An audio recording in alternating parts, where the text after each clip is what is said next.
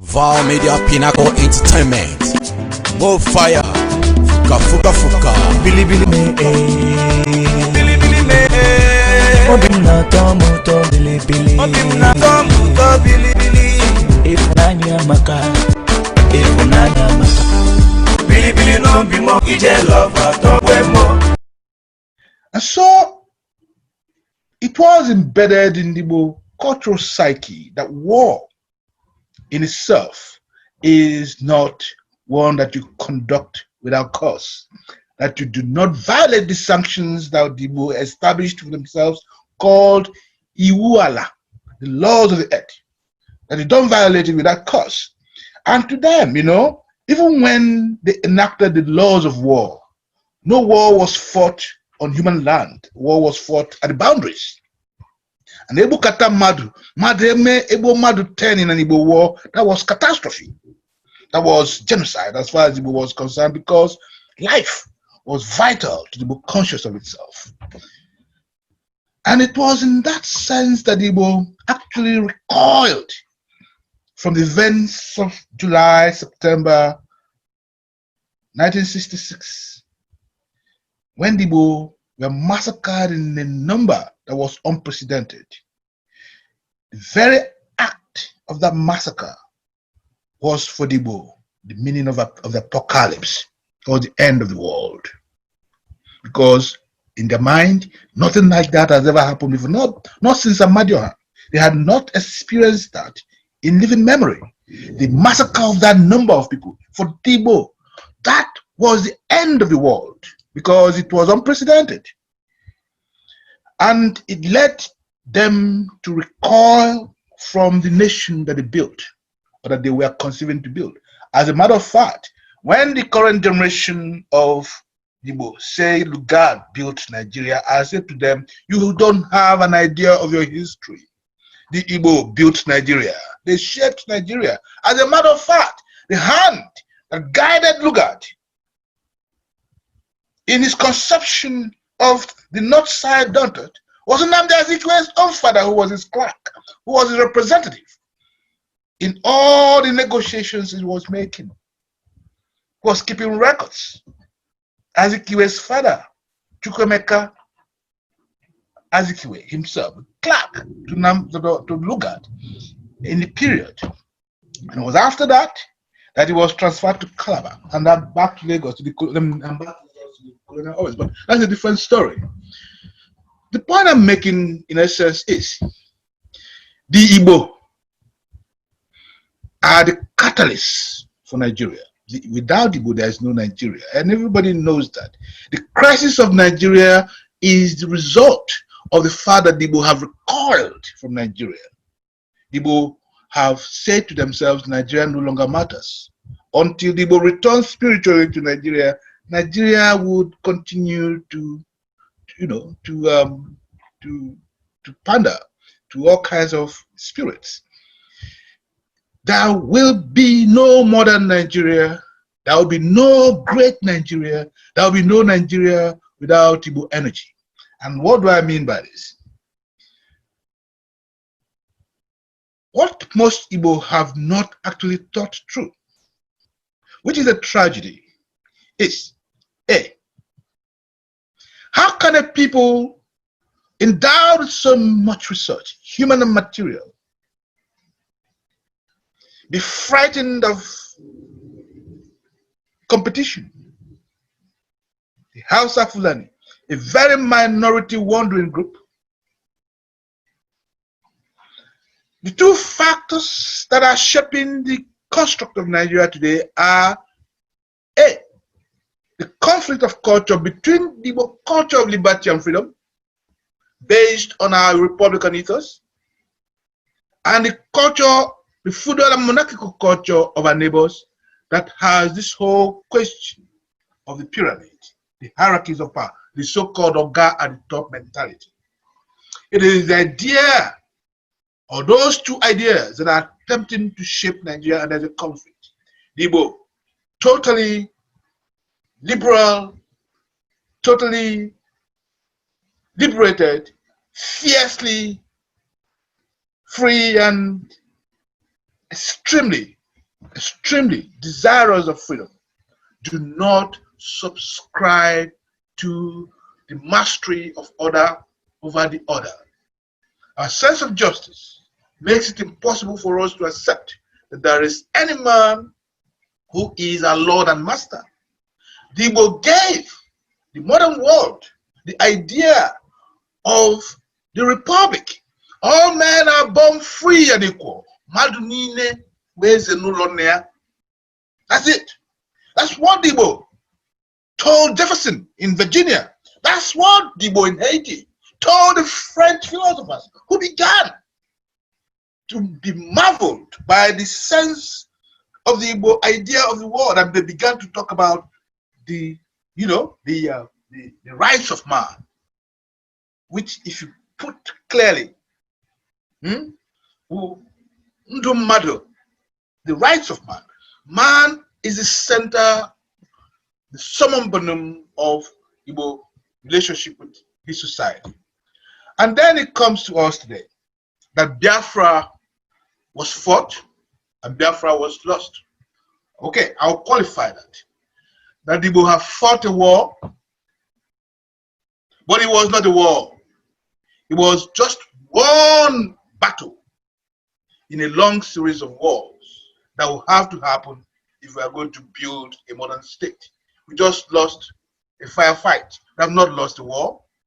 The Igbo, in fact, did not commit to any loss in war. At the end of the Nigerian Civil War, what the Igbo agreed was that there was no victor, there was no vanquished. That's what Nigeria established. That's why we returned back to Nigeria. It's the covenant of the equal. And unless we emphasize this to Nigerians, that there is no record anywhere in the Nigerian archives where the Igbo signed a document of surrender, that we return to Nigeria on the principle that there is no victor, there's no vanquish, that we go back to the status quo and start again.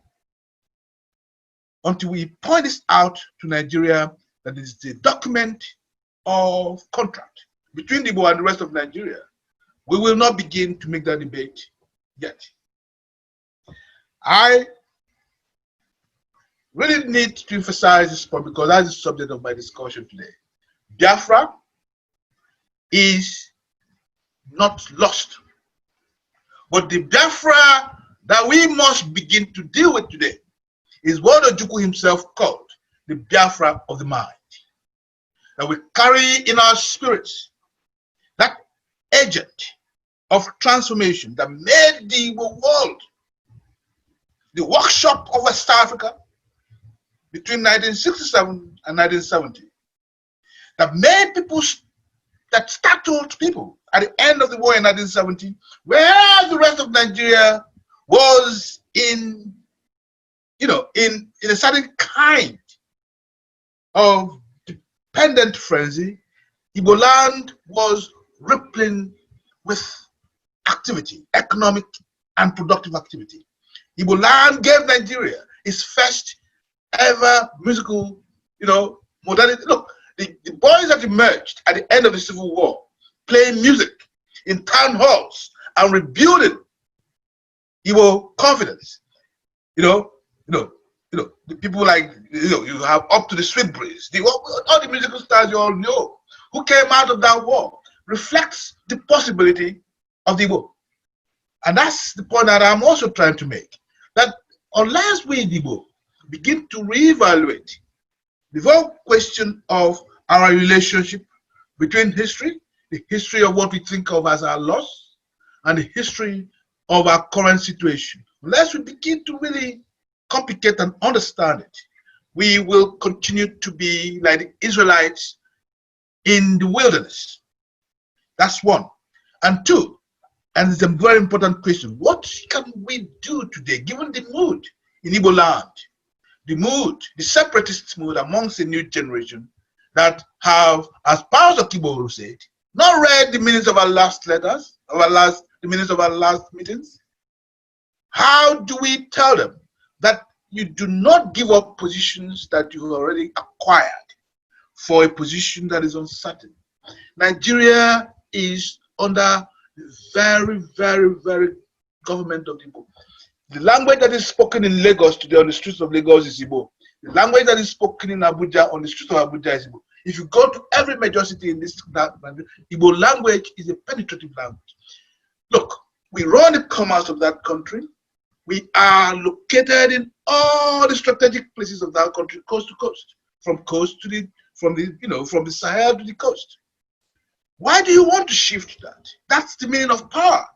What we have to do, however, is to organize that power, to organize a structured mode of taking back our power in Nigeria. And we can't do this by plea. We can't do this by crying or by whining. We can't do this by having feet on the ground, by organizing ourselves. This is the fundamental point that I'm trying to raise today, that the crisis of the world is a crisis of identity. One, most people have forgotten what it means to be Igbo. And if you forget who you are in crisis. You cannot mount to anything. You are ripe fruit waiting to fall. Two, that the greatest security problem in Igbo is not Boko Haram, it is an alienated Igbo, an alienated young generation. And I'll tell you this, the battle that we are facing is the battle between Ezulu and Ezidemili in Chunachibes out of God.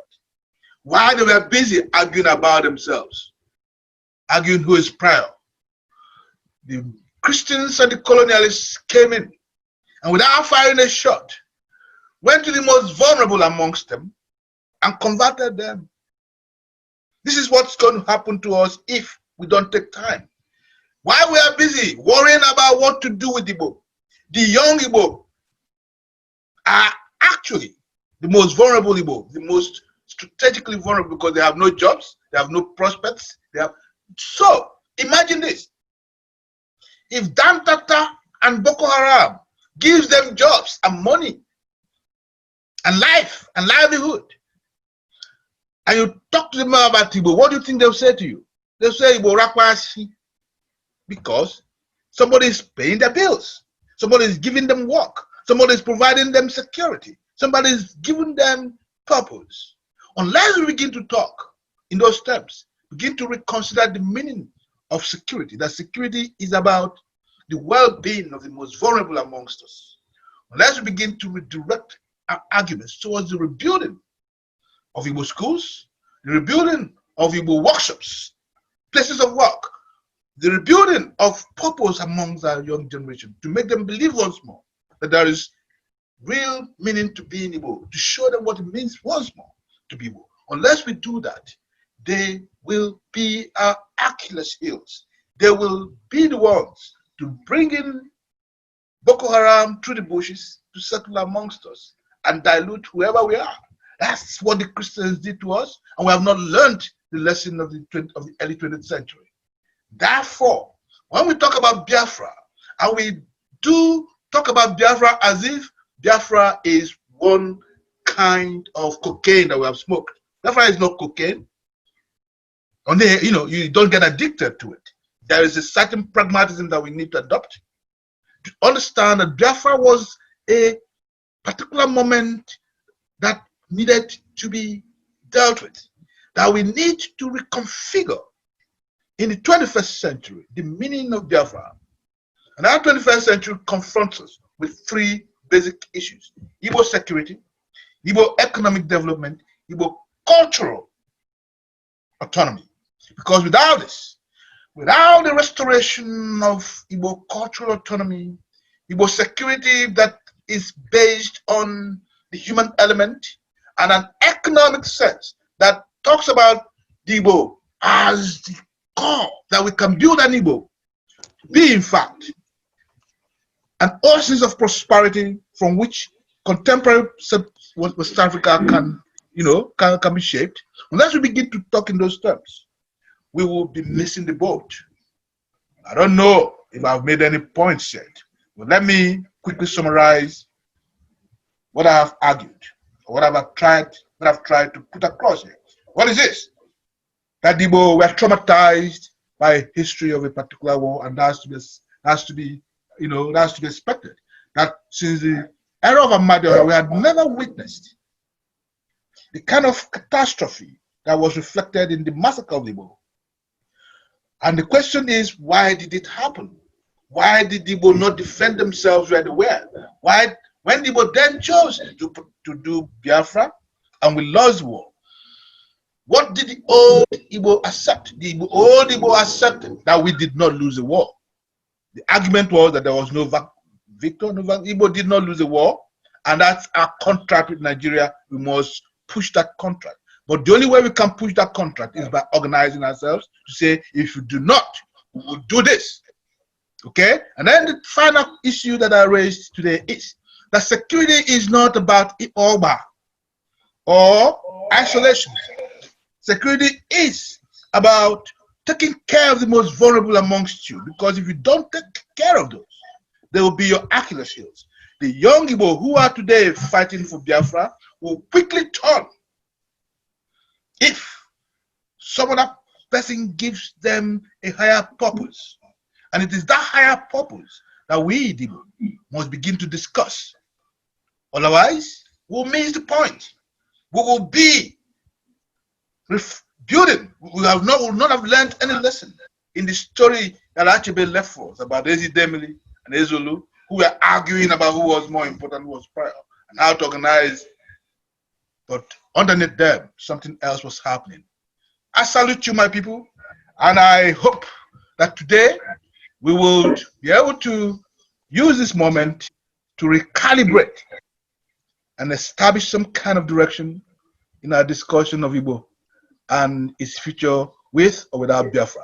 Ndewo. Ndewo. I think we should give you a round of applause for that presentation. Great job. That's very insightful. And on the chat, people are already making comments on the presentation. So in the interest of time, I know there's a lot of questions that we all have. Everybody that logged in here must have one or two questions to ask. But in the interest of time, I think we should go straight to the next presentation. And then after that, we can have the interactive session where we can now start discussing issues specifically and ask questions or bring up suggestions or opinions that we might have individually.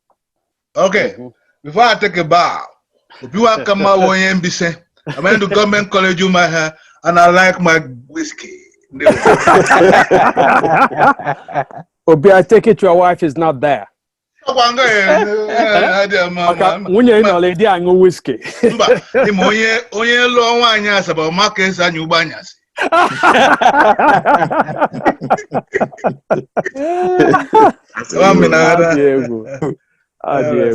you very much. Thank you. Professor Ndibe, you might as well just pick up and continue. The bind Alono. Deo. And I know. Yes, I know. I know. So my name is Okay Ndibe. I'm from Amuabia in Oka South local government area of Anambra State. I am a writer. I was a columnist with Obi Nwakama. I actually preceded him as a columnist, but I retired from writing a regular column in 2017. I wrote a column in the Guardian newspaper in Nigeria, for the Sun newspaper, and the columns were widely circulated. Can you hear me well, by the way? Am I loud enough? Yeah. Oh, sure. Yeah. Okay. And Igwe, please mute the audience if you may. Yeah, that's what I'm doing. I've been busy doing that as we speak. Good.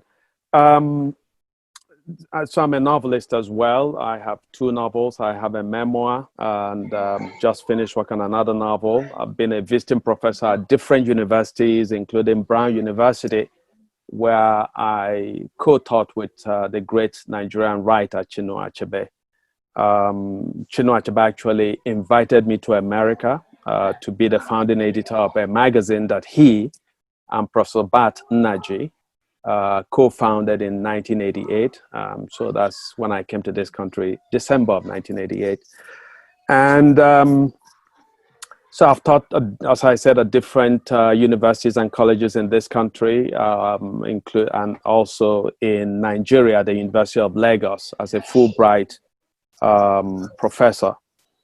Obi Wakama is a dear friend, and he and I were supposed to have a conversation. He called me about a week ago, but it's been crazy in these COVID times when you're supposed to have a lot of time, but actually you don't have much time. So we didn't talk about what he was going to get into and what I was going to get into. So he's covered a lot of the grounds that I was going to get into. So I'm going to sort of skirt around some of the subject.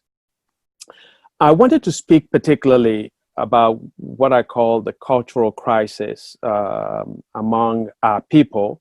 I'm still going to talk about it, but Obi spoke about it and, you know, called it aptly the crisis of identity. I wanted to sort of segue into this talk by referencing his Amadi trope. And I'm going to bring it closer to our recent history by going again to Chinua Achebe's Things Fall Apart, where we encounter where we encounter Okonkwo. And I think that the most damning thing that Achebe says about Okonkwo is that Okonkwo was a man of action, not a man of thought. So that's important for our people to understand, because I think there's a particular impatience amongst our people with talking, with ideas. And so people tell you, oh, the time for talking is past, we need time for action. But Achebe instructs us through the example of Okonkwo, who commits a number of precipitate actions that ultimately lead to both his personal doom as well as the tragedy of his larger community.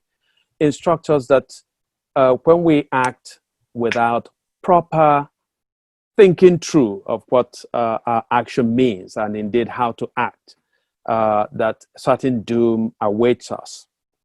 So that's very important. I also would like to talk about what I call the Biafran ghost that haunts Nigeria. And I've said in several columns as well as several fora that Nigeria's maldevelopment, Nigeria's crisis of development is rooted in Nigeria's refusal to come to terms with what Biafra meant. So Biafra is a straight contradiction for Nigeria. Here is a country where a section of its community felt justifiably justifiably treated abominably. And this community said, we want out. We want to form our own separate community. The rest of Nigeria said, no, it's not going to happen. A 30-month war ensued in which anything from 2 to perhaps more than 3 million people perished. At the end of which we said, there is no victor and no vanquished. And as Nigeria is making this proclamation, is declaring that the property that the Biafrans had left in parts of Nigeria other than their own areas of origination, that property was considered abandoned. Okay, so you say you must come back to Nigeria, but as you come back, we're going to declare that your property is abandoned, so it's not going to come back to you. They then decided that regardless of the level of resources that you had before the war, you were going to get only 20 pounds. So if you were a millionaire, you were reduced to 20 pounds. Then over the decades since the end of the war, the Nigerian government has pursued a policy of absolute denudation of the southeastern part of the country, the part of the country that coincided with Biafra, so that there are no meaningful federal projects in the southeast, and certainly no serious military installations in the southeast. And in a country where the Igbo are clearly, if you look at the statistics for kids who go get into JAM, where the Igbo account for most of the demographics for higher education in Nigeria, you find that if you pick up any newspaper on any given day and you look at appointments, and this is not just under Buhari's regime, which has been particularly atrocious on this question, but indeed before, you'll find frequently that there is an absence of Igbo names and of names from the broader southeastern Nigeria. So Nigeria invested the lives of 3 million people in an argument that insists that to keep Nigeria one is a tax that must be done, which was one of the which was the central lingo, really, of the Gowan government during the war, that to keep Nigeria one is a tax that must be done. To which Wole Soyinka responded that to keep Nigeria one, justice must be done. So at the end of that war, a war that was precipitated by injustice, fought on a particularly callous basis with the starvation. Remember that of the 3 million people who died, most of them were civilians, and most of them were women and children. So these were not soldiers who died. So this was a callous policy that decimated innocent people. And then at the end of it, Nigeria presumes itself to be one country, but has since then, and before then actually, pursued a policy where it was clear that we were not one country. It was clear that the Igbo are told every day to prove their good faith, when this question should not arise, because as Obi said rightly, that the Igbo's investment in Nigeria, our spiritual investment, our moral and financial investment in Nigeria should not be up for question. It is clear. It is so axiomatic that people say if you go to any part of Nigeria, indeed any part of the world, and you don't find an Igbo person, perhaps you should run quickly because it's not a particularly habitable place. So we find, therefore, Nigeria staging a policy that I call, that has created a contradiction. And it is because of the Nigerian contradiction, it is because of Nigeria's failure, refusal to deal with Biafra, the question of Biafra, and to deal with it in a very just and honest way. That's what gave rise to Odi massacre, the massacre of the Odi people. That's what gave rise to the struggle of the Niger Delta people for what they call resource control. Incidentally, of course, during Biafra, some of them were ambivalent in the Niger Delta. Some of them were ambivalent about Biafra in the Middle Belt. But since they have come to find out that the same ideas that the Igbo saw in the 1960s, that same pathology is playing itself out in Nigeria today, which is why you find all these agitations from different parts of the country, from the Yoruba, from the Niger Delta, from the Middle Belt, this quest for self-determination. So the same way that the Odi massacre happened was what happened in Zango-Kataf, okay? And these things could happen precisely because the tragedy that was the Biafran slaughter, the Biafran genocide, was not addressed by Nigeria in any way. So the questions that we have to ask in Nigeria is, what is the cost of that war that we fought? What is the real cost? What does it mean that 3 million people perished in pursuit of an idea, the idea of one Nigeria, at a time when the people who were pushing this idea did not believe in the idea of one Nigeria and still do not believe in the idea of one Nigeria today, okay? So why was it that we fought this war?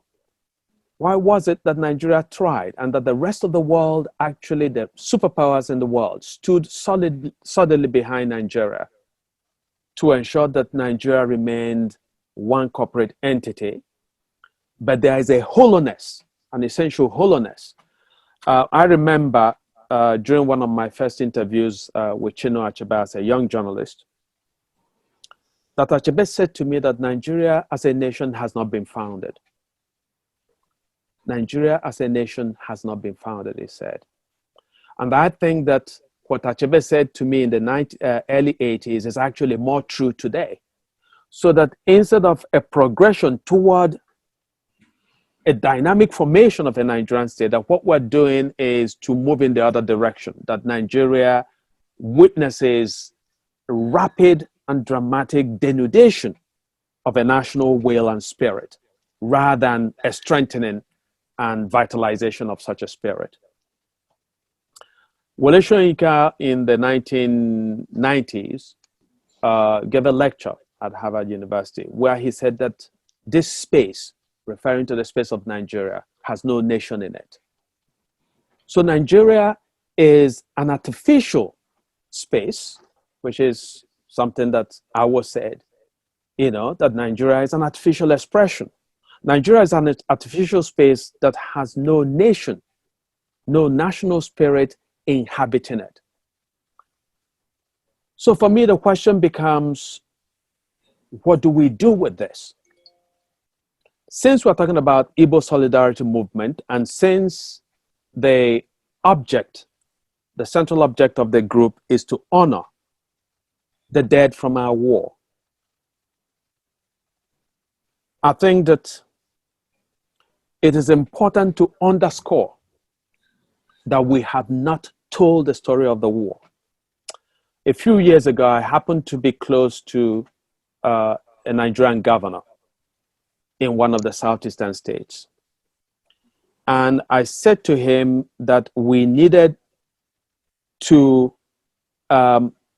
get an oral history of the men who fought in Biafra, that if they were in certain societies, that they would write their histories. And I said that such histories were important. So I said, could you make funds available to a department of history, whose students would then make it a project to farm out into the different nooks and crannies of the Southeast, as well as other parts of Nigeria, to identify these men who did heroic things, who held up Nigeria with their bare hands sometimes.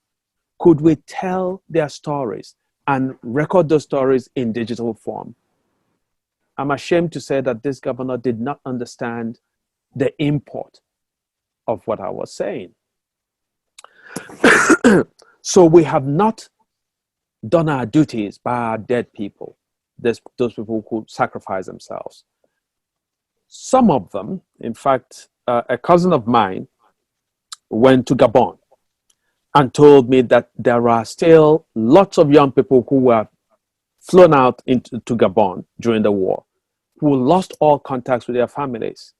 And so in a lot of ways, they became, they're lost, is what it is. So we haven't even tried to say, who are these people, our sons and daughters, who were taken out outside of Biafra during the war? How can we, through such technology as DNA and so on, how can we bring them back and find where the families that they belong to? Because of course, we also know that there are families that are looking for their lost ones, but we haven't made all those gestures to reconnect with our history. And for me, that's something really sad. But to talk about cultural crisis, I go back to Nigeria, and I go to Enugu. And there are Igbo sons and daughters born in Enugu or born in Onitsha who do not speak Igbo language. Okay? And I met a woman with her children. And I said to the children, Kekunume.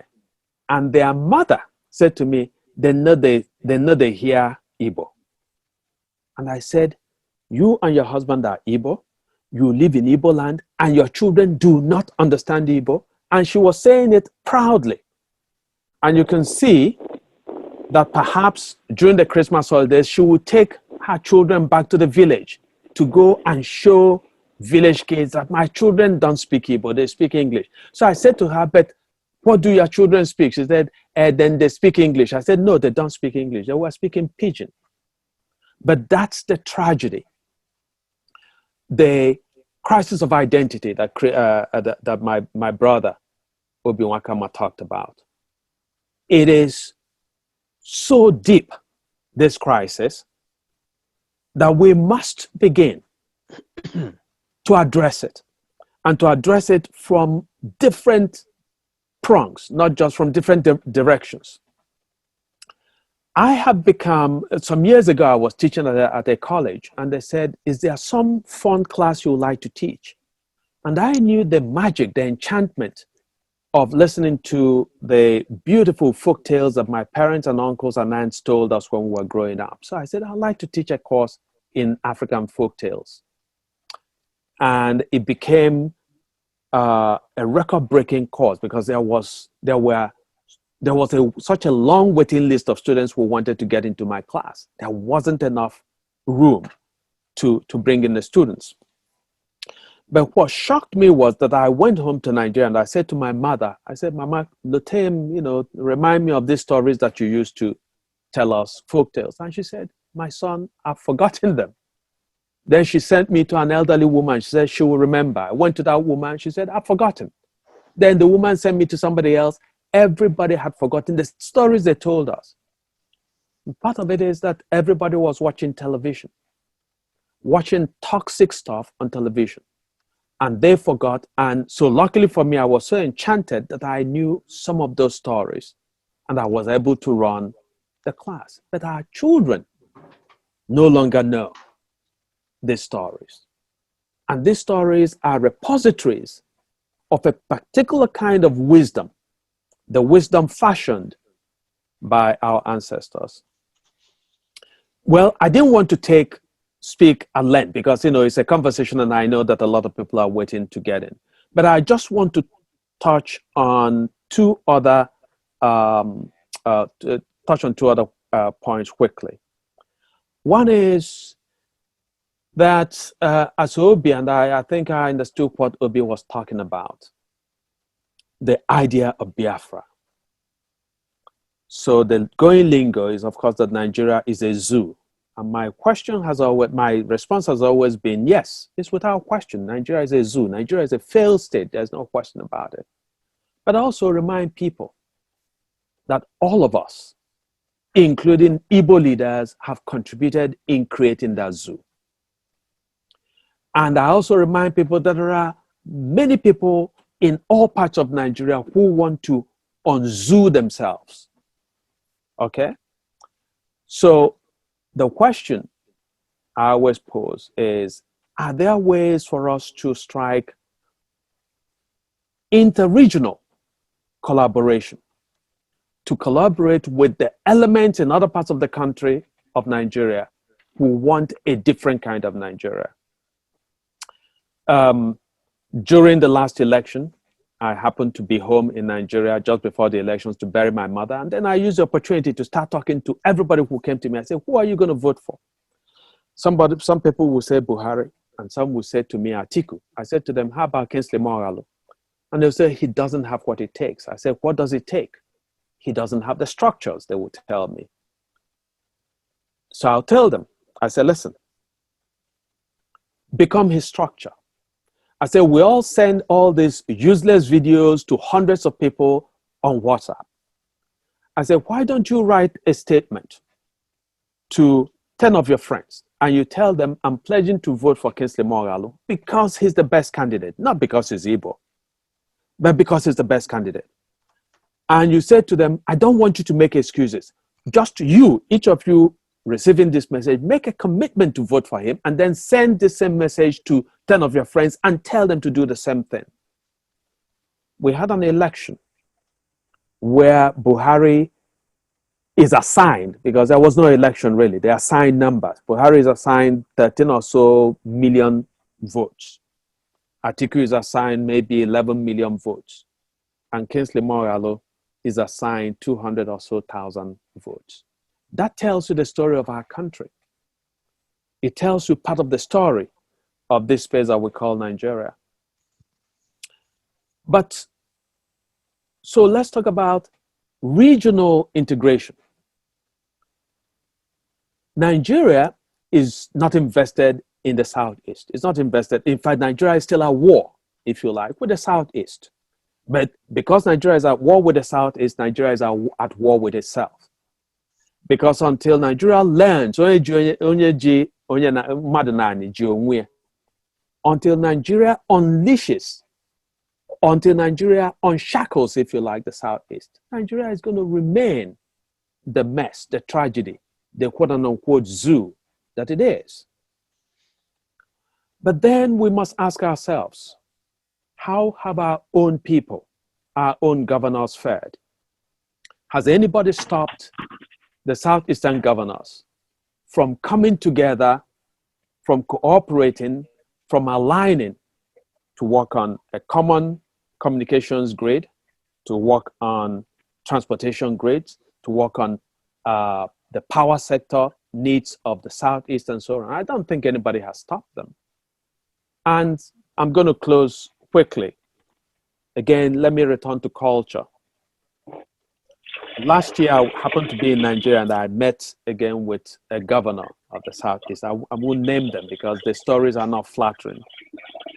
And I said to him, I said that there are 2 or 3 major literary festivals that happen in the Southwest. There's a major one that happens in Kaduna.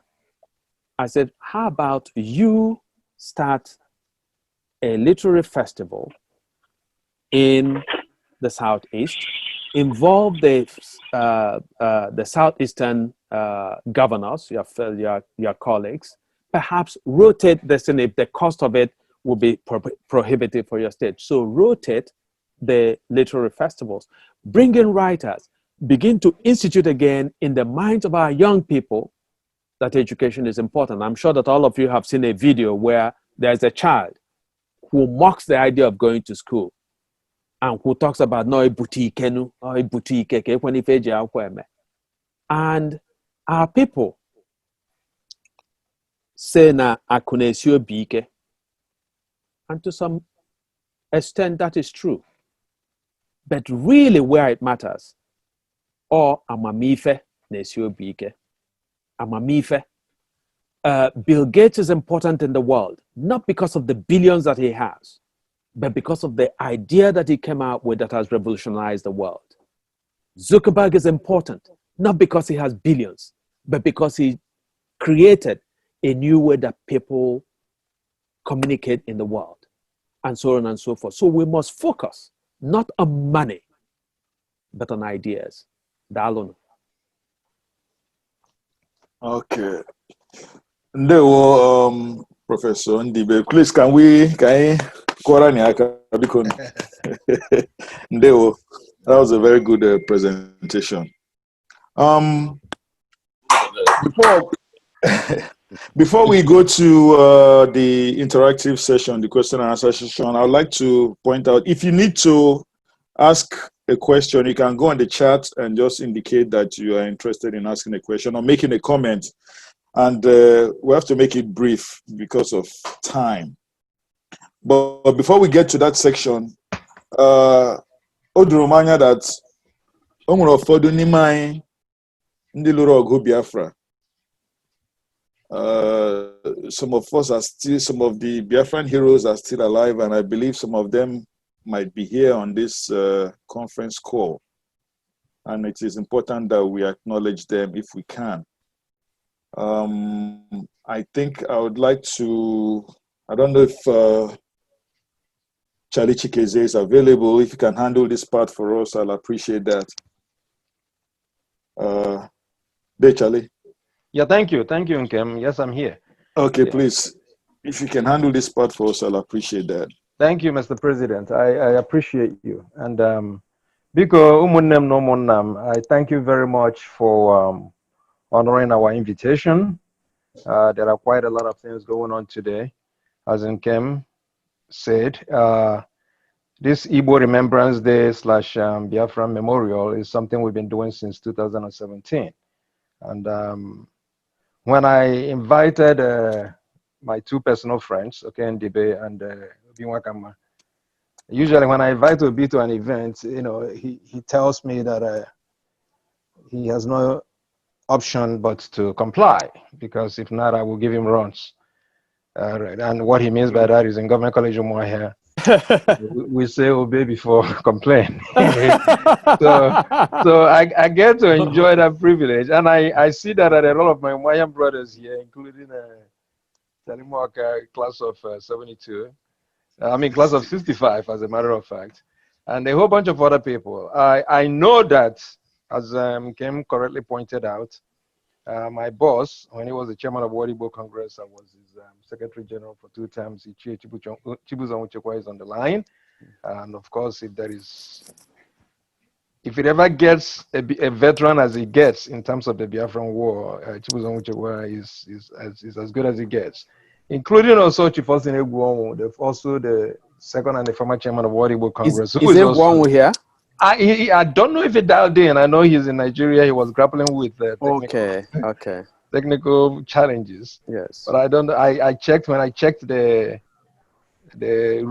waiting room, I didn't really see his number. So, Biko, what I will do at this point, and I will, along the lines of honoring our Biafran veterans, Biko, Nkem, everybody's still on mute? Oh, yeah. Okay, because unmute Ichi Onwuchekwa if you could. Let me see. Is it Si Onwuche? Yes, that's him. Yes. Okay. All right. Unmute him. Let's start with him. My boss, I salute you. He's on. I know he had given me a query. At some point, we are like this. Because you know, I know enough about this. Can you hear me? Yes, we Yeah, I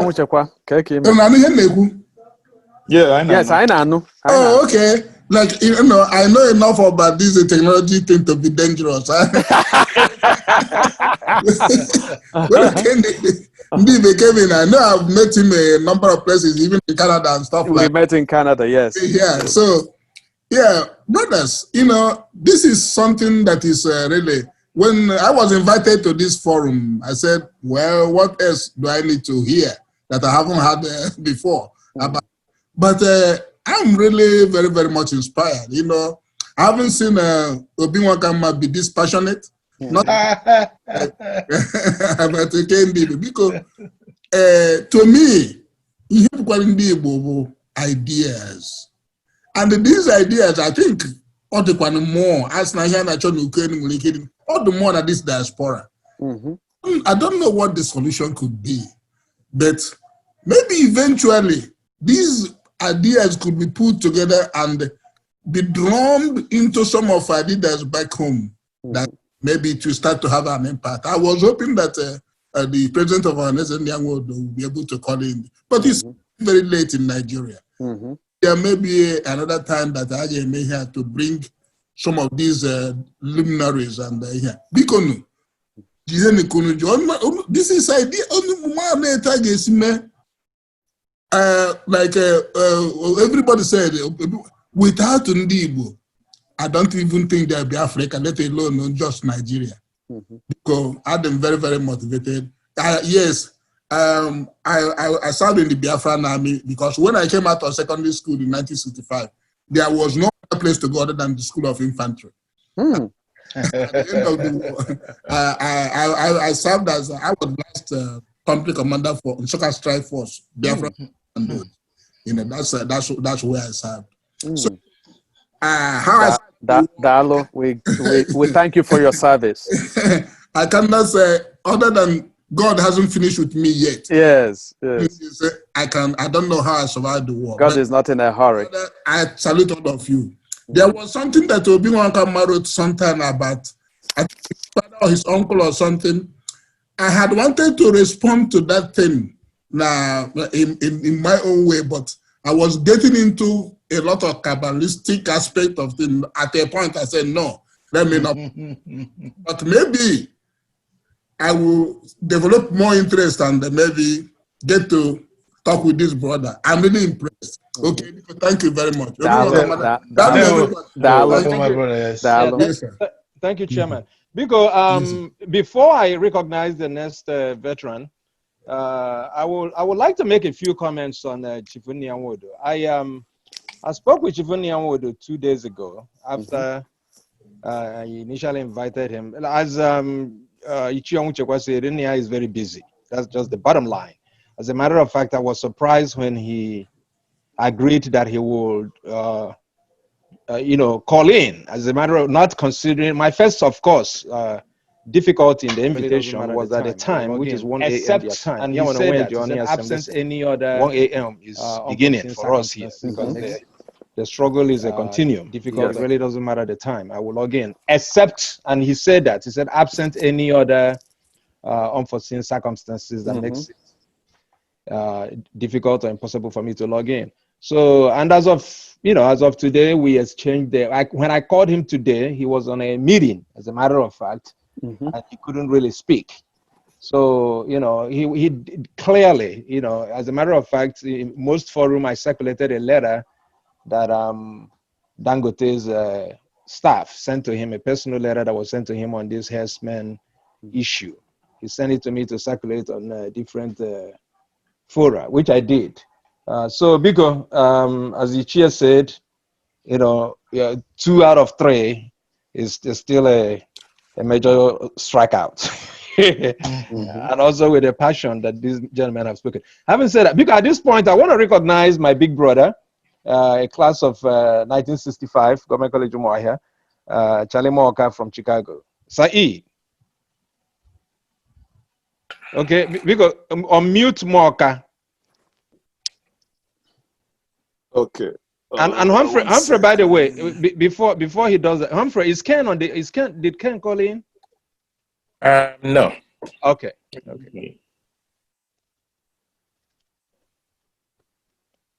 It's MOKA. You can hear that. Okay. It's good. It's unmuted. Okay.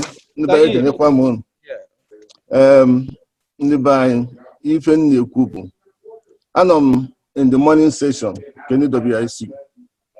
Now, quite this one. Only man name if in Igbo hinne.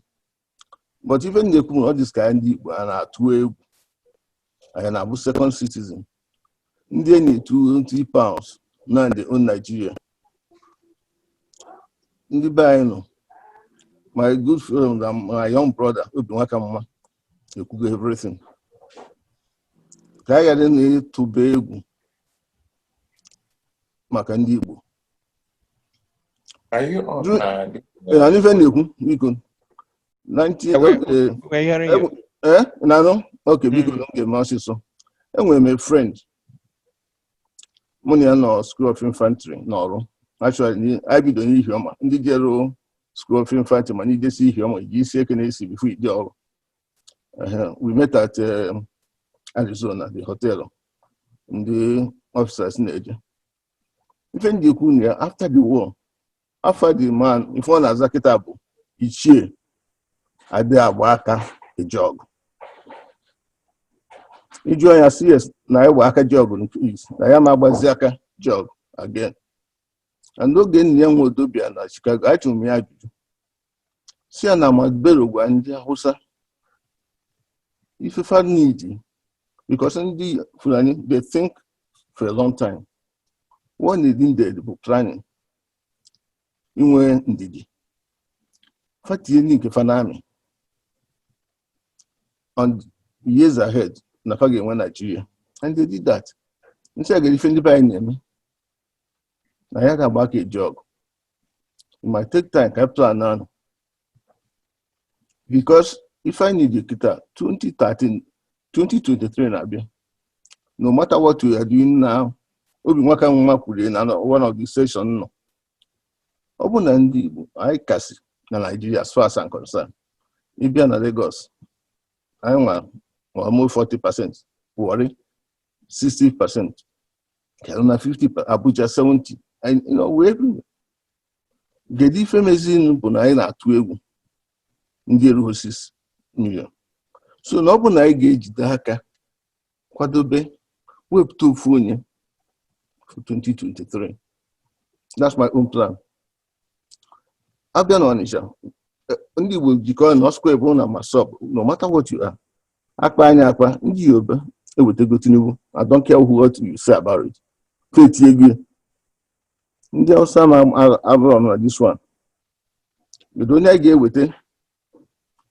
They are fighting one year. So I get you it will 2 years. If also could need Iban on each other, Kumaki, Iban Yaba, and Kumaki, Iban and Guana Kumaki, Iban and Lagos and Kumaki. Because I think I get that in Naka, only by Jazwaja. Only some people na have a day your Buhari. After this, go where you feel in your Igbo. What I say, man? You either get it or you lose it. Because if you prefer, let us think about being on top. Igbo second fiddle. Daron. Thank you, sir. Thank you. Because I want any other Biafran veteran in the audience. You can basically. Okay. Yes, and when Innocent Ukabam. Okay. Yeah, I'm going to unmute him now. He's a veteran for Biafran Air Force. Okay. So.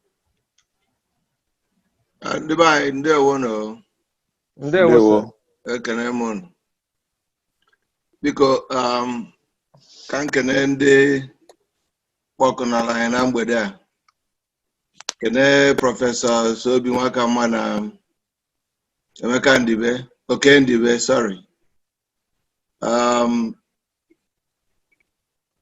Just like the host said, I'm a veteran of the Biafran Air Force. Mbosi Uli Airport da ka Biafra kwụsịrị ịnụ ọgụ. Anyị dị mmadụ abụọ hapụ the control tower and Uli Airport last. Innocent Ukaba na Eugene Ndimele. Anyị nwa n'onye ọgụ. Kịta anyị na-enezi anyị anya, anyị awụrụgo okenye. And even at the end of that war, Mona Eugene and Dimele, I was teenagers. Odinka IHGI Kitab na Ayemwazi otu obi. Why na Biafra, even before I bido.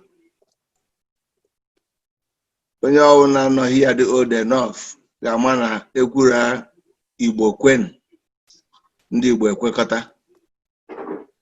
And they kwuo Igbo Kwen. Mmadụ niile na-ekwe mana ọ bụrụ mmadụ niile na-decide ihe a na-eme. Enwe ndị na-decide due to na ha na-represent the common interest. Our problem today when I enwezi a lot of people represent our common interest. And a lot of people represent disparate and sometimes conflicting interests. So on Afeziayaru to come together. My question to Obi na Professor Ndibe, kedu ka anyị ga-esi wekonokwa onwe anyị ọnụ back to the days of Nnamdi Azikiwe na Okechukwu Ikejiani na Nwafọ Orizu na K.O. Mbadiwe. Those Argonauts, they bịachala America wee na-anụ ụlọ wee help strengthen the Igbo Union. I wee rụọ secondary schools in all communities. We make Kandi Igbo nwee a pride of place in Nigeria. Over 1 million people, a few people, visionaries, activists. KKAC bring it back those days. Makanayen na fuzi these days I with too many mouthpieces, too many constituencies. And then Kenya will take a channel and then the so-called governors are not with us. So I hand over to the professor. So where idea on inyai kununyai dalun. Thank you, sir. Obi, I guess Obi, you can start. Okay. Can you hear me? Yes. All right. Ndi Igbo ekene m again. Dr. Kabam, Mbadikizo ekene m go. Chion chikwa aka m dị n'enu. Everybody, Nekuku. Can you hear me? And I'm my Ogacha smoker. You know, all these men kick me in the bumsy and I start running. So I have to be careful what I do around them. You know, but I will do something. First of all, actually, my uncle was commander of the strike force under Watebu's S Brigade, the last bastion of Jukus. I mean, he retired. Nat, you may know him. He retired as a professor at Futo. Many of you old and young veterans of Biafra have not actually received the kind of due that you deserve. And the problem is because our people ended the war without doing one crucial thing that every people who fight wars do. They did not you are not debriefed. You are not properly debriefed. You finished and went back to schools or to labor, to everything. Nobody quietly debriefed you. And that's the problem in the Igbo today, that without that form of debriefing, memory is erased. People who fight wars erect memorial places for those who lose their lives and for those who did heroic things.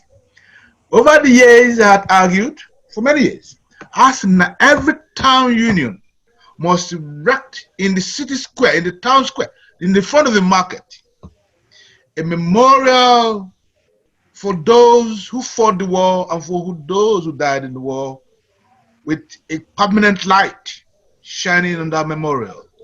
Let us have in the documents of our people, town by town, names of those who died in war, whether as active combatants or as victims of Koshoko, and those who fought in the war in all material places. Many of these people were child soldiers. And I also say that many of you who fought in this war, it doesn't matter what you do for as long as you're alive, please take a piece of paper and write down your experience, where you fought, your number, what you saw, and how you saw it. Or just record it. Just record it, actually. Keep it in your papers and hand it to your children and endow it to the most center of memory.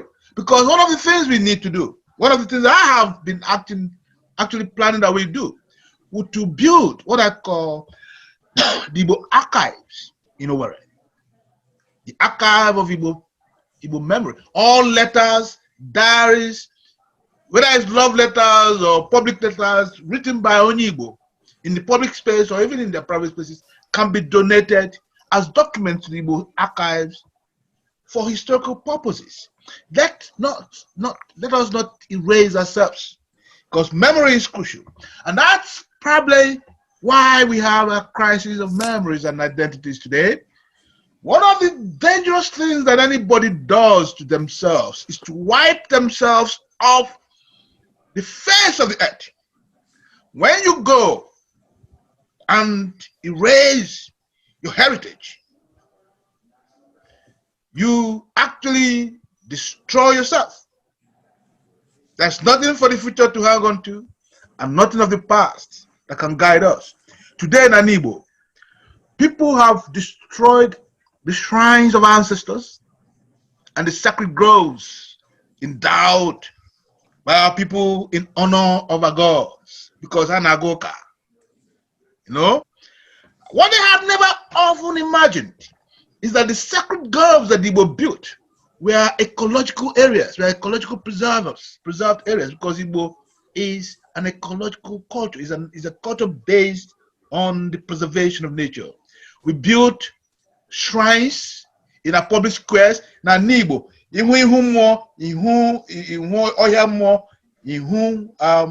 what else? Market. That's how we did it. Those are the ways we built our societies. But those places have been either erased, and many of the shrines destroyed, many of the artifacts abandoned or looted. Oke's novel is about the loss of Igbo archetype, the loss of Igbo artifact. One of Oke's novels is about the loss of Igbo artifact. When you lose your material culture, you lose your identity, you lose your memory, you lose yourself. One of the things that we need to do when we really get ourselves together is to reconstruct the shrines of our fathers, our sacred groves, and hand this back to our children and put it under what we call the Igbo Heritage Foundation. Every town must preserve its shrines, its sacred groves, and its ancestral places. We do not want to have to think about, all these questions in reverse. For instance, Ndị are not coming to look at skyscrapers. If you want tourists, they're not coming to look at skyscrapers. They will see it in Chicago. They are going to come to see your shrines, your sacred groves, the way you live as people, your architecture, or the bendy. If you don't have it, then you are not fit. You are a slave to the rest of the world. That's what Igbo are trying to make themselves. Igbo are trying to make themselves slaves by abandoning the language, the material culture, and the sacred rituals, period. That's one. The question that Tukabam asked is vital, and I've always, it's always been the source of worry for me. Part of the problem the Igbo is that they also have forgotten that unless you actually organize the Igbo around their authority system, that is the way the Igbo organize themselves, you'll be wasting your time. We have too many chairmen in our order. The Igbo don't have needs for chairmen. The Igbo organize in circles. And I was discussing this with Charlie today. And if you want the Igbo to be part of anything, you must allow the Igbo to be actually a participant in the process. You must have a sense of his own or her own participation. And that's one of the crucial areas that we've missed. And I have also advocated, and I will elaborate upon this at some point, and I don't want to use this forum to elaborate on it, that the historical imperative for this generation is to restore the Igbo Union as our shadow power, our shadow authority. If we don't do it, then we're wasting our time. And the only way to do it is also to restore the town union governments, our elected town union governments, as the basis upon which we will organize at home and abroad. The proposals for that I will elaborate upon at some point, but we need to pay attention to this. The reason why the Igbo don't feel organized is that there is no buy-in. People talk about the Igbo. They talk about the Igbo from a distance, but they don't connect to the Igbo in their various units of social behavior in the communities. We are representing the Igbo. We have middlemen fantasies. We are almost as though we have bought the feudal cultures of our neighbors. We are now mediators between the Igbo and government. That's what they have done with ISIS. That's what our governors are. They are mediators. They are Oga at the top, and through them you reach the masses. The Igbo don't function in that way. If you want to deal with the Igbo, okay, so provide that ground around which you organize Igbo to discuss, to provide context, and they will follow you to the death. This is one. Two, if we want to reorganize Igbo, we also need to understand that unless you have complete control of those who govern you, you have no basis for demanding proper representation from them. I've made this point at some point. How many of us know who funds the elections of the people you call your governors? How many of us organize enough to know the backgrounds of these people you call your, because Hanasibo, you think they are representing your interest? A man whose source of power you do not know, you don't control, and who has no obligation to you because you do not control the source of his power, cannot be obligated to you. Many of these guys are consular agents. They are funded from outside and imposed upon you. Why? Because, hey, the way Igbo used to do their things, and you gave shilling or penny or afu to the political process, to organizing the political process. Unless we create an Igbo political action fund by which we could quietly recruit, train, and deploy people who would run a public government, we will have no control over them, because those who have a lot of money from outside of Igbo land will continue to recruit their own agents as our governors. Even if they bear the same names, they have no obligations to us. This is crucial. So all the governors in Igbo, you do not know the sources of their power. You don't control it. And two, we also have no control over the people we send to the most fundamental place in the democratic system, the parliament. We send riffraff to our houses of assembly. If you do not get it right, if you don't establish a very strong parliamentary institution in Igbo, this democracy that we talk about won't have the benefits of it. It will constantly be a photo parliament, picture parliament. And nothing they will do will represent our people, because our people don't engage with them. And they don't engage with the people. They're sources of power outside of Igbo land. So in sum, and I'm sorry I'm taking too much of the time, but in sum, we need to exercise, we need to find means of exercising control over those we send to represent us.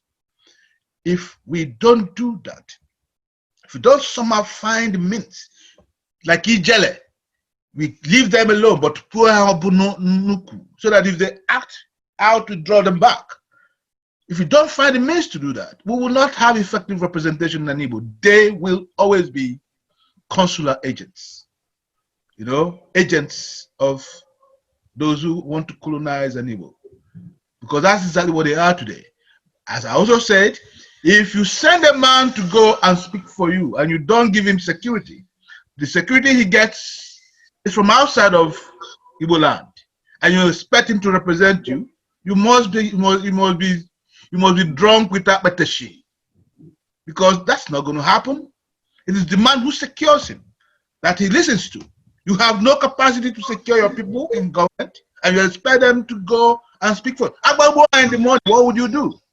You will only raise your hands and say, we leave it to God. That's the problem that we currently have. We need to unite the people and their leaders must come from them. They would not have to depend on outside resources to make them the leaders of people. That's what we need to do, first and foremost. And it starts from the communities. Thank you. Because, Nkem? Yes. Yeah, because I know that there is a guy that has been raising up his hand, Kelai Jane Anebogo. No, yeah. A list of the okay, very good. Because there is another veteran that I also want to recognize. You see Chie Bennett Opala from Houston. I don't know if you have his connection there. Yeah. Okay, you see Chie Bennett Opala. I'm not sure. I'm going to mute you. On mute. Can you hear me? Yes.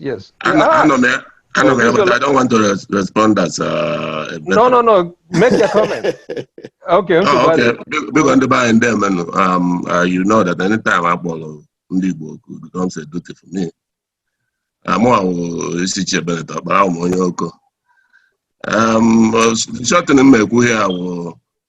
I'm in the middle of the social conscience of Ndi Igbo na Houston.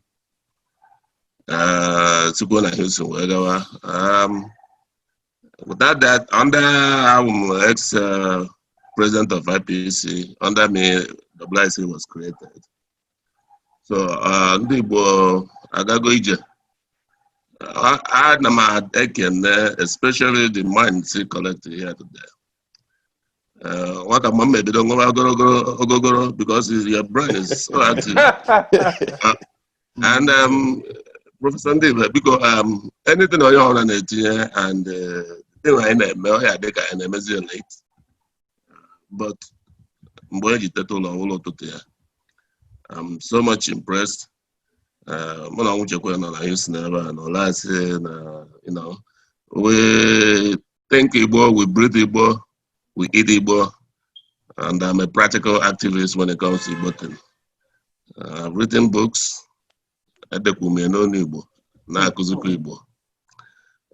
I'm an architect and a city planner by profession. Because Adam, as a son, or even in nice lover, I'm not going to be a offer. Because them, oh, damn. Okay, you see here. Nkem. Okay, Nkem, go ahead, take it and run. Okay, well now, and when for doing this, actually, judge you more when you actually equal. Number one on the list. Make you suggest if because go ahead. I twice when I go wake up by midnight and you mess and I know from underlying presentation. So my thing is naturally moderate. See, for instance, very short, no comments, nothing. Just draw specific juju related to the presentations. Like I take a note on Botanic Cook. I just say Malundeni do related Panaba answer. Unless a man on whatever I get, you know, I honestly I got no jideba midnight ago. I went up to Bruno. And if I'm on a line, actually 70. And so thank you, Professor Lassie. But often you will lose some questions do related, they might jump together, draw for them. Thank you. Kalajina I'm a veteran. Nah, okay, Mazi Chere, so what you be recognized. Chere, Nkem? Yeah. Yeah, because here Professor Lassie Kuru, because let's proceed along those lines. Then make sense. Yeah. But because the questions have to be very short and brief and precise and to the point. So also the responses from the panelists. Manubua, I get Kalajin and Ibogo as a veteran, you get preference. You have the floor. Yeah, because you have to see how much on it. Because if I can name Kalajin and Ibogo. Otokam na mbata na nkata onye nyelu mo invitation abo chali moka nwa bụ Kalajin na Igbo anom na Biafran Navy, the Marines actually, so now the fighting arm of the Biafran ebe mu wana we operate with our base Nuguta. Ọ dịgo ka ọ ga-adị o nwere ndị jụ etu esi wee kwa nwaanyị ukwu wa na how we can fix some of these things problems ndị Igbo nwere a na-agba mbọ ya mana the one important thing anyị ga-eme bụ onye mmadụ nke ọ ga-emenwu. First of all, a na-ekwu maka recognize veterans. Some people make here my school, Dennis Memorial Grammar School on Onitsha. I'm a cenotaph for all old boys who died during the war. So that's the first thing I met. I never make if I recognize it because we had this institution at school where some people were trained as soldiers even before the war. Mana Nkawadeva. What I did here too, but in Chicago for 5 years, akuzi Igbo. And this is Nankuzi Igbo. I said Nankuzi Asusu Igbo. I said Nankuzi Igbo. You have Asusu no men and Igbo for 5 years. The program they organized at Dominica University here in Chicago, and a lot of you Mali and did go here for programs. Yeah, onye man call him Ome. Enwe Federal Characters Commission Committee na ADF and Igbo Development Foundation nke Professor Nwala head. Omwabu chairman Federal Character Commissions Committee, and we are trying to even federal character and Nigeria, because that's a very major thing. Igbo be completely out of it, and we are working on it. Mekutaka ọ ka nkene unu anyị no anugo ọgụ agba anọlị ya nukwali ya na-aga wee luo taa anyị nji wee wepụta onwe m ka nkụzie Igbo maka ife mmala edetekwuo ọfụma mana onye kụziri m Igbo my teacher bụ FC Ogbalu himself. So onye Ogbalu kụzieli Igbo, you must give back to the society, because it's just a Chinua Achebe or Shakespeare kuzili literature.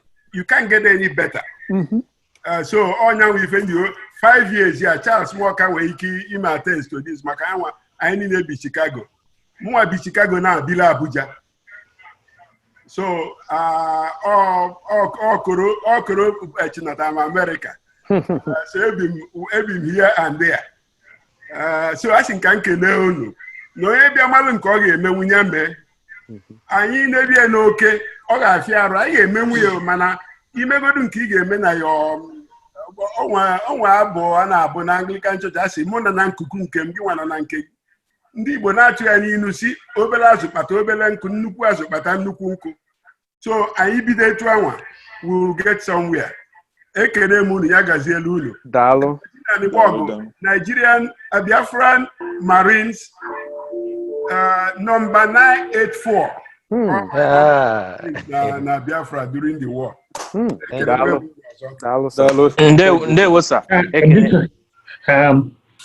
Because actually, go ahead. Okay, because ụmụnna ekelela m unu. Aha m Dr. Emmanuel Ozuzu. Onye Orad Owerri, and agụrụ m akwụkwọ na UNN, University of Nigeria, just during the war. I mean, started from just before the war, and in animal science, agriculture. And one Professor Deans of Michigan State University, who was the dean of the department at that time, on going away, I was working for him, and eventually worked for Dr. Okibo, not Pius, but Bede Okibo, who is an agronomist. And I had the custody of all the records, most research records in the University of Nigeria. In our department at that time, I safeguarded them and eventually went to Umuahia, where you had the rap. And I was still working for Kibo with Sylvester Hugo. When the Biafran Land Army was created, people thought it was Kediheji Land Army, but forgetting that soldiers, when they don't eat, they will migrate to where they will find food. Eventually, I came here, I read in Iowa State University of Science and Technology. Came out here, and rather than teaching agriculture, I started teaching chemistry in schools, several schools here. And eventually, by the grace of God, he got the, actually, as they said, I need to find out. They told me that I was the first African who got the United States Presidential Award in Education. And in 2000, that was in 2005. 2009, I became the recipient of the United States Congress Award in Education. Ihe m chọrọ ịrụtụ aka wụ na what Dr. Dean said before the war, and which is like this thing, is coming true now. Also, Emmanuel, because I on a show Nelson Ebanugo on mine, because I'm using his program to do this. Mm-hmm. He told me, he said, do you know what? Also, in a few decades from now, he said, Nigeria is going to face a problem that the North will push the South. You see why? Or some because the Sahara Desert, the Sahara, was pushing the North, and the more it pushes them, the more they will push on the South. And although we should either be establishing cattle ranch or come down south, grow grass, cut grass, and give to them, let them buy it for their cattle. Okay. So, yeah, Uruku. Actually, when I was coming into this conference, I was taught that we were going to address some of the immediate concerns of the Igbo people in Nigeria now. Because that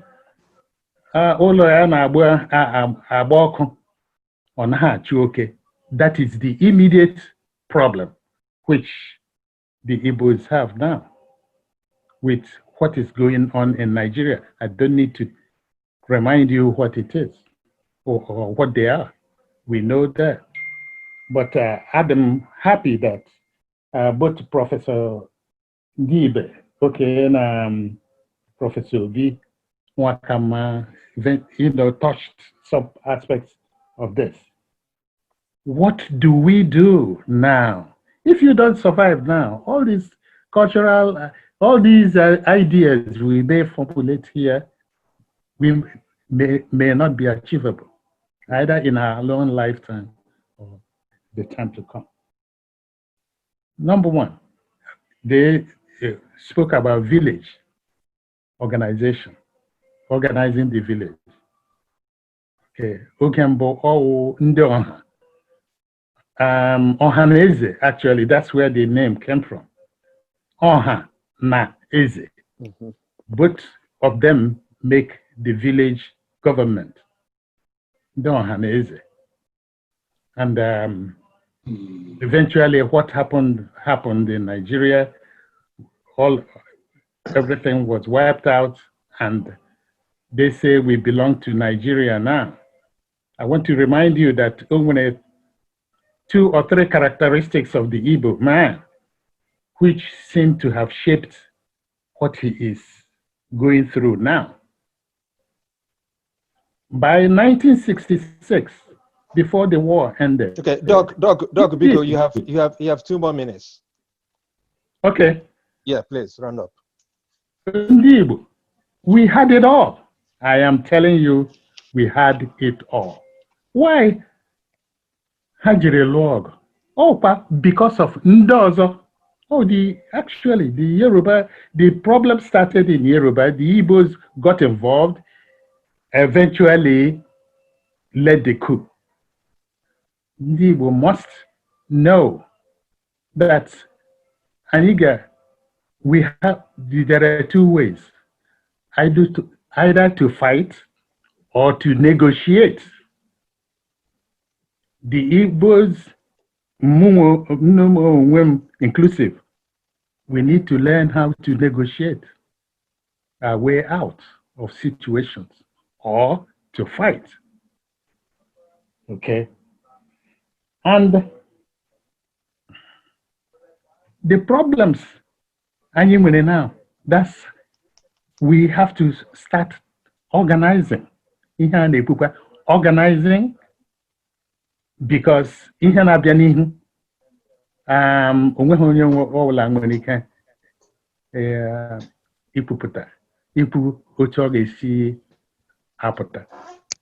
don't need to take too much of time, but yes, organize a Remembrance Day and so on. But we must have to tackle the problem that is in hand now. Thank you. Thank you, sir. Thank you. Because Nkem, before you proceed, gentlemen and ladies on the phone, because we have it's almost 100 of us here, just like Professor Lassie said. The manner in which we are going to proceed precisely is the host or the co-host, Nkem Onumarah, is going to ask the questions to the panelists, and we'll just proceed along those lines. So, because when any question to ensure that everybody's participation is captured, contribute your questions on the platform, and the host is going to ask those questions. And the ones that are similar, we're not going to ask repetitive questions. The ones that are similar, we're just going to match them. Nkem, go ahead, please. We've been here for let me see here. It's 9 o'clock. We started at 7. So time is truly of the essence. Go ahead, sir. Okay, Ojuro Ajuju, and our panelists know. Well, he can throw his question to the panelists. Just proceed along those lines. Yeah, I'm sure we all heard his comments and his concerns. And when he choriku maka hukru.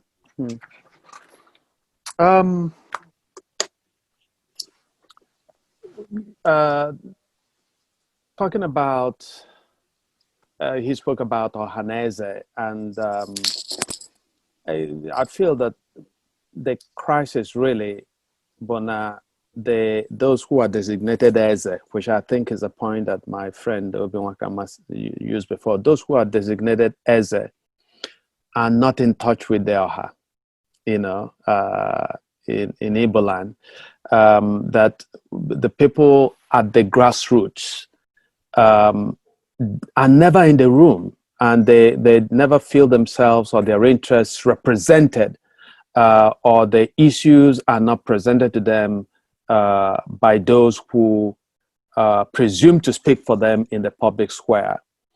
And so here you find the ostensible Igbo leaders speaking in the public square, but there's a disconnect that is deeply profound. And again, to re-emphasize a point that will be made, part of it is, I think Mr. Okabam asked the question, how can we bring back that Igbo spirit of oneness and of unity? And he referenced Dr. Okechukwu Ikejiani. Okechukwu Ikejiani was a visionary. Okechukwu Ikejiani, in our memory, isn't somebody who is known for wealth. He was known for running a modern railway system and then hiring the best hands, who often were Igbo people. So our people have this particular sense of gratitude to his memory because of this role that he played, and people still tell that story, at least those who were part of it and who know it. So the question is, where are those people now? Where are the Okechukwu Ikejianis today? And I think that that's where those of us in the diaspora who don't face the particular pressures that our brothers and sisters in Nigeria face can play a role.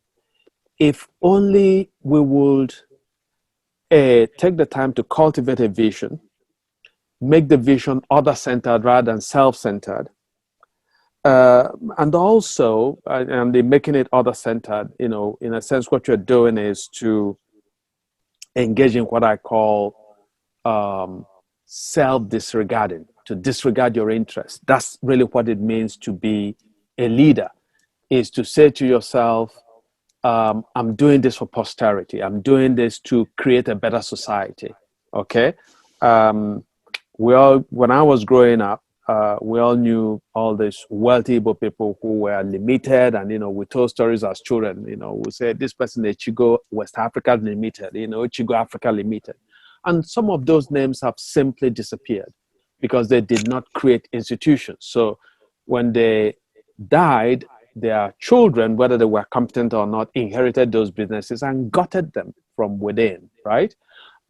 So it is to have people who are broad enough, other-centered enough, and who would say to themselves that I'm going to delay my gratification.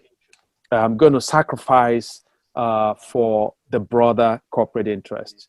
And so, again, I want to make the point that those of us in the diaspora are better placed to play that role. Sometimes we don't play that role.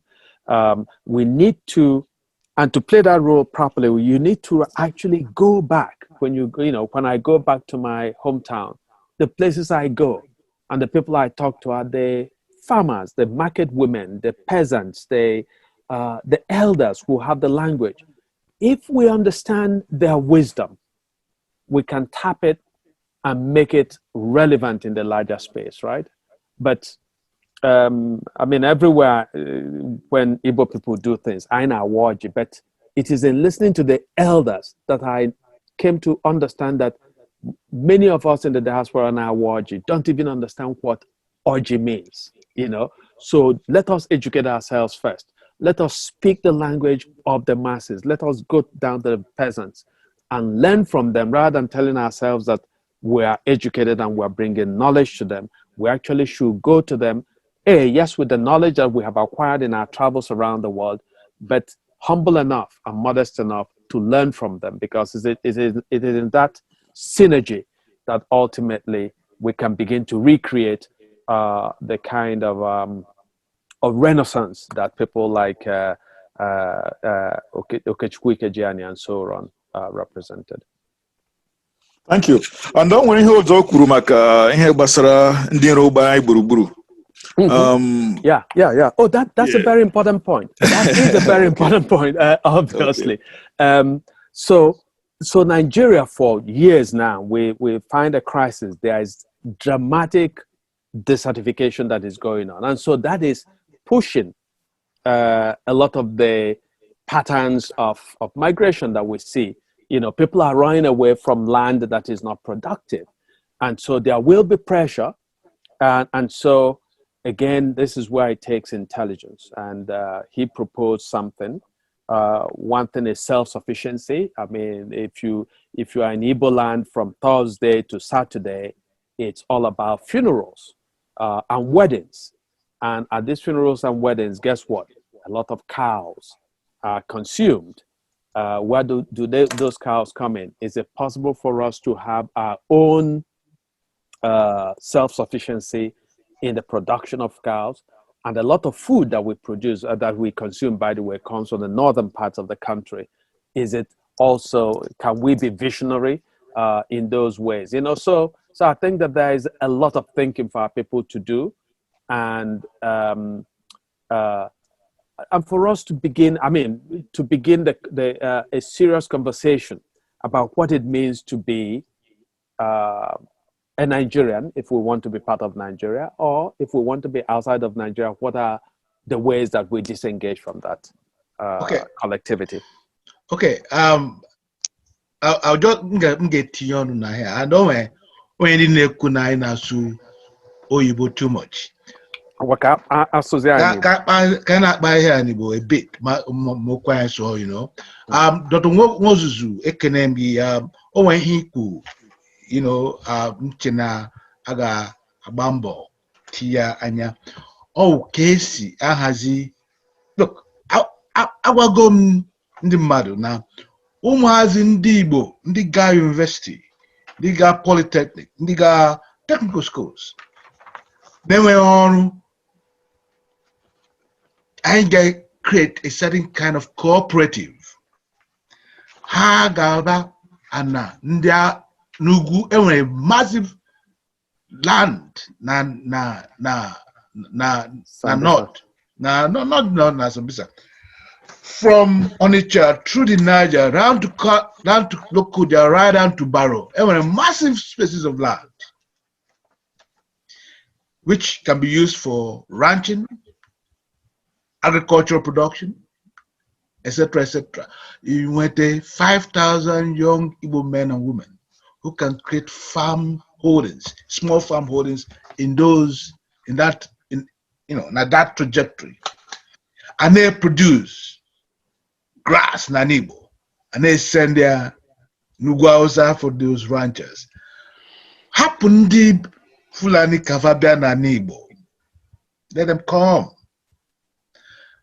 But I'm in the 19th century Ghana Nogu jihad. Ndi Fulani bia Nanibo kwa. Anwe kandibo si meva. Anaha nama anaha wai. Ediye Igwenga. It's an option. People work hard in their own ways to secure themselves. But Tunkata, as I've always said, Adia Pankata no Pigwe. Ndibo ga eme onwe ha organize first. Onwe ju kese mo organize. Kese mo organize ndi nwanyi ndi che. Enyega kese me organize. I went here otu umunna. Onwenye no na nibo nenwenye eze. Opara na gi weze in your family or your representative. We must restore otu umunna ndibo. Both in the diaspora and Igbo. Where I made the foundation of what I call a new Igbo union. Manayeme here. Ane ko Haneze nenu. I have nothing against Haneze. But Haneze are they connected to Ohandibo. It's a transactional organization. I cho Otundi Igbo. I see Ndimbise Federal Union, no. I see the communities now be their presidents or their town union presidents and have to go to join the Navy Federal Union, to join the Rondis of Federal Union. Kapan Katandibo may establish. And I'm a your Dr. Mozu because they diary deputy Hindaime Nanzuka. Kebe those who search records no. Kedu he IGG kebe fibo. Anum na bido kibo save efi edo eno na ubudu. Na ndi Hausa ga ebe agbabu efi we efi nie. What happened to the rest? Nefazu for research. Kedu the hybrid system efi na nibo. Let's preserve some of those because they are fundamental knowledge and it's taken. You just said it now, or they call it easy.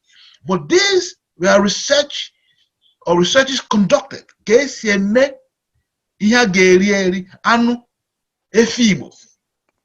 Let's take ourselves more seriously. And as I've said, when Katanga Maya Tata, without Iota, na Maya Ota Andi Bonuku, ba chechi cheke semea deeply, Ota Ndi Bonuku Hazia, Yobuna Nekuya, Tata, when by Jazo Eje. So that's the fundamental point. Kayota Ndubo, let's organize in Dibo. Keke Semia. Mo amacha manani nenwe uche aitu alo aghọta ndị Igbo mankana huanya mankana de huanya were na-aga ije makana he na inihu the massive ndị Igbo aghọta na ọgụ anyị na-alụ awọ ọgụ ndị Igbo naanị. Look, a lot of this issue is that Nanchoi may restore the old what do you call it, the old Ottoman Caliphate, and Sokoto is part of it. And as far as this is concerned, Anibo, Sokoto, as far as this Al-Qaeda International is concerned, it doesn't matter. We are dealing with a more international system, more international crisis than we imagine. Although it's not just local, it has an international dimension. But I got where here, because that might be a tata. I got an attack, and the way I get fire without mud in behind the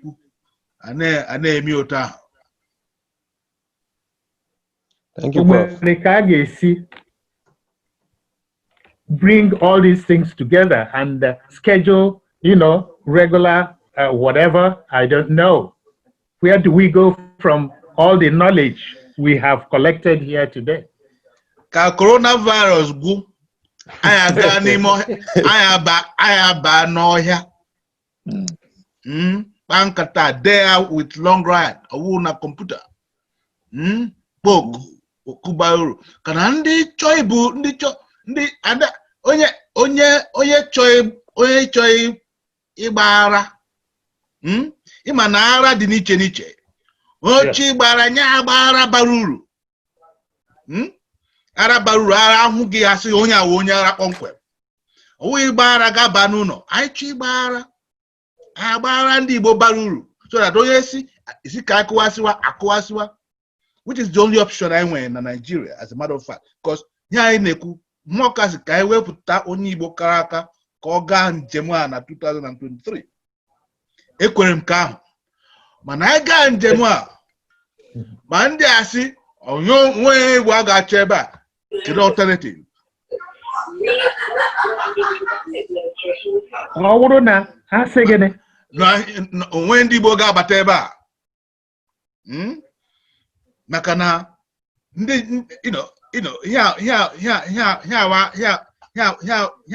ndọrọ asị na ya chọọ ndị Igbo ka abata na president. Kedu alternative? We must have an alternative. An alternative are there show Igbo too much. Okay? Alternative na isi ni choy ka ekwasiwa, because that's the problem ndị Igbo nwere na Nigeria. Everybody chere since I know see you. No jog na tuzi anywa. So na raya kana na nanya. And ike ogu the kogu ndị Igbo. So let's take a look very closely at our options. Kai na emudo, kai na akwado ogu. Ohem kwuru.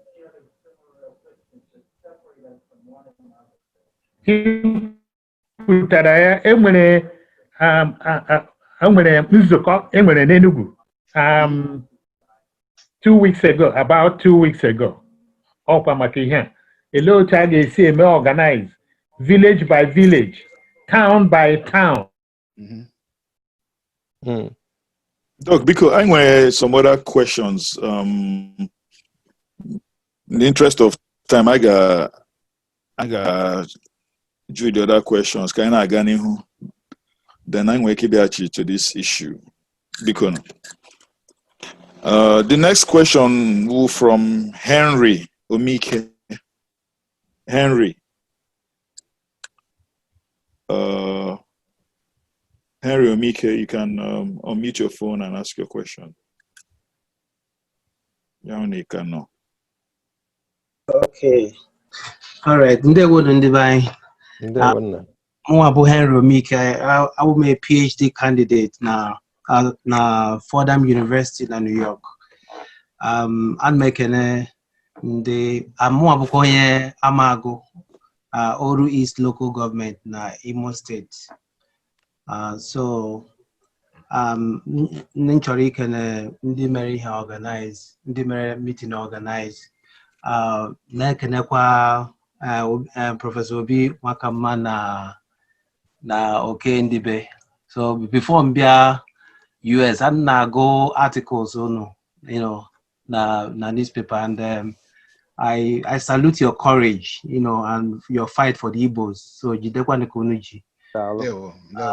So my question will, but my question will, here Professor Obi Nwakamma kwuru about organizing. So mainly, kedu ihe the Igbo solidarity movement, kedu ihe ga-asị Igbo solidarity movement na-emepụta in terms of practical things afọ anya, in terms of organizing our people, because more believe that na ihe niile anyị na-ekwu ebe a taa ebe o biri wu na organizing, and organizing requires time. Require time and also planning and sharing of ideas and all of that. So I am ajụjụ m na-ajụ dị ha. Daalụ. Okay, ndewo. Ajụjụ gị bara uru. Ọkwa gị nwa ga-aza nya bụ ajụjụ. Okay, so anyị nwawo Igbo Solidarity Movement. I bidoro with ihe gbasara organizing from I mere organize ga protest march na United Nations. Behem that operation. Python dance. Python dance. Yes. So in the IPOP too there are different groups, but I may organize our people, especially in the New Jersey. I has any line need from the signs, the placards, everything, transportation, the coordination. And since then, I know we're meeting on a regular basis. But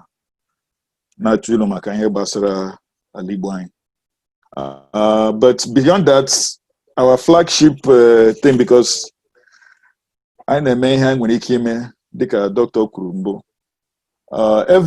Since then, every May 30th, we observe this day like this. And we have been I know fiscally before in here Corona bido. And beyond that, I'm on a think tank. Now, here basara either in the government in America, the congressmen, the Senate, and about the plight of Igbo, because a lot of us be Buddha like in America, and I'm with some of these contacts that we are not really utilizing. So if we're able to exert some of the political resources that we have, then our voice can be heard. So those are some of the things we have been doing in terms of organize as far as Igbo Solidarity Movement is concerned. So Mama Azalama Jugi. Okay. Specifically him Najo, Dika, in terms of organizing around culture, Professor Bikama, Wakamani about he had like archives. He create an archive, more even organize around education or economics, or literary festivals. So concrete things ga no, ga land in Igbo land or in the Southeast. At the same time, or develop quite the area, it's kind of like a iconic, and at the same time, require the effective, make people affect, like school or one of those schools and they're able to learn. Science and technology. Mama no we're needing a guide to science and technology, maybe like some kind of very good science and technology school, like let's say the Solidarity Movement can sponsor and send people there and all. those things are legal. Absolutely. Let me come in. Our time here, Henry Neaju, and all the important. But mana come say before. Hindi and need connected to governance. You cannot have a cultural policy. You can't have a museum without a policy behind it. You cannot have an archive without the backing of a conscious governors.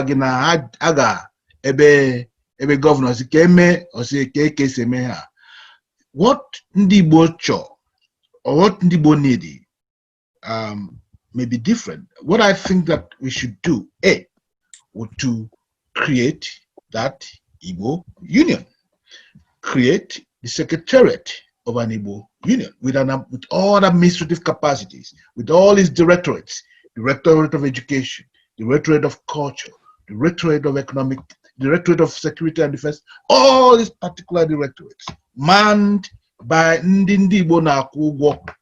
The union itself, Igbo union must have its administrative headquarters in Enugu, which must run as a government.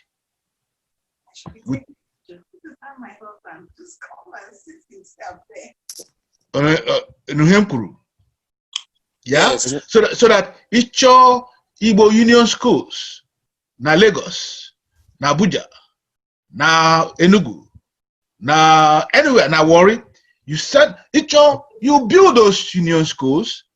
Hello? And can you hear me? Yeah. Because people mute your phones if you're not speaking, please. You know, you build those union schools. Our ancestors who started the Igbo Union built the Igbo Union schools in Kano, in Aba, in all places. They built it because they had the capacity. They could raise funds. If you have the Igbo Union of Lagos, Igbo Union of Port Harcourt, Igbo Union of Abuja, and they all coordinated. They built the Igbo Union School of Port Harcourt, the Igbo Union School of Aba, the Igbo Union School of Lagos, and they send Igbo kids to these union schools. Igbo Union School, the Igbo International School in Port Harcourt, in Chicago or in St. Louis. You have a coordinated way of running the Igbo Union school system based on a properly organized, properly coordinated, properly conceived, structured system of administration. We need to go back to the first principles. The Igbo organized themselves by that means. The fact that the Igbo could put a substantial level of capital on ACB was not accidental. It was done by a coordinated effort. Through the Igbo Union. We need to go back to those first principles. Igbo Union Political Action Fund would train your leaders. Everybody who has to amount to anything in Igbo must have served Igbo at the most basic level, at the town union level, at the community level. Each representative from Igbo, or who go secretary town union before. Okay, we send him to be councillor, and from councillor we send him to be a member of the House of Assembly, and from there we send him to federal parliament, and from there we make him governor. You cannot have helicopter people come in and be your leaders, and you think you have achieved anything. They have to be grounded, and they have to be supervised, and there has to be oversight over their process. Unless we create this union authority, we aren't going to contain them. They will be responding to forces outside of us. That's the point. And if you want to create an Igbo archive of memories, who's going to start it? The governor of Anambra State? No, it has to be pushed from a powerful, a supernumerary organization that is bigger than the Enugu State government or the Imo State government. That will be an Igbo agency. That's why the new Igbo Union that I'm proposing must be brought to life. It will be the unseen government of the Igbo. It will be the one that will supply with their governors. It will be the one that we can activate to organize. It will be the one that could say, okay, ndị Igbo, onwe ihe na-aga na-achọ echifu ihe do ha. Aga gbara, gbaa izu, gakwudo Supreme Court judges n'abalị si, That's what the Irish would do. That's what other people Choiburu will do. They will go quietly now by who made the right to motor adafununti. They will do it. Government is not minority. If you want to serve a people and serve them, there are all kinds of expectations and all kinds of sanctions. Without sanction, there will be no Igbo. Without sanction, Emeko will go and give ABU University teaching hospital 460 million. In the past, the Igbo will call him in the middle of the night. He has Ninja ABU 460 million. So don't come back to Igbo land until you give Nsuka. Ibian Igbo land, but nobody does it today. And so the structure of the Igbo Union must have the unseen agency of his leadership. The trustees of the Igbo Union must be 9. 9 of them. And are there for hire. And they will direct the administrative capacity of the union so that whatever happens, if they meet 4 times a year, they say, this is what the Igbo have said, and you give the administrative capacity to run it. That's how people organize themselves. Okay? We must use what I call the arrow method. Arrow. Where's arrow? Arrow 4 is a triumvirate. This arrow is a triumvirate. It's not an individual. The arrow method makes certain that 3 people in one. Where's arrow? The arrow trinity. We need to organize the president of the Igbo to be a trinity, or based on the concession, that concept of, the Agnes, 9 or 6, according or 5, because Igbo say, I hope you all know this. Oru Nri. Well, Abaja, Isu, Oru Nri, Nidu. 5. That's why I know Umar is saying. Or that's why we do it. We can get 5 of this confederacy to form the trusteeship of the Igbo Union. From the various confederates of the Igbo, Oru, Abaja, Isu, Nri, Nidu. Let's be acting like people Baruru, not people Anaba, Anaboko say under them. We need to start thinking beyond all these surface levels. That's my position. Thank you very much. Thank you. Nkem, let me make a comment, please. Because honorable panelists, I know that you guys are professors, teachers, and that you get paid by the length of your. Don't be too sure. I get you. Yeah, because limit these responses to at least 2 to 3 minutes. Yeah. All right. Because we've done 2.5 hours of this thing, and I don't want people to start dialing out on us. Yeah, somebody, by the way, I think Chris Nabuife wrote from Nigeria to say it's 2:18 a.m. So it's now, yes. I guess, 2:32 a.m. there. Right. So if we could give him consideration to jump in and ask a question or make a comment. Yeah, well, let's do that. Very good. Chris, in wake you mute your phone, you got the floor. Okay. Good evening or good morning to you all. I'm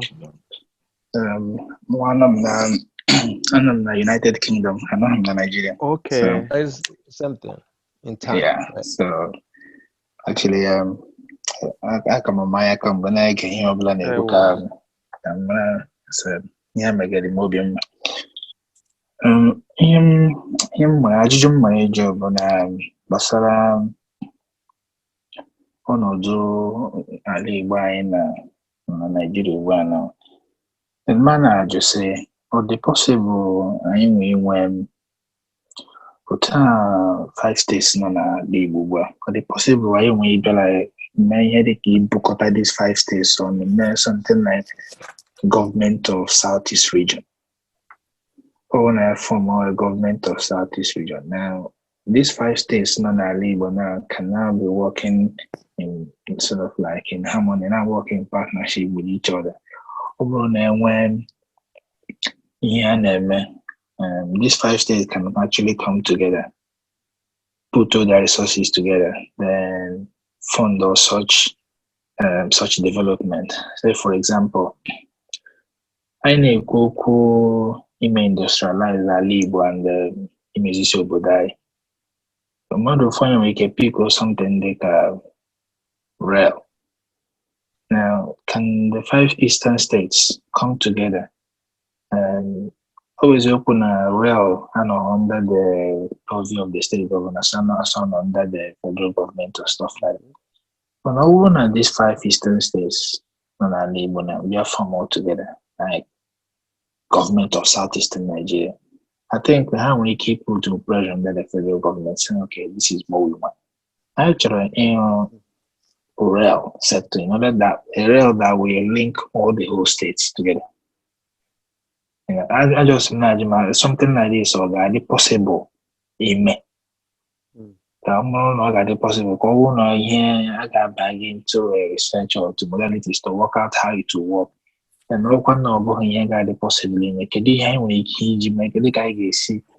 We are 12 but when I hear the we can pay.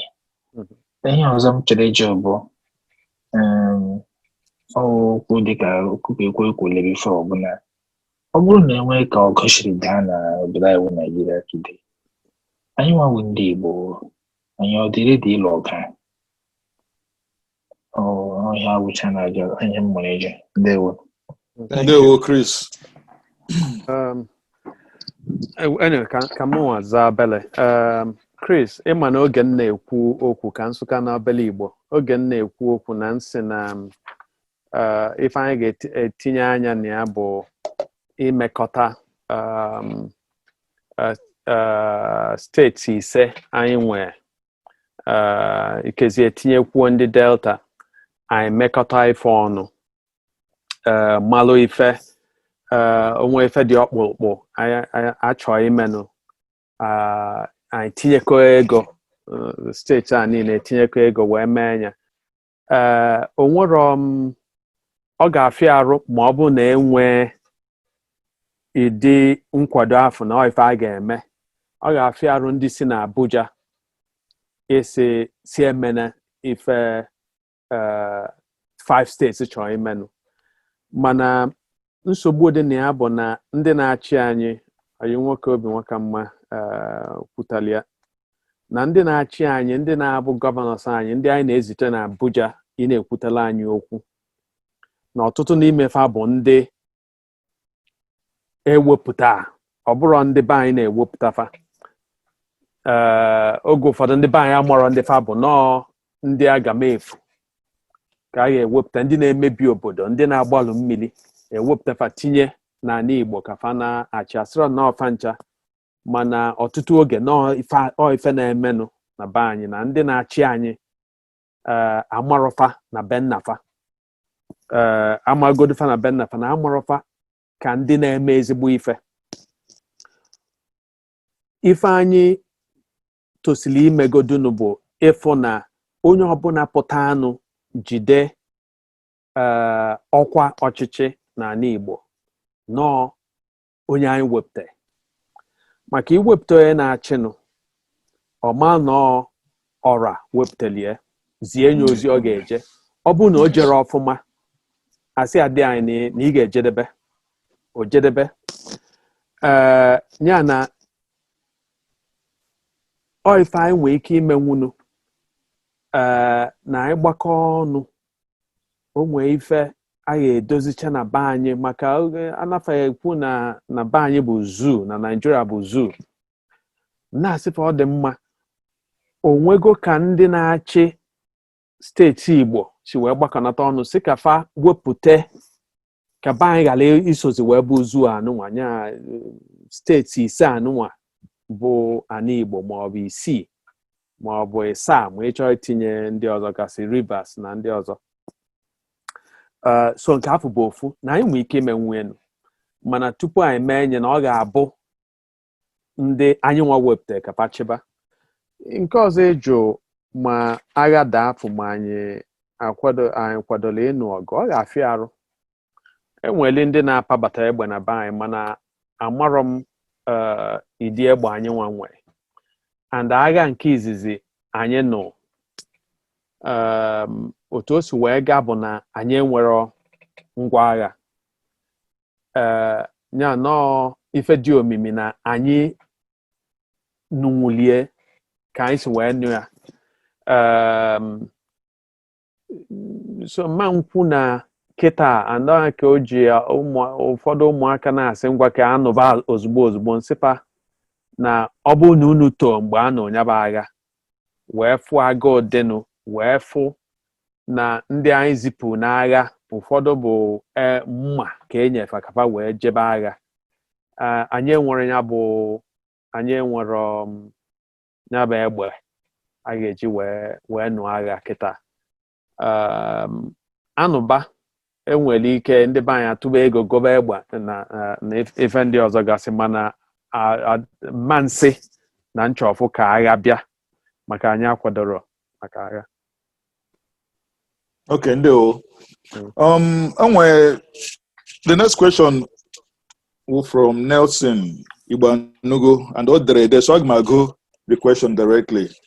I'll say, question about Ojiro. The first one, I'll say, is there any actions to make May 30th officially Biafra Memorial Day? Question number. Because is there any official recognition? Is there any effort to make any official recognition in the US of the 3 million plus lives lost in Biafra?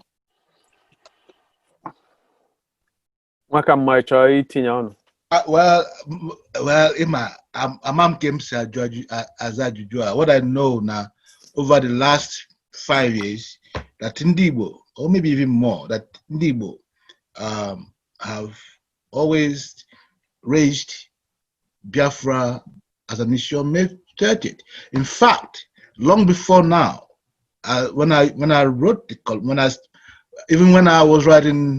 started writing my columns, every May 30th, I used to write a Biafra memorial from time.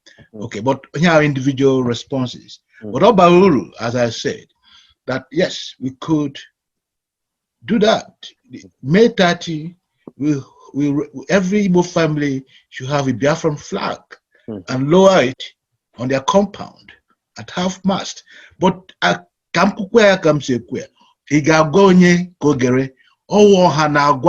the Igbo people say May 30 to Biafran flag, do now bear half mast, our people would do it. Yeah, but may organize, it won't happen. Okay, Obauru kai may organize again. Kai hot kai wine from Omuna, so that Ndibo Asibo Kola, everybody would do it. Or Meta is the easiest thing to do. The second is I join Itionu na Hebasa America. Makanamam kesa aba egu na America. Emma kesa aba egu na Nibo. Isi Kandibo. Hata madole nole kaga kubasa kesi ememe tated ubochindibo hindibo kaisi they would do it and atom keme baru keme, you know. But allied to that also is what I earlier suggested. Every town create a place of memory in the town square with the names, and so that every year na May 30th, we keep Igbo land silent for them for a particular moment in the day. As everybody in Igbo stay quiet for this day. So you create symbols, you create symbolic moments. It can be done. But a man maybe the gear. That's my problem. Okay. Thank you. The next question from Richie Jofo and Ajujao Basra, the Igbo and Biafra question in the context of resource sharing and allocation, security and succession. Kukuyaza. Igbo and Biafra question in the context of resource Richard, Jofa, are you here? Make you judge yourself. Just go straight to the question if you don't mind. Richard Ejiofor, you can unmute. Richard Ejiofor. Okay. Yes. He's still here. Yes, hello. Mm-hmm. Can you hear me? Yeah, please go ahead with your question. Thank you. Yes, my question is, given the current situation in Igbo land, the Igbo question and the Biafran question, they're all mangled together. How can we assert ourselves now with issue of resource sharing, resource allocation, and security? That is what is keeping the Igbos where we are now. Security is in the hands of the North. Resource allocation and resource sharing belongs to whoever is at the head of the federal government. How does people fit in within this context? Okay. Let me approach this very question. Very, simply. Let's pay attention to one fact. Unless the Igbo enter into government, unless we take charge of government and make sure that we do, we will continue to remain in the margins. That's one. And the conversation that every people always have, well, how can we take charge? Not how do we run away? That's one. Okay? The Igbo must deal with that question. Second, the Biafran question have not resolved the questions of our last war. Why did we fail? Unless, as I said, the first thing people do after they fight the war is to debrief those who have fought the war, to gather the records, learn lessons, discuss it, argue about it, and preserve their records, and know where to approach and how to approach war. Biafra is a thoroughly problematic option. Even though Juku himself, who fought that war, said it. If I knew what I knew today, I would have fought this war differently. I would have taken a different track. He said it. And he said very clearly, the intention of the Igbo in 1967 was really, in fact, not to succeed. The Igbo were hedging their bets. They had to be forced to succeed. That's one. Second, the third question is resource. If a man has complete control of all your security systems, Nanibo, all the major military installations that have circled you are run and are manned by people you want to fight. You want to commit suicide. You cannot even, with the current mapping, you cannot even fight a guerrilla war because you don't have the resources to conduct a guerrilla war. And therefore, what the Igbo need to do is to look at the options. The Igbo were strategic options, but it has to be examined closely. It is an insult to the memory of those who fought the war and to the memory of the Igbo and to the pride of the Igbo that you take resources from an Igbo and nothing of it is retained in an Igbo. You dig up oil and gas in an Igbo. It is called enslavement and colonialism. The Igbo should not cry about it. The Igbo should subvert it, period. And then say, let's discuss. But before you discuss with a man who has a gun, you also have to have at least a machete. You have to have something to say, I have a balance of this. Two things that need to be done. The Igbo have technical colleges, polytechnics. Igbo have a university Naoka that teaches metallurgy. Yet, the Igbo and the Igbo were Ndinapozu historically. We have to give these kids the resources to go down to the various villages and open up they are forges. Any society that cannot produce the instruments, okay, their own instruments of survival, will be slaves to others. So that's my answer to that question. The Igbo, in terms of its security, the vulnerable. Because A, the installations around them is aimed at suppressing them. If the Igbo rise today, they will be smashed. No question about it. It doesn't matter. They have control of the sea, they have control of the land, they have control of the bushes. You have no strategic option unless you open up the frontiers, which is nationwide, which means fight wherever you are.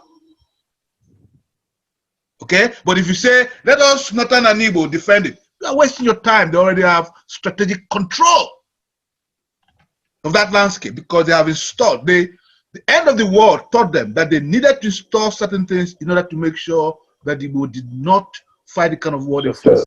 That's what I'm going to tell you about it. So all these people now say, Biafra, let us do what do they call it? Referendum. You can't win a referendum. They will rig it. And you cannot contend the referendum because they will smash you. They will go, look, people don't forget this. Although people don't remember this. The first place that they smashed over this resource question was not Odi or Ogoni. It was Igbo, it was Umechem. They went there and wiped Umechem out of the maps. The Igbo didn't do anything. Umechem is in a chair, between Opal and a chair. Is Igbo land? That's why Igbo couldn't do anything. And you want to give them an excuse to smash you with the kind of power that they have acquired since 1970, that have been installing in in Port Harcourt, in Obinze and Ohonfe and all those places. You have no idea. These guys have no strategic idea what they want to conduct. And they're talking about our friends from Israel and America. They won't even pay attention to help. You are on your own. Okay? So pay attention. Your security is about the Igbo security. The Igbo security is linked to Igbo spread. This is our major strategic option. Everyone I know, because you cannot contain us. If we bunch ourselves into a geographical space, okay, we will be smashed. But if we create networks across the country and establish our capacity for security in those places, we will start on Nigeria. This is my own point. Very clear. Yeah, I know. Thank you. Thank you. Okay. Nkem, give me 1 minute. Point. Yay!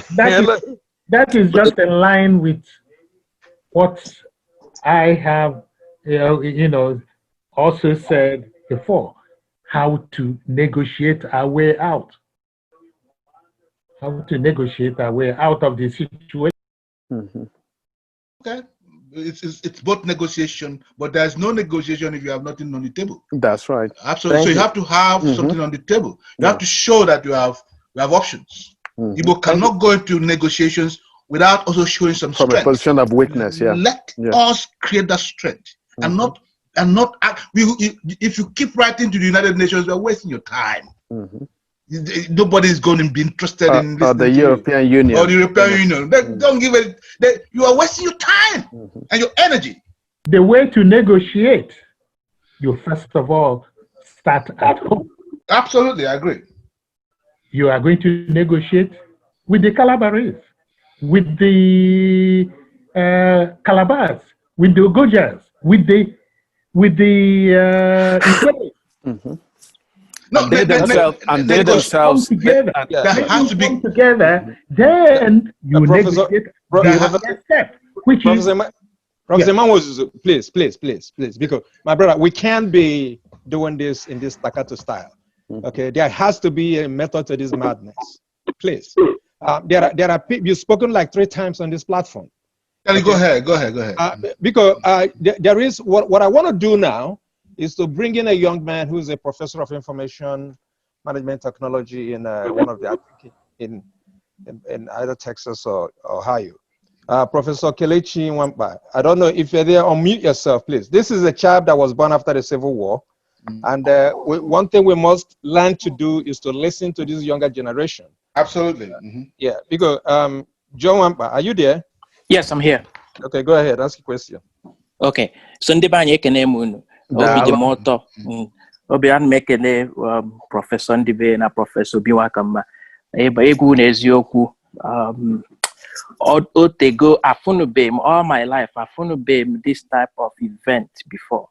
Ebe m nọ a na-ekwu okwu gbasara ndị be anyị, onye ọbụla na-etinye uche. Ọ bụrụ something a na-eme ya with passion. Igwe gị eziokwu, ana m ekele my uncle, Dame Charlie, for giving me this opportunity. And onye mmelo m ji sị ka m tinye okwu n'okwu anụ ha na-ekwu. Maka na ọ na-adị m ka eto m, my dad lụrụ civil war. And ọ kọọlụ m nwa bụ diọkpara na be anyị. Ọ kọọlụ m ka esi wee jee. Ọ kọọlụ m everything garanụ. So, and I've always been passionate na ihe ndị Biafra na-eme na ndị obodo anyị ịmago. But ọ bịa na-adị m ka ọ na-eme m na-akpa ya nkata anụ within people know my age mate. Him and they know 41, 42, 43. Ọ na-adị m ka na ha uche ha dịrọ na ihe a na-ekwu. So m bịa na wonder na asị kedu ihe bụ na-ese okwu. Why? Ọ na-adịzi m ka na enwe type of generation gap. So if na people nọ na that age bracket in my father, ha na-asị nekwa ka ihe ji wee dị na ụdịrọ mma na ha na-eme nka na ekwesị ime nka. But ada pass ya to that next generation.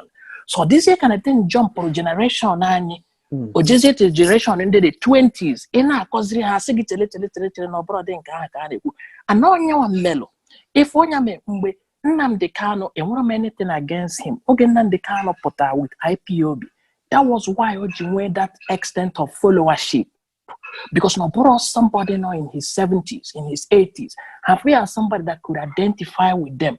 So na them can andi Igbo nwezi hepatazi na ekuzi okwu Igbo with your age mate asimba no bụrụ akụkọ aka a na-akọ. Enwego a loss of identity. Enwego a loss of the cultural imperative. So hepatazi na-akọzi akụkọ na Igbo afụrụ onwe ha n'anya, Igbo adịghị enyere onwe ha aka. Ị na-ajụzi kedu ebe akụkọ a si na-abịa. Because in one order to because if I'm not job, how would we do it to connect back to at least to this our age grade? In that no from maybe 43 now to 50. Because all in that I can see dizinaka, but then we see the type of nonchalance in Abia from them, which is not really unexpected because in when will be anything happen. Because and by the way, women introduced I'm on Abia State. I'm a professor here at Miami University, Ebimna, Cincinnati, Ohio. Wonderful. I've been a professor for 10 years now. Daalụ. Okwu gị amaka. Ife dịkwanụ na ya bụ na be anyị ịma na onwe oge olu Nigeria si na ama ngozi history. And if ji wee kwuo bụ na asị na na anyị enwego na ọ bụrụ historians ka anyị chọzi na anyị chọọ ndị ga na-ama ka esi akụ ife na-edozi ife and so on. Mana uche ndị na-achịtọ be anyị dị afa ma ifefa na-eme. Ọ bụ na ndị mmadụ amụrụ history fa and ndị be anyị amụrụ history. And otu ife dị bụ na ndị mmadụ achọkwa ịmanụ. O nwee ụmụaka ị ga-abịa ịbịa isi ka ịkọwalụ fa ife menụ fagwa na fa ka wee malụ mana onwero nke fama. Nya ndị a na-aba so nke afọ bụ ofu nsogbu enwe na enwerozi ndị na-akọ maka history ndị ma ife menụ and if and ndị makwa na ife menụ otu o si wee dobe be anyị ka ọ dị tata. Ife ọzọ na-emebinụ bụ na ndị na-asị na Nigeria bụ be ụmụ anụmanụ.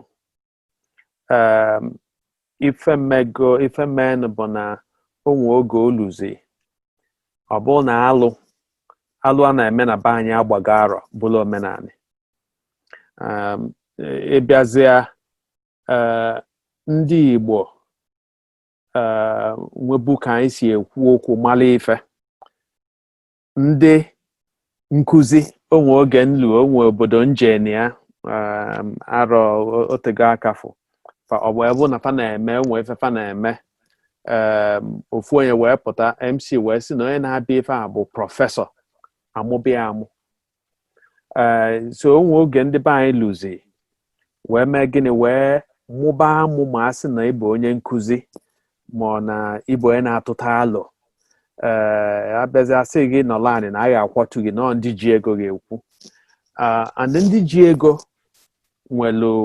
onwe ife ọ ga-elue ọbụlụ ndị ji ego ga-apụta nwekwa ife ọ ga-elue ọbụlụ ndị ji alụ ga-apụta as I said otu nsi wee kwubu na ndị be anyị na-asị na akụ na-esi obi ike mana ị na-anya n'ife na-achị n'ụwa nọọ alụ amamife na-esi obi ike mana anyị nọzi na anyị Naijiria anyị nọ na ya kịta bụ Naijiria ga-abụ a ga na-ajụ kedu moto n'inwe kedu ilugo unu enu one ka ilugo kedu titles inwego and so on and so forth ya ife anyị ga-ebidogodu bụ ibido idife a na-afe eme taa agwa ndị mmadụ agha eme ọzọ maka ọma mbụ so ofu ikezi ọ bụrụ na ife anyị ga na-eme ọnwa ịtọ ọbụla gafeta na anyị gbakọnata otu a kpaalụ ọ bụrụ oge niile ka ọ bụrụ alụ niile a ga-akpa ka a gali ewepụta otu anụnwa maka ndị na-ege ntị erika ma ọfịa nwere ntị and so on mana anyị nidi na-akpa alụ na-akụzi mụ na obi nwaka mma ekwugo rinne maka anyị nwa ụfọdụ n'ime anyị n'ebe a na-akụzi nkụzi ije kụzie na be anyị maka ndị na-akụzi nkụzi na be anyị bụ kala aka agbapụsigo na ọzọ n'obodo ndị ọzọ gasị ya ife ị na-afụ ma ịnebe anya na otu ụfọdụ ndị be anyị si ekwu okwu bụkwanụ ịdị ife gbazi ife n'anya so va na-ekwu kapasi wee mụta mana ife ịmụ maka ife mee n'oge gboo n'oge gara aga amaka and ebe afọ ka anyị ga-ebido mana oke o nwekwe ife ọzọ dị n'ebe a ị na-aghọta na n'ịga na si ndị Yoruba ma ọ bụ nnugwu Hausa enwe the Amadi Bello Memorial Lectures. Yes. Where there are lectures every day na Nigerian Institute of International Affairs na Lagos. And then when public lectures. Impact that in name na the consciousness of Umuazi Neba, the masses. Yes. Now the investor of Ibadan in the city of Ibadan. Every day ana utter ndị mmadụ from Harvard, from Stanford, from everywhere in the world. Ha ka na-abịa n'Ibadan. Mana Nsụka ma ọ n'Enugu ma ọ n'Owerri onwe oge enwe ya na-akpọ Ayajoku lectures. Yeli na n'Igbo. Ị gaa na n'Igbo tata, ama ajụ this question every day. Okendibe, Uchenduka, Chimamanda Adichie, Obiwa, all of us na kompesi. Agagamba ndị ọzọ ga-go poetry, go nye lectures na mana n'Igbo. You know, amamu na ọda m na-ekwu. Onweghị any institutional capacity. Chineke nyere anyị leaders in the first generation, or and you go in the second generation. That's what I say. Give us access. Ibiam, any joke, We4We, Mbadiwe, all of this we've talked about, all these characters. Each of Kennedy, Nana Igbo, we should have been having the Kennedy annual memorial lectures. Ansuka. Or Francis, I can't Ibiam Prize, all these things. And if our game men and Igbo would have built up this capacity, It's called transfer of knowledge. Ndi Yoruba ka na-eme ya, ndị Hausa na-eme ya. O nwere ebe a na-akpọ Arewa House na Kaduna. Ị gaa na Arewa House, director Igbo program, director Igbo program, with PhD from Russia, major intelligence, training in intelligence, and then I gather records of ndị Igbo. Arewa House, enwere Igbo desk. When ndị Igbo chi na ka ego nwa eziokwu. I na-efe n'elu na-ebe akwa. Enugu had the first Center for Development Studies. It was supposed to be, look, Igbo governors today.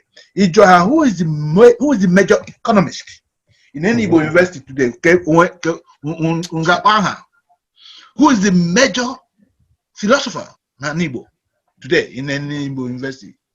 Where are they? Our cultural crisis is deeper than we imagine. And it's not going to see. I know the depth of crisis, the massive. Oh dear. Yeah. Or the massive, and that's why this generational shifts, all shift in value. As that one would always say, knowledge is not power, information is. Yeah, that's right. Knowledge, you information. That's what is called intelligence. In my head, to know, but in Mizu, will name information. Igbo my is. And Anna water is water kodala. So one Joseph, your generation is important to Igbo, or a bridge generation. You must take that gauntlet. But the most important, and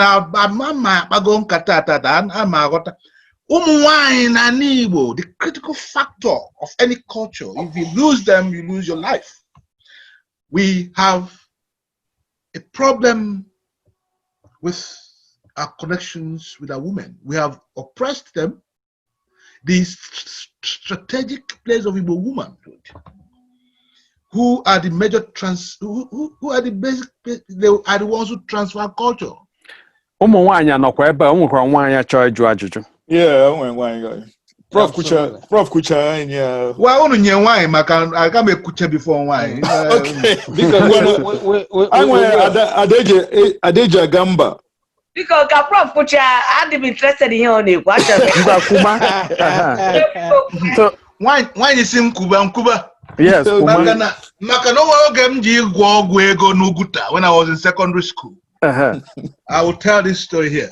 I did go Nuguta. We were 14-year-old kids. Muna Aseme. Yeah, Aseme's father was justice of the Federal Court of Appeal. I go Guta. Igwo Gwego. I got like a Dibia. Dibia sniper chuzo.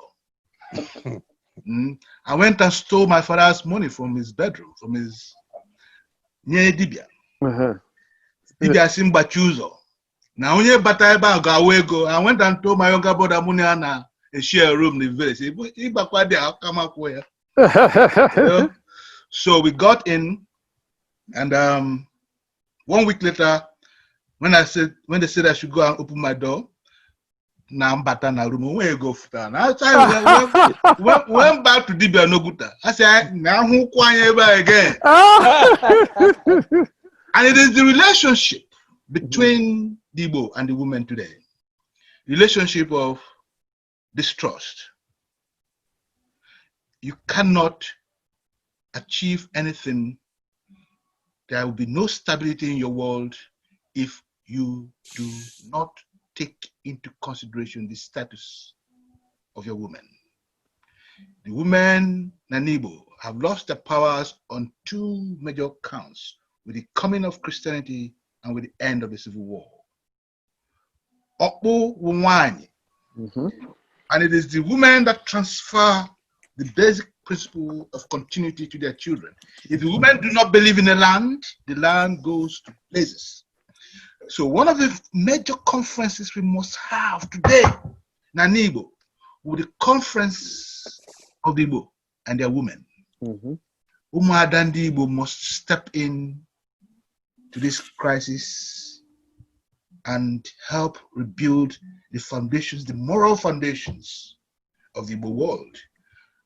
And I think also that the women are to blame in a lot of ways, but the men are also to blame because we have created not partnerships, but, you know, contentious relationships between the Igbo man and the Igbo woman. And the greatest victim here is the Igbo child, who has no sense of what it means today to be Igbo. Onye nwanyi koro na bea na buru. Ndị Igbo must pay attention to what's going on. We have to deal with that problem, and it's a major problem. But it is not the problem of the women alone or the men alone. It is the problem of partnership between Igbo and the women. Ada ekujigom.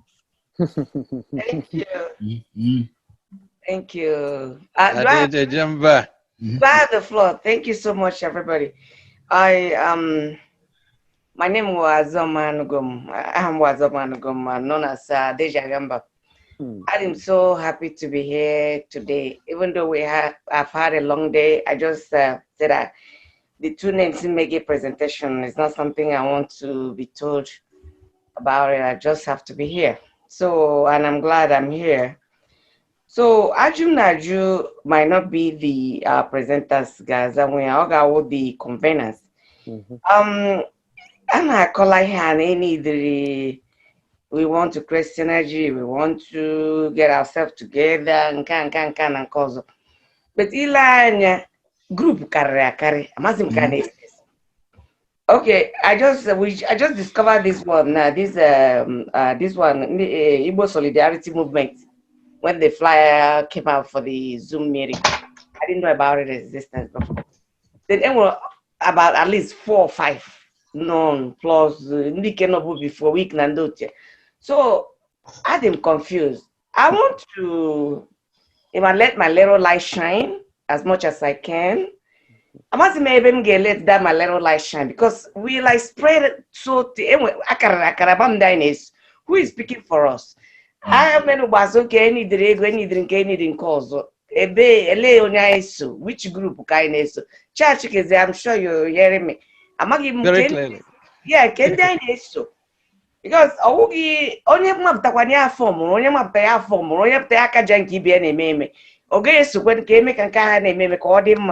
And we a group I'm not speaking for any group. They just co-opted me into this Zoom conference in the week in the morning. So I'm just speaking for myself and as an observer. So I'm giving kind name. So this group now, are you guys addressing the Biafra question, or is this just a symposium name because today is May 30th? Is this an action group, or is this a pack, or what are you guys? So that apart from the Lakoro. Can we japo then tulanya ma ouza kam gesu ka maestro rozo ko amahapwa de nyunu na utemshe ndozo. So we really need some direction. All right, let me answer that question, Nkem, if you don't mind. Hello. Onye? Oh, Fama Chukwu the one. Okay, naturally, because just hold that thought. We'll bring you in. You know, there is a question on the floor directed to a specific entity. Because one mwanye Adeje Jemba,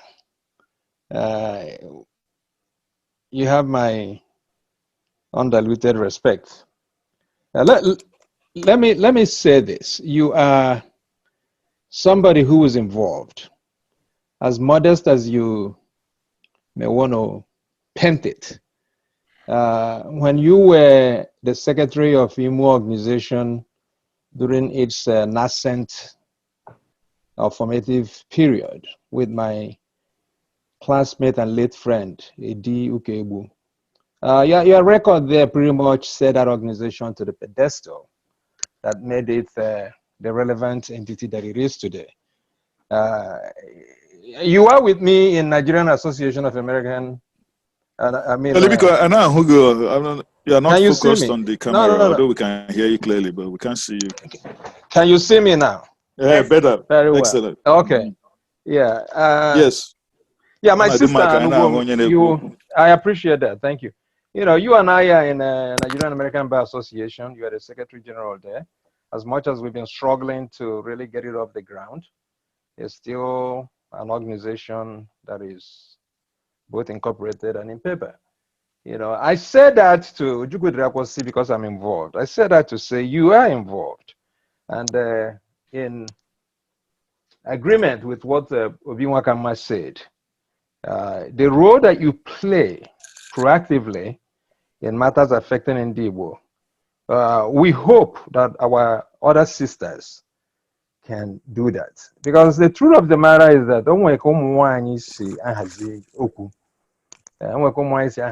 some of us get a little emotional sometimes.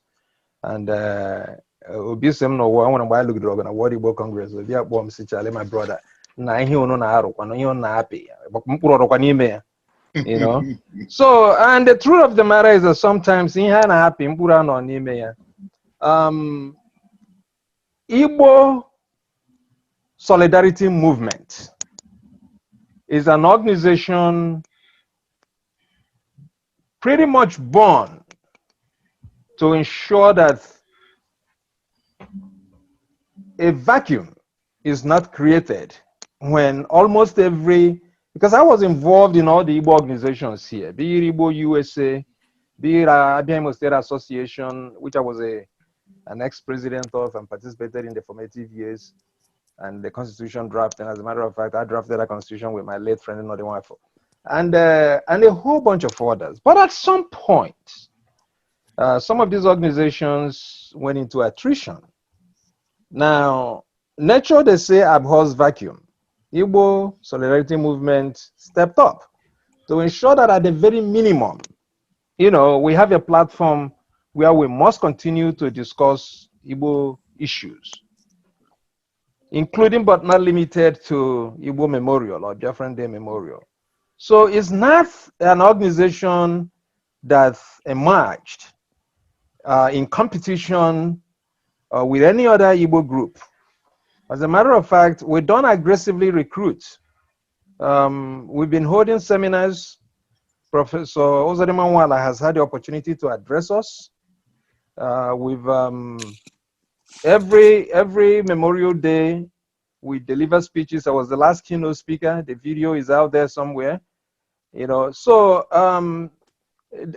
for whatever is what, that is what Igbo Solidarity Movement is. It is, we do believe, as the keynote speaker, as the guest speakers have also alluded, there is nothing we can do without Igbo solidarity. And what we preach here is that the solidarity of Igbo is fundamental, because we are commonly endangered. That is one thing every Igbo person must recognize. When they come after us, they don't care what part of Igbo land you come from. They don't care if you're from Anambra State or Ebonyi or Imo State or Abia State. Or Delta. They don't even care if you're from Efik or Calabar. Okay? All they know is that you are Nyamene, you are Igbo. And when they start killing, they will kill you. It's just the bottom line. So someone once said that the solidarity of Jews is not informed by self-love. It's informed by their recognition that they are all in danger. And as they say, so that is what we try to do in Igbo Solidarity Movement. And I am proud to tell you, the question my nephew asked as to the generational gap, we are able to do this program today, courtesy of my good brother, Amadi, who I believe is on this platform, Mofire, and Nkem, Onumarah. These people belong to this generation. Okay, I don't think any of these gentlemen that I mentioned were there when we survived the Biafran War. As in Tony Bessie said that Mande but also Mande Gary Himo, Haninian on Aya. Those of us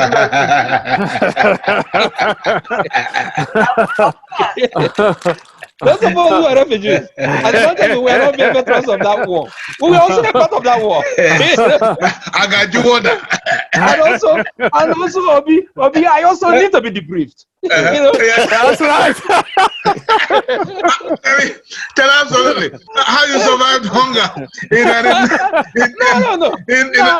camp. Let me tell you, I had scabies all over my body. Are you kidding me? You got to write a story. I'm telling you. Yes. I had scabies all over my body. Yes. Now we had this family that came from Element. Now they came without stuff. You know, when I say, I'm Mr. Dicky, you on a talk. Now this thing ravaged our bodies. So, because my sister, Charlie, you've got to write a story. I will do it. With your help, I'm sure I will. You know, I salute you very much. We will continue. You know, I think it was Frantz Fanon that said that every generation, in the midst of whatever challenges they face, must identify their mission and fulfill it. Yeah, yes. Yeah. So we will continue to encourage the generation. Look, being Igbo, and this is what I've always said, and I continue emphasizing that we must leave the distractions from people who argue that they are not Igbo. You don't have to beg anybody to be Igbo. Absolutely. Okay? You don't have to. Being Igbo is a responsibility. It is a challenge. It is a solemn duty that every Igbo generation, man or woman, must recognize their duty to move the baton forward.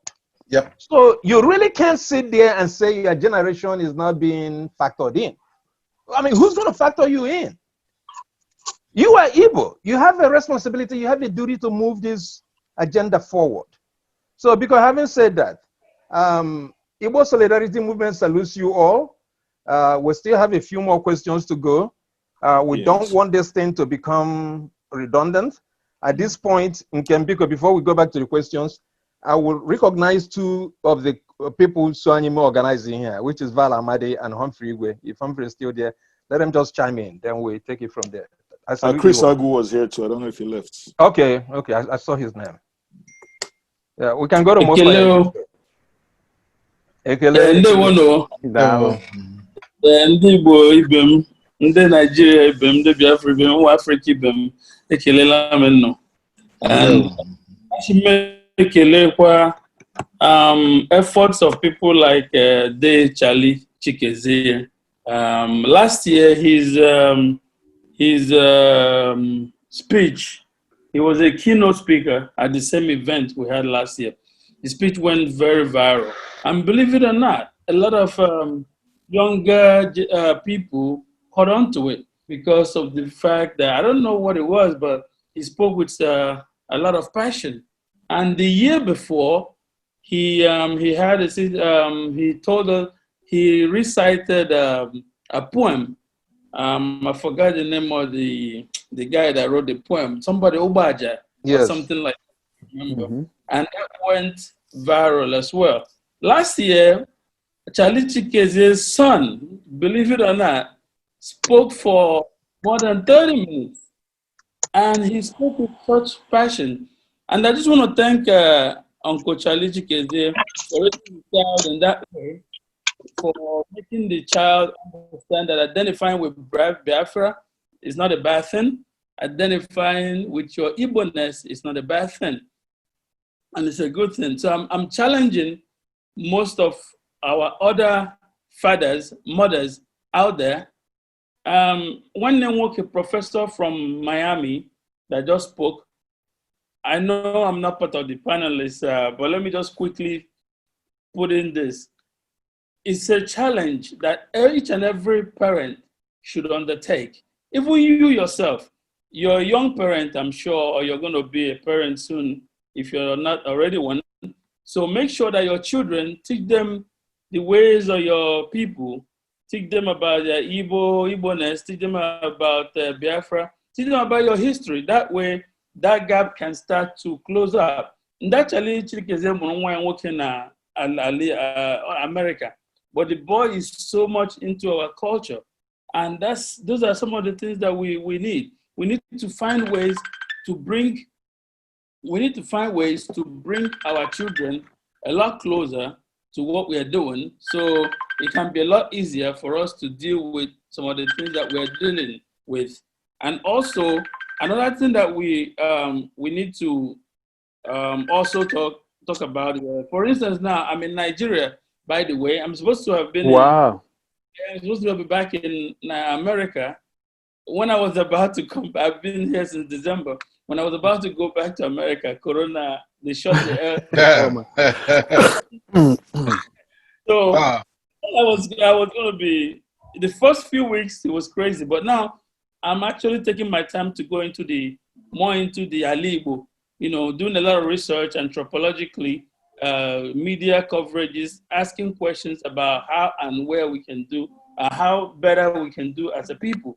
And we'll be sharing some of our documentary later. So I'm not going to take much of everybody's time. I appreciate the recognition. And I want to thank Professor Obi and also Professor Ndibe. You guys spoke with a lot of passion. And We4We TV, we have massive coverage, and we've been getting a lot of messages on here. People asking about the professors with sexy gray and all the All right. I'm glad Gray is sexy these days. Tell them we are married.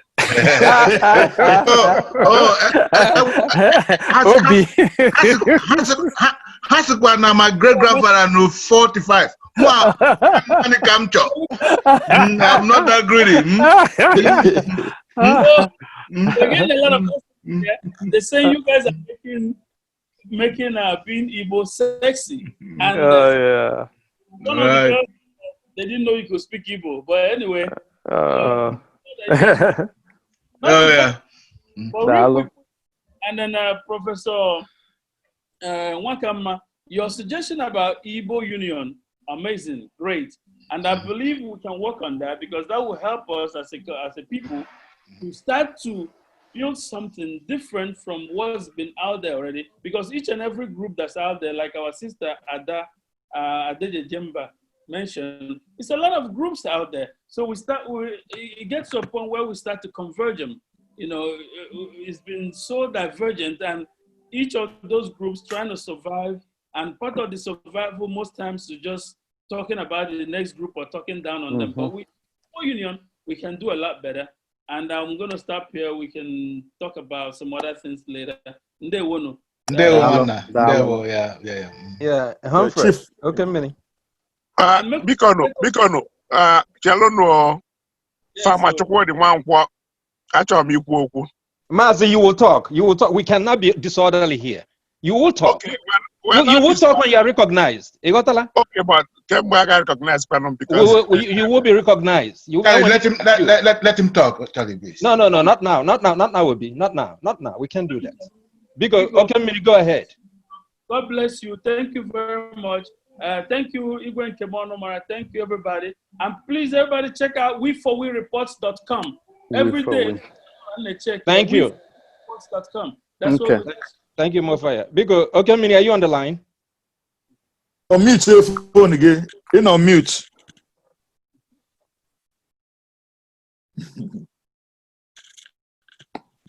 Okay. Yeah, can you hear me now? Yes. Biko, asim ka m were oge a kene Ikemba Chief Charlie Chikezie. Charlie bụ what I call one-man army. And wekwa oge a kene onye dịka Chief Nkem Onumarah. Maka onye na-lead this Igbo Solidarity Group since ebido. Charlie bo kind of serves as a patron, and more like if I gam on there. Then I took one Professor Obi Wakama. 1 year ago for exchange some write-ups just about 2 days ago, Dr. Professor Okendibe, I'm a go your this thing. In fact, I'm a constant admirer na your column Ogine Dalonde song.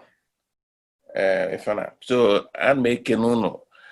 Eventually, you could the problem now but that time we proliferation of Igbo organizations. Now, enwe Ohaneze, enwe Kwenche, enwe Igbo Solidarity movement. Mwepande ozo ma IPOB. This situation I know now, ani makande herdsmen infiltrating Igbo land. Enwe Zoom conference today within the week. I think now one thing I got from that conference, but that now any raise a fund to support Ndenono. But does not appear to me as if now any kind of unification amongst the various groups. So when I say this question of forming Igbo Union. Yes, I'm a name Igbo Union before the war. But situation at the time I formed that Igbo Union before the war, I brought the situation right now. I think it would be very difficult to begin to form anything like that. Now, like establishing Igbo Union schools in the north, in the west, and the part of the east. So, more than I hear that now, if I got them, I will the organization should be in place right now. Ebe the Lower Niger Congress now pursue if I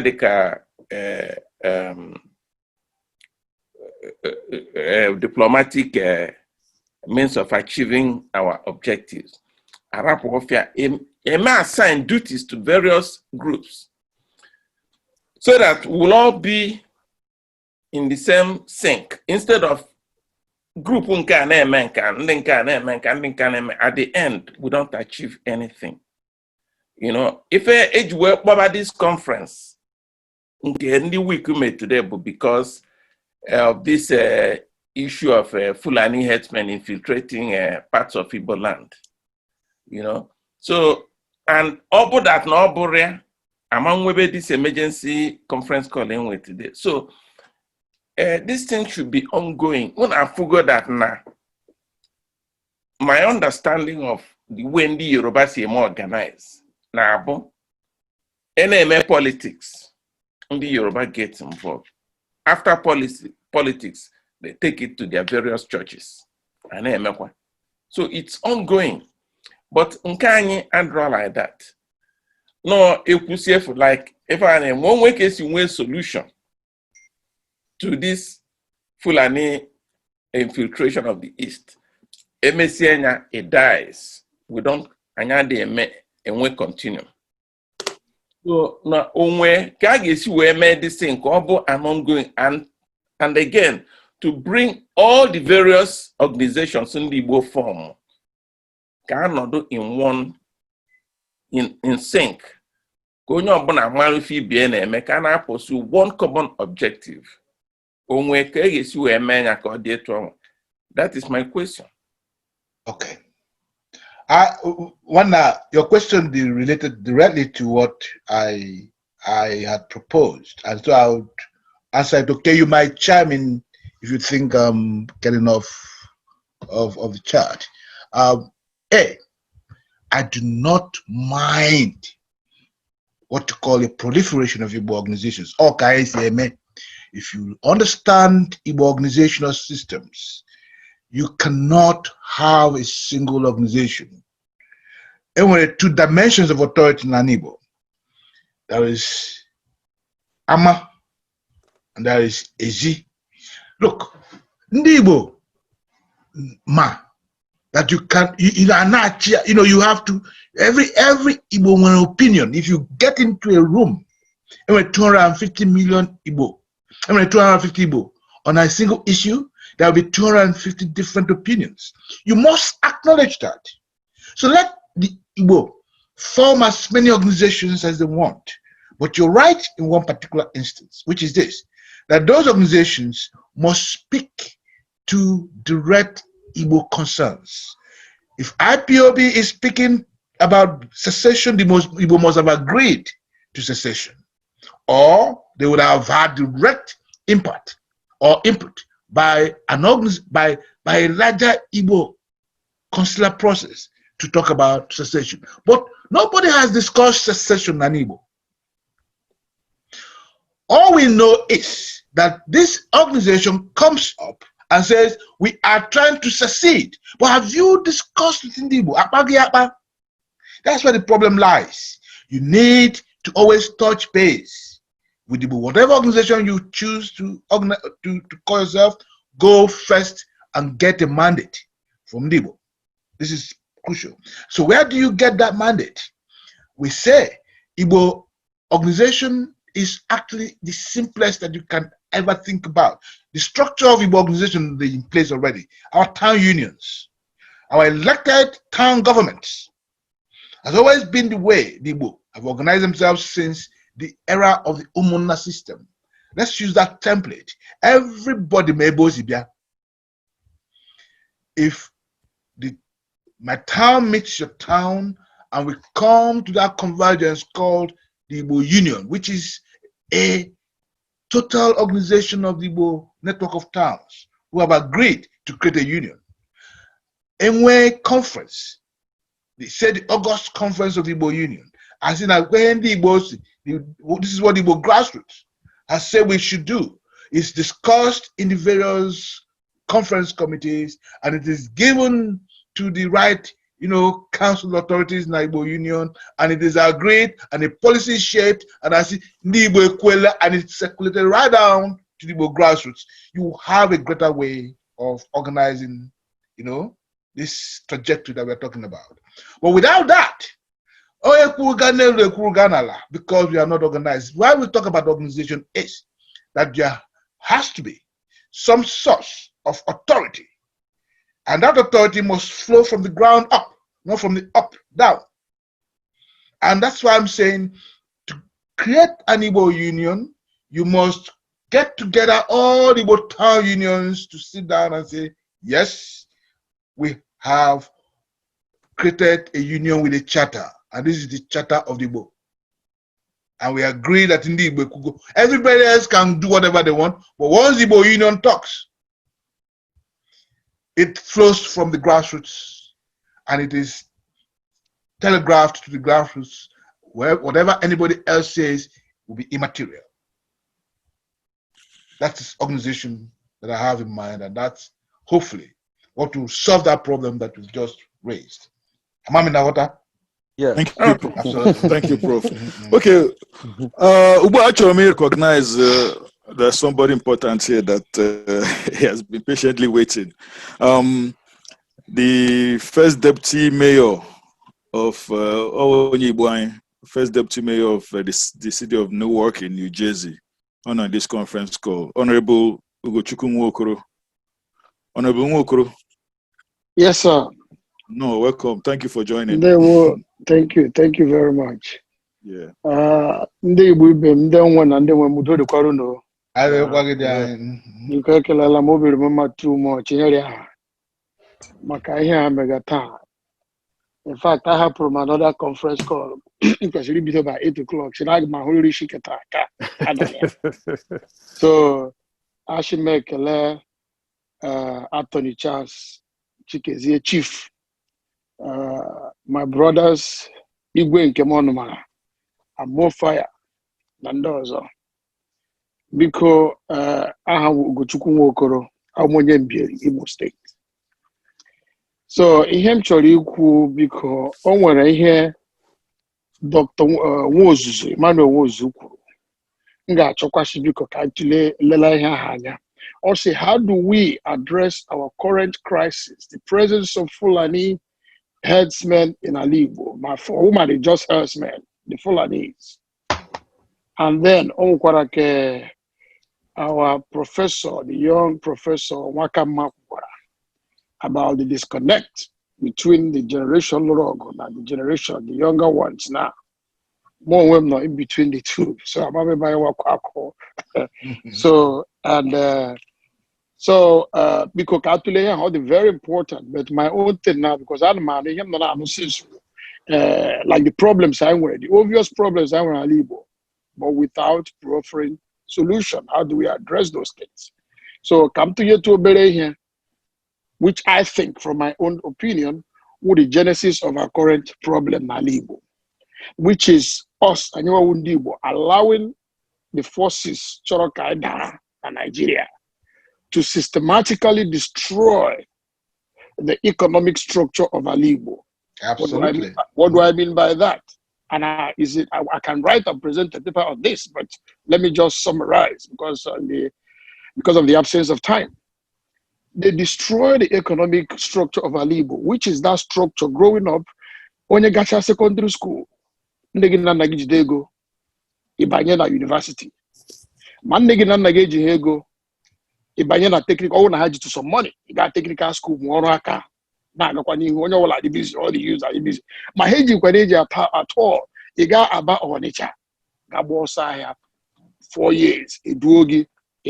So every Igbo youth, they very busy, engaged. And when get all this kidnapping, there were no nuisance or any type of menace from Igbo youth. And then he's watching Igbo in those days. All a vendor, old vendor, that's a rebana. But the moment they destroyed the economic structure of Igbo, you know about the Bakassi and how Bakassi transformed to thugs, political thugs, and then after the election, they became here under Nsugwana Kosona. So until we address that issue, get back to that economic structure of Igbo, I'm ready to go Subu. So Professor Wakama, you talked about the ranching. The ranching we can do now, we can actually start this thing now. It doesn't take a lot. It's the experience and expertise of somebody like Dr. Moses. We can jump on it. In our bushes, our forests, because when you have them there, we can begin to identify those lands and begin to do ranching. Now, these lands for ourselves, each state, when they can. So that is one thing. Then the other thing I remember, when I made election in Anambra State, IPOB members came to my office, to give them some type of endorsement and recognize a courtesy visit. And they wanted me to give an endorsement. Unfortunately, I could not because of the obvious reason, my allegiance to the United States government as a sitting deputy mayor. So I could not interfere with the political or internal affairs of a foreign nation, quote unquote, which is Nigeria. So when I said that, then I told them, so Professor Wakama also touched it. Referendum will not work in Igbo, because they will rig it, everything. So I told them to not boycott that election that time. That what we need in Igbo, economic cessation. Absolutely. Once we secure ourselves economically, nothing stops us from building a bakery or our poultry in Igbo, the eggs and the bread, na Lagos, Abuja, and all those places. We can do that. We've made the mistake already developing other parts of Nigeria. But we can start recuperating our dividends, our profits, they develop Igbo, where it's secure. The goods or the finished products and all the other parts of. In those days, we used to sell, people used to come from other West African countries to buy from Aba and Onitsha. We can do all that, and it will help us. So I told them what they needed to do was not to boycott, but use the system to our advantage. By then, IPOB was very popular. And I told them all you needed to do was to identify a candidate that is sympathetic to the cause. Rally your members and supporters around that candidate. I even used somebody like Osita Chidoka, he was running then. I gave them that example. Rally behind him. He is sympathetic to your cause. And because you are at the apex of your popularity in Nigeria, before they were even proscribed. So I'm saying any candidate you support, we must win na Anambra election. And that will give you a platform to operate. And in Mechaya, this last election in the Southeast, you will replicate the same thing. And if you go another, using the system to secure here from referendum. Unfortunately, they didn't listen to that. And what happened. So we as Igbo, we must be cognizant of when opportunities come. Then leave our egos. When opportunity comes, when the opportunity comes, we grab it, you know? So we have to grab the opportunity. So we miss that opportunity then. So another question, what will be the essence of establishing the Igbo Union when we have Ohaneze? Isn't it better for us to strengthen Ohaneze and to get Ohaneze work the way we want it to work than starting off another? Because that's a problem I know will surface one. So I'm thinking it's not about the whether a new organization or establishing a Igbo Union. So I would think maybe we look at Ohaneze and try to see how we can, reorganize Ohaneze and then begin to function with Ohaneze. Because again, the professor I used to write with you as Sahara reporters, all those things. Professor Wakama, I've heard a lot of good things about you because and let's continue this talk. All is very important. Thank you, Gal. Okay, let me quickly get in on. I was not in the week meeting today. But the way I sort of framed the conversation, Bona, Ndi Igbo are the quintessential citizens of that space that we call Nigeria. Because of our dispersal throughout Nigeria, actually, I often tell my Igbo compatriots that the Igbo argument should be anchored on justice, on fairness, on equity, because Odilindi Kaduna Moga Adilindi Igbo because Ndi Igbo Juna Kaduna, Odilindi Sokoto Ma Oga Adilindi Igbo Mam Kande Ban Juna Sokoto. Alubu Uzo na Nigeria silu ọnụ Hausa mana silukwuo na ana Igbo silukwuo ndị Yoruba ebe ọbụla alụrụ ụzọ ndị be anyị ga-benefit, yes. Enwe security na all over Nigeria ọ ga-adịla anyị mma. So ndị Igbo should actually and if I na-eme mana I suppose ibido maybe a more strategically anyị na-ekwu na onwe ife anyị chọọ onwe onye ọzọ enwere na Nigeria sinyekwu anyị si anyị nwa ana advocate sinyekwuo ndị Nasarawa ma ọ bụ na fe nwere sinye anyị nke anyị na ụlọ anyị ma sinyekwuo ndị Nasarawa ma ọ bụ na ndị Nasarawa enwere that way na ndị be anyị jụ na Nasarawa ndị be anyị jụ all over the place ọwabụla na nkata ha na-afa akpa na ndị Fulani na-abịa be anyị. There were two ways of looking at it. All the disturbing, precisely because an ejidefana boss at the time, the government decreed interstate transportation. So that's why it's disturbing, right? But otherwise, until I'm a separate country called Biafra, and we're from the Fulani na Biafra land. And we can declare an hostile elements. We should not necessarily get there, and we should not disturbed. Or if I openly, or whatever. Makandi ba yi julu Hausa. So ndị Hausa nwere ike ibido kwubekwa na ndị be anyị na-abịa befa na ndị be anyị na-eje Kano na-eje Sokoto. Ọ dị ka ndị be anyị bịafụ ogo pọpasị na ndị Hausa na-achọ ịlụ mosque na Owerri. Mụ nwere problem with it. Maka ndị be anyị nwee ụlọ ụka na n'ugwu Hausa gasị.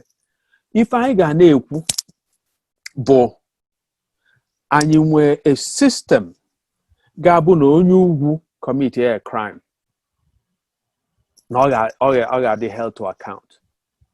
So anyị ga-asị na anyị chọọ law and order. So ọ bụ na anyị na-aba mba not na ndị Fulani na-abata be anyị, but na-arapụ some people ka efe some people ji na-akpaghalị oge gọọmenti na-ama mkpaghalizi across country. That's actually the point we should be making, because onye Fulani bụ onye Nigeria. And Igbo today bụ part of Nigeria.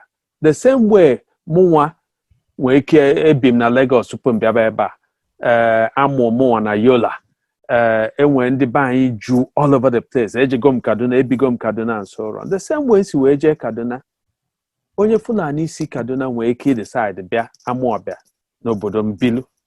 Okay? Mana ife anyị ga-eme bụ ọbịa bil n'obodo afọ, ọ bụ na the government otu Buhari si wee chọọ eme na anyị create cattle zones. Ewelani. Anyị sịfa mba na ndị be anyị nọkwa n'ugwu Hausa, mana gọọmenti enyere anyị ana n'ugwu Hausa, na onye be anyị lụọ nọ n'ugwu Hausa na ọ na-ego ego, o jekwuru ndị nwaanyị golu. So ọ bụ na Buhari asị na ya abịa wele ana Igbo nye ndị be fa, sị ya mba, ọma mmenwe. Mana ọ bụ na a private businessman bụ onye ugwu abịa nwee industry ọ chọrọ iweta na be anyị, ma na ọ chọrọ ịzụ cattle na ndị be anyị achọrọ ibido mmebe cattle, ọ sị na ya chọrọ anị, ọkpa with ndị nwaanyị ka enye anị, mụ nwa nwere any nsogbu with it. So anyị na-akpa ịdị ife a maka ọfịa nwere ntị.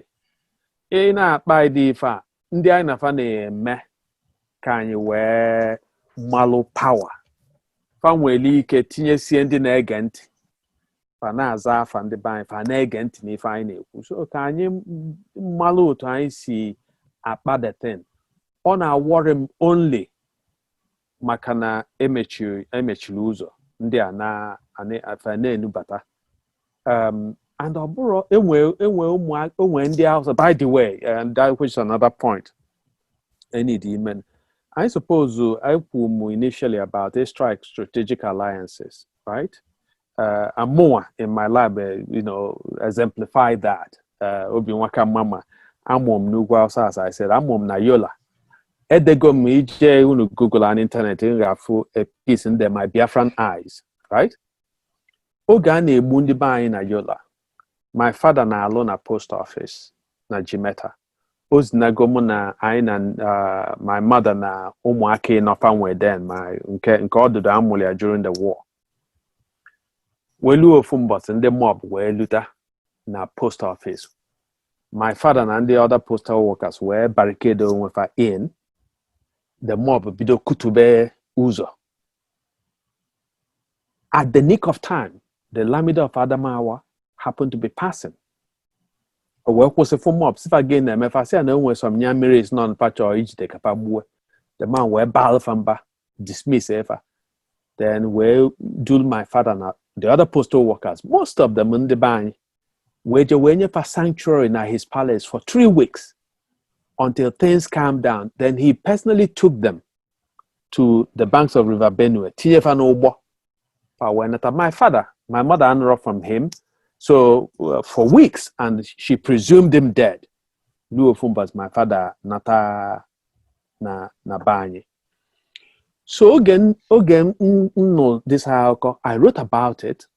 One woman, onyu onye bemunyem me use service. Where womunyem say na that Emaya kana na Lamido kana ndo mu alone oga anwugo. So in 2008, a year to pour one incidentally. He was 89 at the time. Weje Yola, for the first time since Ayebol, also in 1966. Weje Yola were for the man. Mwesia nebo onye Fulani, bolo a Muslim. Kekisi were feeling all your duty. He saved Namna Nandiozo. The man was him that is as a true Muslim, that it was his duty to make sure that innocent blood was not spilled. So I know ka I got an way. That's where you would for the bear and apple ya see, enough apple we di an apple or the key for mwaka. Wunyem bo onye Yoruba. Okay, Wunyem bo nwa Professor Bas Swafunwa. Professor Bas Swafunwa one day man or the close to Zik. very, very close. In fact, I'll be America go rather than Britain because I admire Zeke and Zeke go to America. Or when Zeke will tie Nsukka, on a cousin and Nsukka, Ebobido. He set up the Department of Education. Incidentally, Professor Fafun, my father-in-law. Ogaga Nebido or Junior man Zeke had to force him. Zeke, you say Anaba. Then so when one day somebody bomb on your buying money and boss him na the Yoruba the dangerous and they are trust upon what's then unknown in danger na mono fukena laro. Or was a more now for the Mefana baseball mother, was as opposed to the buying in a baseball mother. So I know ba can you malo not them buying in strategic Mona showing they close my latest book, the showing Mana Chebe do them here. Mona Chebe the close on but Mona showing have been closed. So it's na Amazon for my latest book on Shoinka. Shoinka may go so much, but forgetting Melum, Shoinka stood on principle during the war and declared if able to be genocide. And declared the same thing in the interview. I interviewed him, traveled with him to Nsukka, traveled with him to Makodi on the road, did a 6-hour interview with him, which the transcript of it is the second part of my book. So I know as in Igbo, we should actually be proclaiming justice. So instead of seeing Igbo, I see care nkokwa, kolo everybody. Maka be olo everybody. I want to get to kaina Igbo. Ketekwa nke enyelu ndị ọzọ maka anyị nọ ebe niile. Okay, okay, sorry. Okay, no, yeah. Obibiko, okay, thank you. All right. Myself, we're in the same boat. I'm married 40 years. Plus, to a Yoruba woman. Yes, yes. Obi's good friend. Yes. Yes. Absolutely. Yes. Absolutely. It is absolutely true. As most people know, I'm my father's best friend. Was a Yoruba man. No. My father's best friend was a Yoruba man. Okay, and in fact, Dr. Bembe and his wife used to say, Mrs.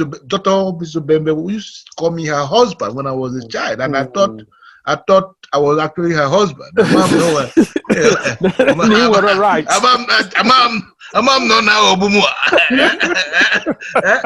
Mom, no, now, okay, but okay, you're absolutely correct. Look, even when we do take a historical view of this, part of the ways with partnership with through selective intermarriage. Ndị Igbo ga-alụ ụmụ emir, and you don't need to fight you don't need to fight the war. you know, and this is part of the ways that these things happen. It is like that through time. It's immaterial, and it is true.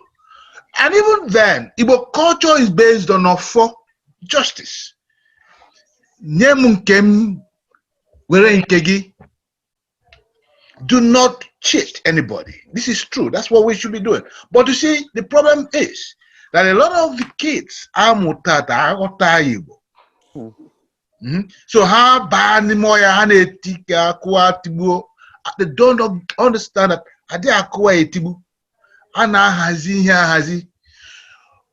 most people also don't realize this. The man who won the 1959 election wasn't Nnamdi Azikiwe. He had his nationwide vote. The NCNC won 1-something million votes across the country. The next party following it was the MPC, had 500-something thousand votes. And the Action Group had 500. So in terms of the number of votes, in terms of the most powerful party in that country, the NCNC was the most powerful party in that country. But this is a different question. But how did they do it? It's the Zik method, alliance building. There are many northern Fulani Christians who are more connected to the Igbo than they are connected to the Fulani. But many of them bear Muslim names, and you tie them in the same boat. Many of these people are actually friends to the Igbo. We must cultivate alliances. This is the Yes. sum total of this question. We cannot tar everybody in the knot with the same brush. Our contention with the North is those who want to use power as a means of subjugating the Igbo. Ndị Igbo si, "Ke Nigeria koma ma," and it is true. We are in Kaduna, we are in Abuja, we are in Sokoto, we are in Kano. The most populous area in Kano, the Sabongeri areas, are owned by the Igbo, not the old city. So we need to also know how to create our diplomatic relationships with other people. It is vital because diplomacy is part of security. It is important that we learn to do it. But again, the bottom line is, how do we organize the Igbo? In the past, we used to send people like Mbadiwe in the north to go and negotiate for us. Mbadiwe was our contact in the north. We don't have an Mbadiwe anymore. We have not built the Mbadiwes. The man who could have done it, Oji Zokalu, is ignorant. They have, so our problem is, A, we have not produced, we have not groomed, and this is crucial, we have not groomed the kind of Igbo that will create these kinds of strategic alliances that OK has unbundled for us. Yeah. And we need to do that. It is imperative. It is part of our future. It's part of our security. And it's part of the dialogue we must have with our own people. They will. Thank you. Ndewo. Ndewono. Daalụ. Daalụ. Aha m bụ Ngozi Ka Njoku, calling in from Dallas, Texas. It's quite an opportunity I have today to listen to the great minds online. Ndewono. Ndewo. Okendibe, Obi, and Charlie. Chikezie. I'm from Ngwa with Charlie Chikezie. That's correct. So I got the information and I stayed back and I said, I'm going to hear you guys out. Okay. I do have a lot of interest in Igbo affairs. Listening to you guys today talk about this Igbo solidarity movement, I am so excited. I am so interested. But one thing is this. Over the years, we formed so many associations. Actually, I am the founder of Igbo, Massachusetts. We have almost 300 members. We are the only women organization that have not broken.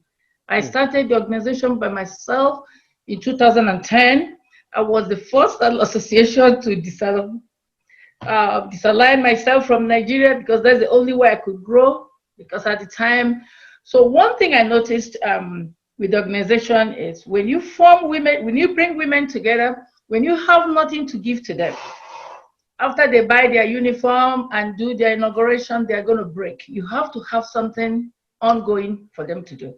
Okay. So when we formed, I took one uniform, I refused all the other uniform. I put in activities, and so I'm very active with Igbo Organization of Massachusetts. I'm very active in, some of you have seen me in all other activities. But one thing I noted from listening to all of you is that one thing I had written about it, I said this group appears to represent the population of people who have the first-hand experience, the education, the knowledge, and they have continued interest in Igbo affairs. So you guys could be the intellectual part of Igbo and drag the whole association together. The Igbo organizations here, they are still waiting. The reason you see them stalling is because they have no more agenda than parties and chairman.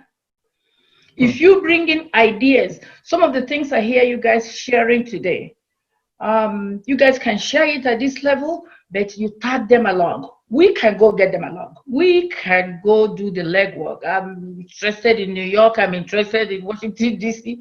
I just sit quietly and, bring all of them I've done work, representing the Igbos at the UN. I've done such works, so we can go bring them along. And maybe if things work out, this is where I could be of help to you guys. But to form a new association, Igbo Solidarity, that stands on its own, people might reject it. I'm not saying they will. I said they might. It might be a bigger problem. We have to go from the ground root, bring the women bring the men. Bring all, because in Boston, what I did was I grabbed all the women. I used to go to parties and the men are like, Ngozi, here is my wife. I want her to be a member, your member. So I recently relocated to Dallas, Texas, and I still fly back to Boston to do their stuff. And it's kind of, I don't know if you understand what I'm trying to say. Absolutely. Sure. And also take your women along. I listened to so much grammar today that I started taking notes. But you guys have to take your women along, and you guys have to take along people, because the average, from my experience, the average one of us do not reason at the level that you guys are presenting today. I hope you understand that. That is going to take 10 more of such sections to bring the average Nigerian, even in PhD, doesn't even matter, to play along. They don't understand the civil war, just like Obi said. We did not kind of, what's the word you use? Brief. Yes, right after the Civil War, nobody has had time to tell us what happened. Nobody have had time to tell us why we lost. And I used to write sometimes when I see people write, I said, Biafra did not lose the war. We stopped fighting. That's true too. So that's from reading from you guys. I don't have first-hand information. So what I'm trying to say is, if this is what needs to happen, please, one more time, go back, regroup.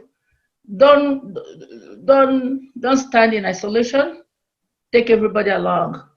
You're going to go back, grab all Igbo organization, feed them with the kind of information you have today.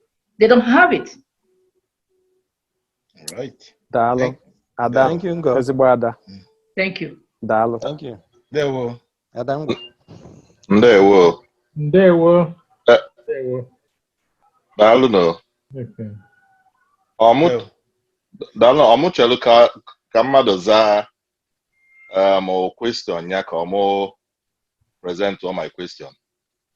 Go ahead now. Okay. Daalụ no, biko otego nọ na-ege ntị ekene m unu ncha. I'm so impressed by listening to all UNO professors, think tanks, and accolades. I'm really amazed by all the legends and minds that we have in our midst. Because we are pardon no more that much, and then I gonna too much into Igbo since Igbo kanye Igbo kanye Igbo. Since anyị na-ekwu maka ihe Igbo ka anyị sụọ asụsụ anyị, asụsụ na-ejikọ mmadụ ọnụ. Anyị sụba oyibo nwekọ ma onye ọzọ si dabata n'ebe a nwa dabata na forum a, ọ ya na-awọnda kedu ihe ndị a ndị ha bụ, mana asụsụ anyị a ga-eme na obodo onye Yoruba nwa bata na forum anyị a, ọ ga-amara ife anyị na-akọ oles ma ọ nwezikwa ka o si anụ Igbo. Ka m kenegoro onwe m a little bit. Anọ m ka na-ekwu ọtụtụ ndị nọ n'ebe a nụwa professors and ndị nkụzi n'ebe a na-ekwu Nsụka ka ndị ọsọ kene onwe m nwa obere. Abụ m afa m bụ James JJ. Abụ m nwa prọfesọ Ogbudimkpa na Nsụka. Anụgo m ọtụtụ ndị na-asị Nsụka. Anọ m ka ekwuru ma Adamanwa Adichie. afọ ihe nji mara ya bụ Ngozi Adichie nekwa klaasị m nekwa oche m na skuul nekwa oche Ngozi Adichie. Biko gbuo ya nka biko. Yeah, So, we are at 11 o'clock. Okay, sorry. So ihe nche ịjụ ọsịsọ bụ anụrụ m enweghị m watchgo ma documentary otu ọgụ Biafra si wee manyite. So ihe nsi ịjụ ama m na before ọgụ Biafra ndị Igbo nọ n'ọtụtụ ebe dịka Kano, Kaduna ma ọsịrị ya. Kedụzi ihe mmelụ nọ na enwe ife a na-akpọ brain drain. Brain drain bụ ife melụ na anyị ncha nọrọ na America. It's almost like a crafted system na America dolo the greatest minds and capable and ndị gụrụ akwụkwọ out of Africa in general. So looking at Igbo anyị again, if I na-eme kịta anụnwa as a result of almost a form of brain drain. Ihe n'anya ndị ọgbọ m niile gbadaba. Amụbara m mgbe Biafra mana ndị ọgbọ niile gbadaba. Ịda na ịgụcha akwụkwọ ma ndị ma Ada Ngozi na-ekwu ma ha nche niile ịda na ha si ka m gaa Lagos ma Abuja ma ọ ka hapụ out of Nigeria in general. Nobody nọ n'ala Igbo. So ihe alụ niile anyị na-akpa now, we don't even have the outreach or even the accolades. Even mana Nsụka ahụ nọ gụọ akwụkwọ ndị ọ bụ ha that can even an outreach to carry things out. Ha nọrọ n'ala Igbo ahụ. Ọnya mekwu na also na business niile onye na-enwe business ọnya me na business ahụ anyị nwere business n'ala Igbo. Na mistake ahụ was done after ahụ ka anyị notice okay na part of it was na anyị nọ na part of the agitation and the anger bụ na anyị nọ na ndị ọzọ. Ka anyị mecha ihe anyị achọpụta ka ihe kpatakwa till today na onye Igbo kata ma finding a way ka anyị build Igbo be anyị up, which will bring in that economy and everything. Anyị ewele ego anyị niile ahụ. Obudimba, carry your question. We gotta move on. Ask your question. So my question bụ kedu ife anyị ga-eme ka anyị kpọchiata nya bụ bring that economic power na Igbo. And secondary, nya bụ generational reach. Kedu ihe anyị esi ka isi wee mee ka anyị wee reach out to that next generation, because then we find out that separate generation is already separating. Ụfọdụ ndị dị below 40s and 30s ihe anyị na-akọ na they have no idea.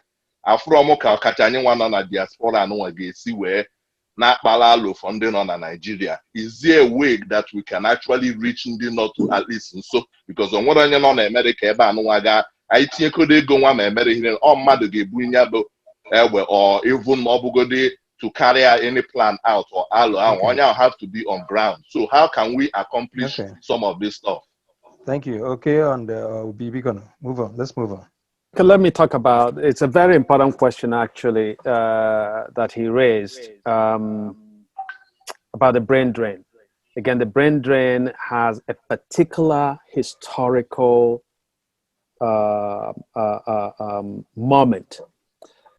If you remember, it was when the military, especially Babangida, was in power, and his policies in stripping universities of their autonomy, in controlling areas of intellectual inquiry that were permitted, in going after those they called disgruntled elements within universities and so on, that a lot of our best intellectuals began to leave the system. That process had been on before then, but it accelerated greatly when Babangida was in office.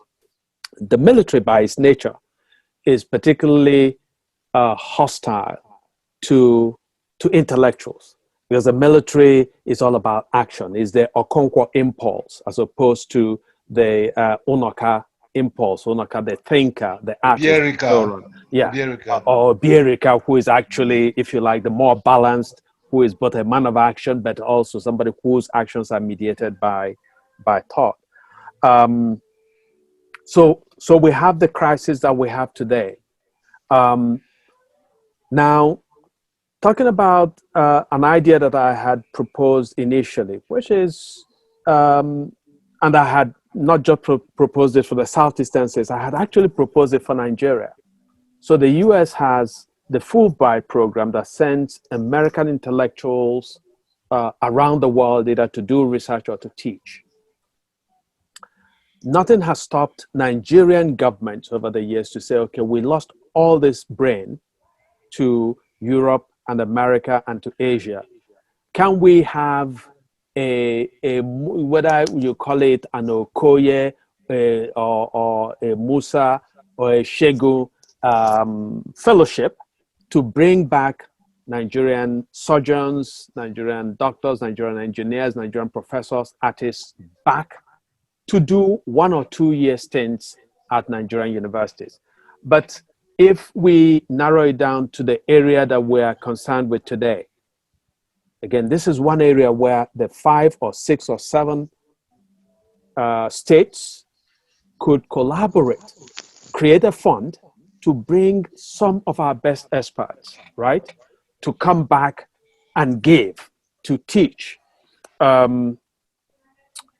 I know that I went to Nigeria, my wife and I, in 2001, 2002 as Fulbright scholars. We ended up teaching at the University of Lagos because no university, Nsukka, I think, was the only university in the East that was eligible for Fulbright, but we couldn't interest anybody because you have to get a letter of invitation from the host university. We couldn't interest anybody at Nsukka to invite us.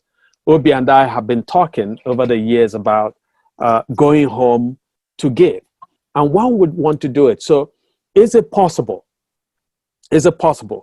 to begin to identify those of our people who have the resources that instead of throwing spectacles to show that they have money or buying Rolls Royces in all kinds of colors, that they set up funds?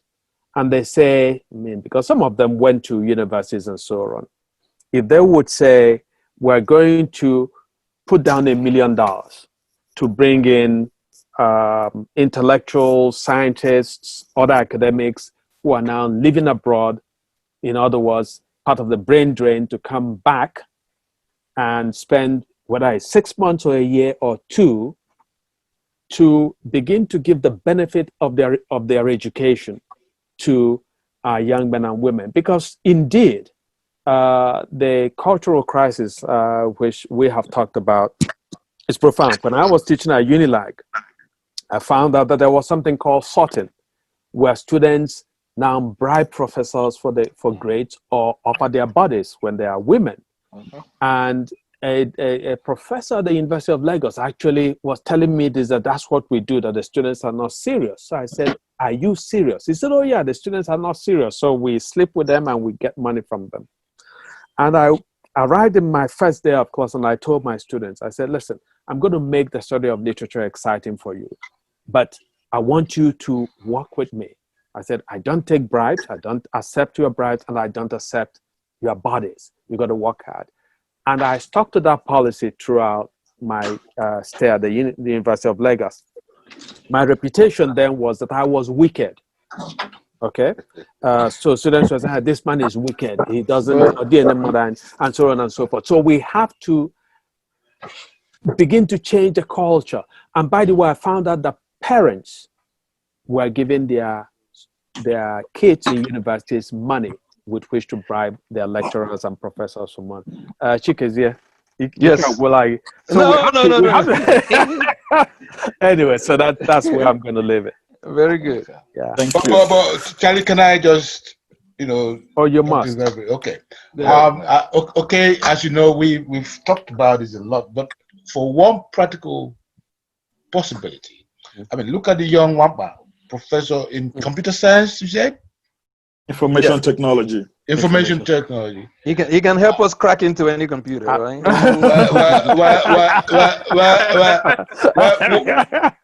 might have to talk to him privately because I need to get Okendi based details. I don't need that. All right. But seriously, we've talked about, every society where there are sites of knowledge, where they come back and think. Nsukka is ours for all kinds of historical reasons. We can tomorrow sit down, synergize with whoever is at Nsukka, the leadership of the university, and create what I call the Nsukka Summer Program. Institute. Summer Institute. Our kids here who do summer, who go to all kinds of places, can spend a summer at Nsukka doing Igbo immersion programs. Many of us can stay in Nsukka for the summer, go to some of the small cottages that should be built, and teach summer programs, programs for graduate students, rebuild the intellectual culture of that university, so that Nsukka can become a place where any Igbo who has skills of any sort can return during summer for the Summer Institute. And it is an annual thing, and there's an exchange between our kids who are there, and they are interacting with the other kids who are there, and you create a new culture. That's as simple as that. You don't only have to do it if you can expand it beyond Nsukka to Namda Azikiwe, to Futo, and to the state universities. And you have a new structure of the again, you begin to transfer this. Now, transfer. Much of what we do in the academy is to lure in the condition of convergence that stimulates and stirs production, economic and cultural. Money follows a well-organized cultural system. That's the most important thing. And in Nsukka Summer Institute is very easy to organize. We can create. I've talked to Dr. Kabam about this. All you alums of Nsukka, Dr. Moses and the rest. The University of Nigeria and Nsukka should have an Nsukka Foundation. You have the richest alums of the Nigerian University are Nsukka boys and girls. They are the most. They have the kind of wealth that can transform that university into a first-class world university, and they have the resources to lure the best people into that university and to sit down with the leadership of the university to say, we want this to happen. And that can happen. You can have an alumni fund that can then say, we are inviting the Nnamdi Azikiwe Foundational visiting professor, the Ninjoku professor in the sciences, the Okibo. You can do anything you want. It's the imagination and it's the will to do it.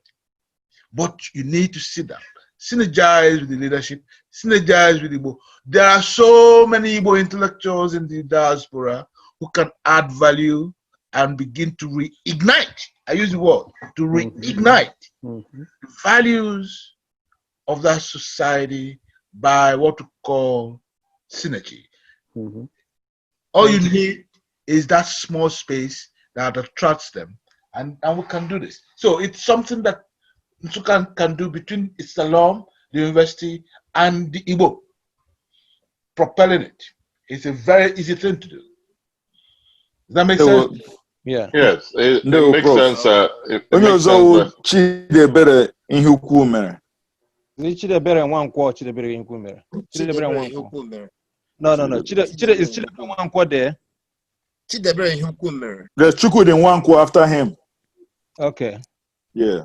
Okay, because and after these two, can we gotta wrap this thing up? Yeah, that's it. That's all we have. Nah, I hope nature for me. I've been raising my hand. I hope nature for me. Yeah, because it's 11, almost 11:30. At some point, we can have this thing, Well, including he was here for a long Okay, we will absolutely. But go ahead, my brother, and because keep it brief. Keep it brief. Yeah, they want to be kind of get your ajụjụ na everybody nkenke aha Chidebere ihe ukwu mere. I will more use that.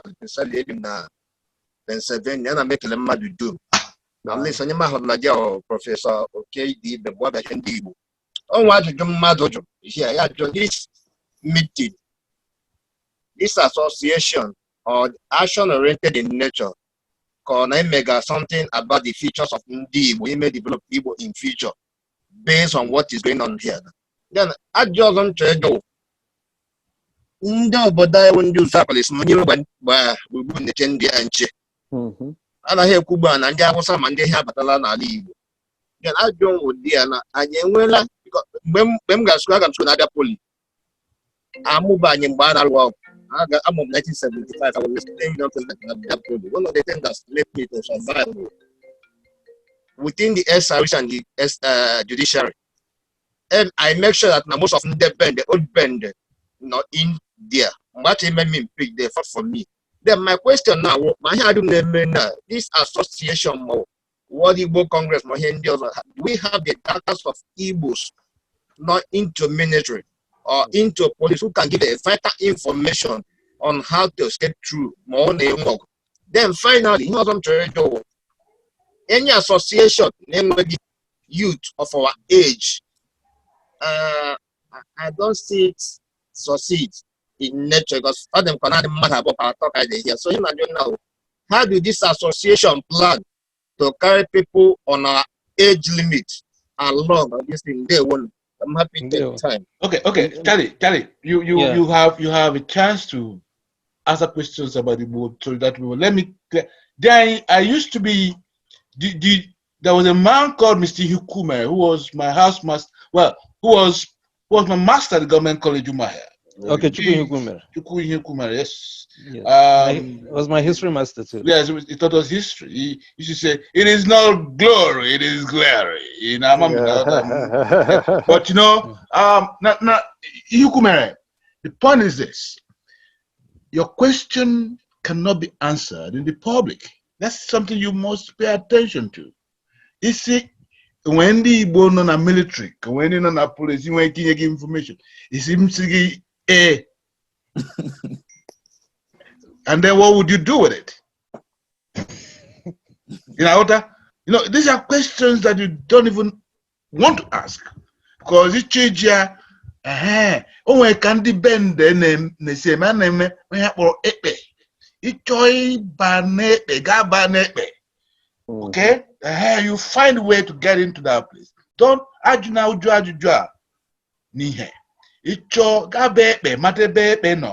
okay, the book cannot answer this question. And by the way, I wouldn't associate publicly with any of that question because what I understand that this association does, the Solidarity Association does, is to get people to begin to discuss. It's important to discuss. Every time we do this, we create convergence. It is not always important to create conditions of force or fight.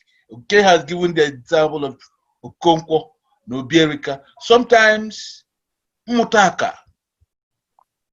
Yeah, it is when we have teased out all these questions, we can then now go by Izu, and then we can tease out the structures of the solutions that you're talking about. We can't talk about Igbo solutions in this kind of environment because that's not our charge. Our charge is to raise problems. Okay. Thank you. Now let's go to Chukwu Nwankwo, then Pascal Babi, and we round up. Chukwu Nwankwo, you there? Biko, thank you very much, my brother, and thank you for your patience. Go ahead. Ekenekwa m unu otu nsu wee wepụta nzukọ anụwa mana o nwere ife nchọ ka m kwuo ife niile a na-eme na-ebido na politics. A ga-adọ ndọrọ ọchịchị onye na-achị ala anụwa Amerịka nọ na ya n'ọnwa 11 nke a na-aba. Ị na-anya ifu na ndị Juu heri nne n'obodo a ma ije n'ebe isi ọchịchị obodo ahụ dị na Washington. Egụpụta mmadụ 10, mmadụ 2 bụ ndị Juu.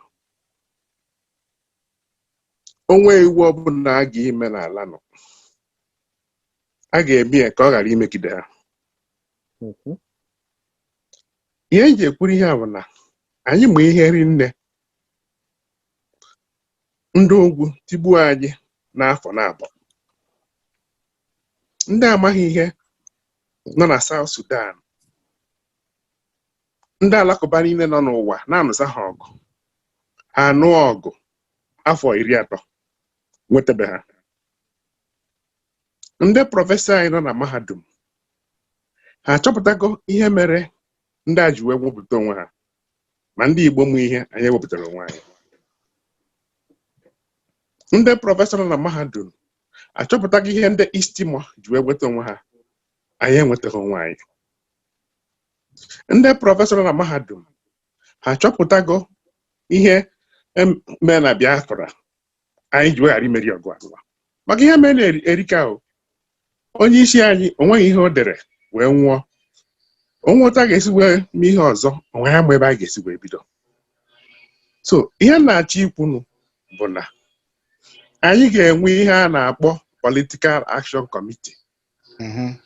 Ọ bụrụ na Igbo Solidarity a ka a ga-eji ebido ya, ama ndị nọ na nzukọ anụnwa si depụta aha, mụnwa aga m etinye $1,000 n'ime ihe ahụ. Achọpụta ndebe anyị $1,000 nọ n'obodo a, anyị wepụta $1,000, anyị ga-ewere $1,000. Ọ bụrụ na Trump ga-emeri, anyị ga-enye ya, ama m na isi adịcha ya mma, ma anyị gwa ya nekwa ihe anyị chọrọ. Ọ bụrụ na kedu ahụ nke ọzọ, Biden, anyị agaghị onwe ihe anyị ga-ebido nọ ewere ndị be anyị na-ezu oshi hinne o, ama ndị adịghị ezu oshi. Ihe a na-ekwe ka ofu onye buru ya gagoro moto rụọ nwaanyị ha, ama ndị a ga-akpụpụta. Ọ bụ asị na a na-enwe ebe a ga-erikọ ọṅụkọ, onye ọbụla ewere ego nke anyị nidiri fọm any Political Action Committee, ewere ego tinekwe nọ ibe ndị Igbo, ebe ahụ ka anyị ga-esi wee bido wee mebe ihe niile anyị na-ekwu na ma ọ na anyị nwetara ana onwe ihe anyị ga-arụ. Thank you. Ọ nwe ihe a na-akpọ exclusive and concurrent list na Constitution Nigeria. Onwe anyị nwere Constitution nọ ihe ndị Alakụba dere bunye anyị si na Constitution. Mana nwebere okwu maka nchọ ka m kwuo si bido, ọ bụ na anyị dị na-ewepụta ego ebe ọbụla ije, ndị Juu na-ewepụta ego were nke ha tinye n'ọkwa city council anywhere, ebe ọbụla ije, ịgbanwe National Public Radio, onwe ụbọchị a ga-ekwu okwu ghara ikwu ụta esikwa eme Holocaust nke anyị ọchịcha ka e gburu. Thank you. Yeah, because okay, Ikuchana. Yeah, okay, thank you. Because Keo and Obi, one of you take it on. Obi, I nominate you. All right. Well, since I think it's important, Yoku, and it's all part of what I've always talked about. The Igbo must chew gum and walk at the same time.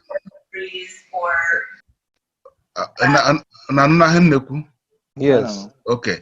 Now, political action fund the necessary, but let's then not reinvent the wheel. Let us then make and the juicy moment organize. Na ndị Igbo, wundi ibiara bin fam. All the immigrant communities that I know, be in clusters, spend money in clusters, create value in clusters. We don't have that yet. Igbo people know in the same city and they live in various places. We need to create community. We need to create common cause. We need to create organizations. That's when political action committees and ID. See, we already have, the semblance of this in this society, but all the important that, Nandi Igbo, Mara, look, onye Jew amụ na they spent 5 years in Israel as a soldier. And when a bridge between the diaspora, the Jewish diaspora, and the homeland. And they have a way of creating that synergy between where they live and where they come from. And in Igbo, when that idea long term. So let's look at what the Jews have done, learn a bit from them, see how we can organize overall just Biden. So when but I can go first. And to go, you must organize. That comes to that very basic point. You must organize. To ego sindibo to utundibo. Matter amakesa to tundibo. Amak ebe doeria, amandi ji ego ndibo. Maybe may invest. We have capacity. Let's use it. They will. Thank you. Thank you. Okay, Pascal Obabi, go ahead. Obabi. Ifeanyi. I think Ifeanyi was. No, it's Pascal Obabi. He was. I think Pascal may just have left. And okay, then go to Ifeanyi then. Yeah. Okay, fine.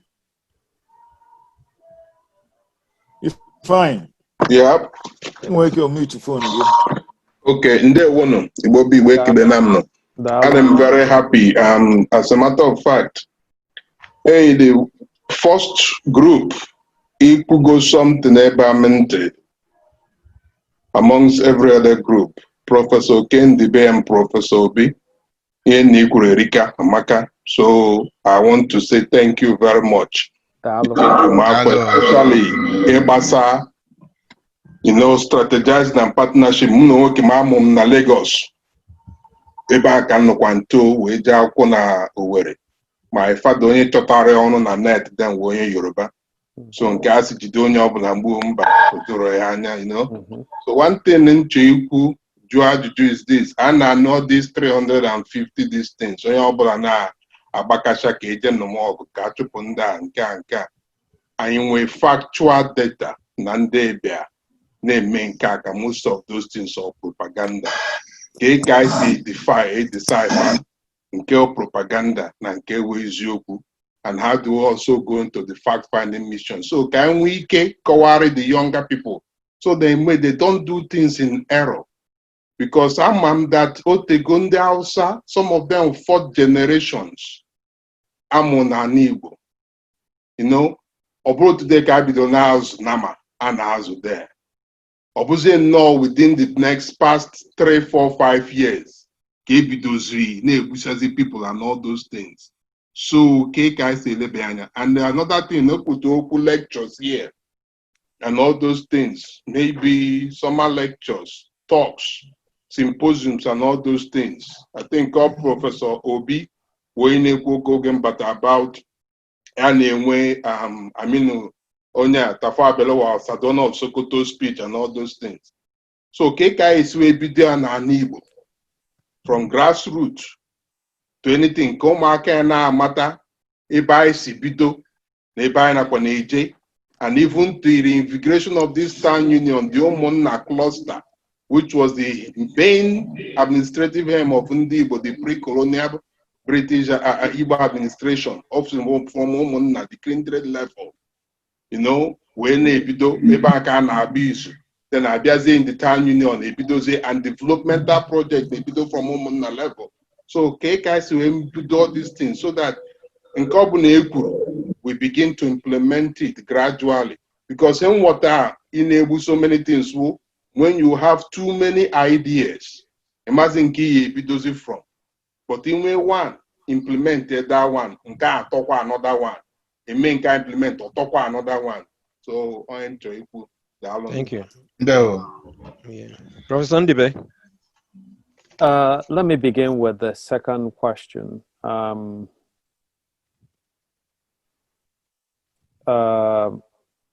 we have a lot of organizations, and we're speaking under the Igbo Solidarity Movement aegis. We have the World Igbo Congress and a bunch of other ones. If we recognize that the absolute importance of power economy, of knowledge economy, sorry, then we have the resources both within Nigeria as well as in the diaspora, the global diaspora, to begin to raise funds.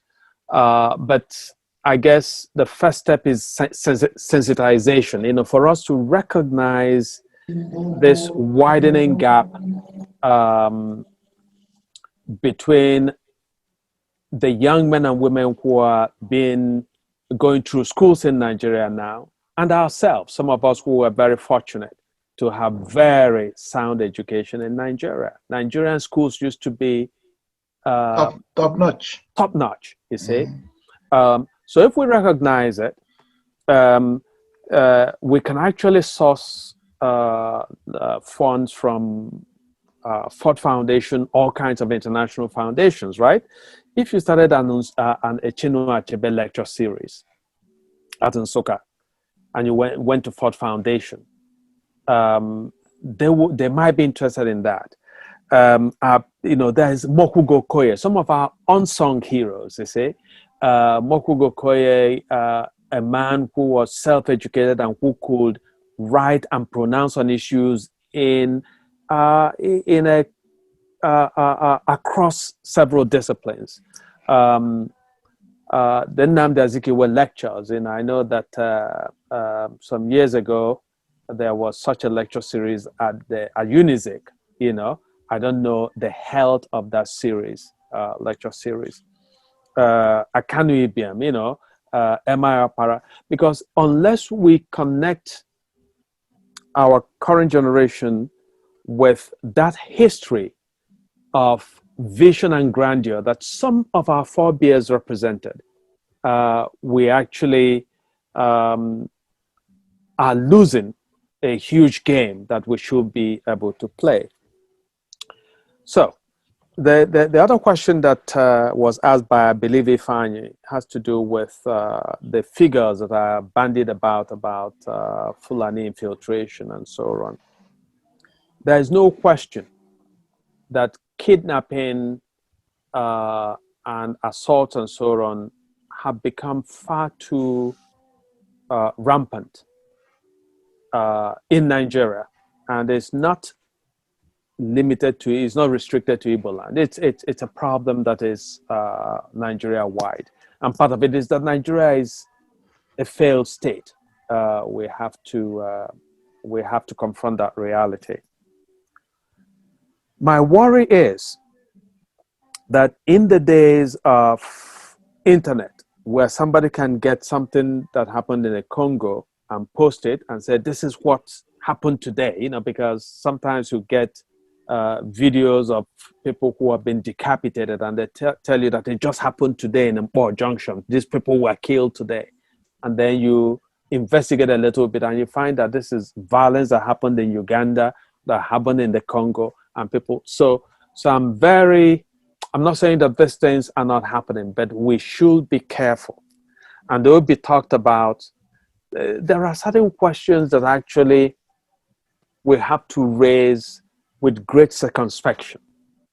We can't, I would never question the right of a Muslim in Igbo land to build a mosque if they get somebody who will give them a land, just as there are Igbo Christians, Yoruba Christians in Sokoto and elsewhere who have built churches, you know. So if we begin to say, hey, they're building a mosque, they would burn down your buildings, your own churches and so on. So we must, as Igbo, the central thing is that the questions we have to ask is a question of equity and fairness. If there are people who are coming illicitly to Igbo land, we must insist that the government stop it. Just like we should actually insist that if we have criminals and we know that they are going to the north to commit crimes, we should actually report them. You know, we shouldn't say these are Igbo people. We should be committed to a certain ethical ethos, ethical imperative, and so on. So if all of these questions ultimately are the questions of a state, of a nation that has not achieved itself, that has not articulated itself well, and it is along those lines that I think ultimately that we can address some of those issues that bother us. Okay, and just to add to this, okay, the problem is that we do not know. Mm-hmm. And we don't know because we have no means of knowing. No society anywhere in the world. Igbo is a nation. It's not just, people call Igbo the Igbo tribe. Igbo is a huge nation. Igbo is bigger than Ireland, the two islands put together. Igbo is as large as Great Britain, right? Yeah? Igbo is a nation of people. We can't be dealing with Igbo issues as though we are dealing with, village issue. Igbo is a construct. It's a nation. It could, if it's independent, and it is actually independent, because it is a supranational state within a state. That's how we should begin to conceive Igbo land. Now, the problem is that we don't have the structures and the infrastructure to determine power. There is no intelligence gathering mechanism. There is no deployment capacity. There is no construct for conceptualizing Igbo policies and principles. And people talk about the fact that there are all kinds of people infiltrating the East. Yes, there are people infiltrating the East. We know this. Even the Nigerian security services have said there are bandits who are using the cover of this situation too. We know that the Sahel region is in a crisis. Look, with the wars in Libya, with the Janjaweeds in displacement, with the Boko Haram running from Chad, where do you think they're going to come to? They're going to move southwards, and they're going to regroup, and they already are. We do not need to belabor the point. We know this. The question before us is, how do we deal with it? And I have no idea, frankly. It is not something an individual can talk about just like that. We need to discuss, and we need to discuss it at the critical places, not on WhatsApp or on Zoom. Okay, that's one. Two, if you look at the world, if you don't have two things, you're in a mess. The media and the banking system. There is no bank in Igbo land. There's no bank with an operational headquarters anywhere in Igbo land. If young men want to do business, they have to go to Lagos. Yeah? And they go to Igbo now in those banks. And we don't have an operational system, an operational bank with an operational system in the East. That's the meaning of economic colonialism. Second, there is no presence of the means of dissemination called media. There is no major newspaper in the East. We need to rebuild the capacity to shape public opinion, to contest public opinion. Now, you may not know this. Tinubu is coming out to contest for power. The Yoruba are going to contest for power based on Tinubu's ambition. Where do you think his strength is? Where do you think he's going to play the card? Tinubu invested very strategically in the newspapers and in the media. And they are going to wallop us if we don't balance that narrative. We need a major media outlet or major media outlets, an Eastern media corridor shaped from the East that will balance a story. Actually, says there must be a balance of stories. People are not yet ready to balance story because whatever we do, if our people, if people tell our children, "Oh, you lost the war because your people fled," it will be in the papers that they will read it. But if the Igbo papers say, "No, you did not lose this war, you fought heroically," your children will begin to think of themselves as heroes, not as cowards. Okay? So you need a balance of stories, and you need the means or the instrument to balance the story, and people don't have them. So let's begin yesterday to invest the public trust and Igbo Media Foundation to begin to build Igbo newspapers, Igbo broadcast network, and Igbo television network to balance the story and give Igbo a fighting chance to deal with either this whole question of infiltration or this access, this contest for power. That's all I got to say on this. Thank you, Prof. Yeah, Nkem, go ahead.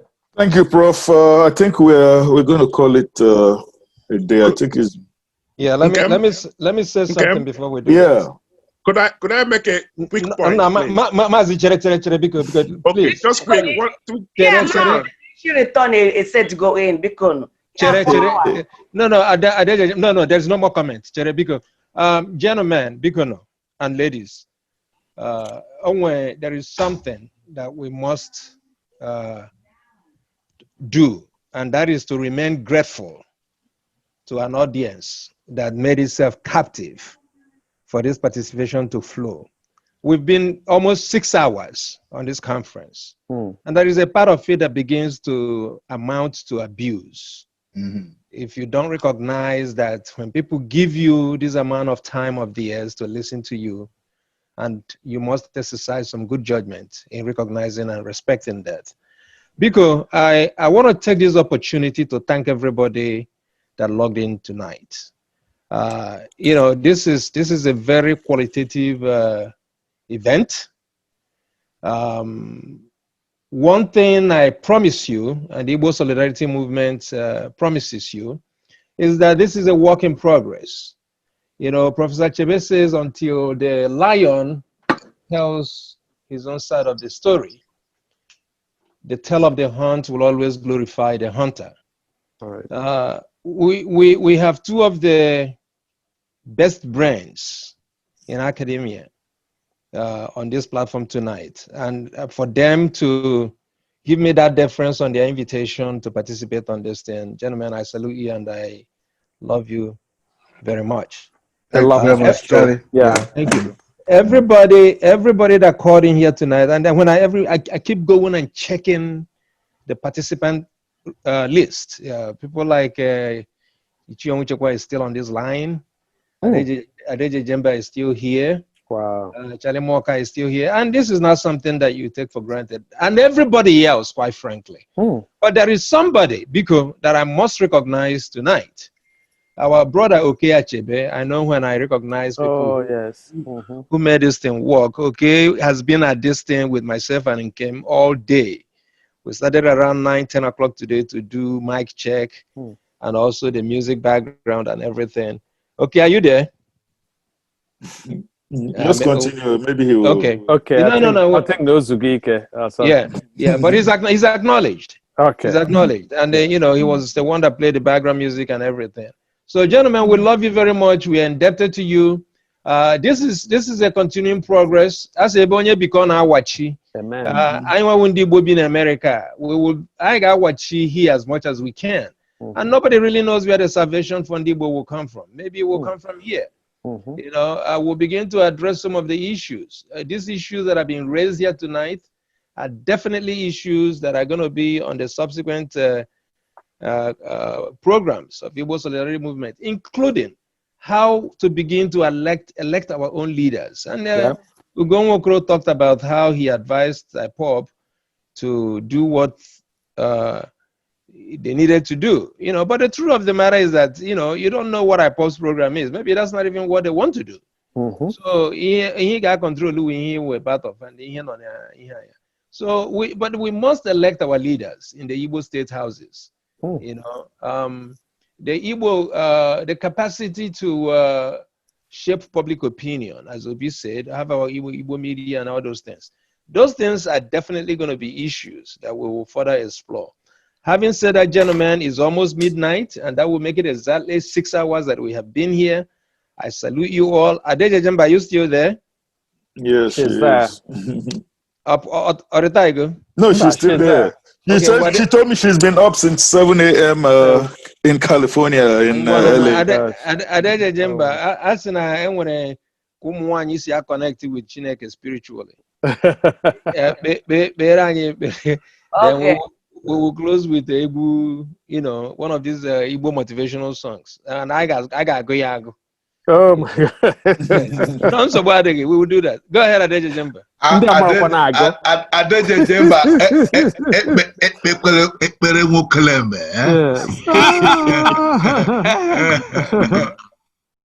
In Jesus' name we pray.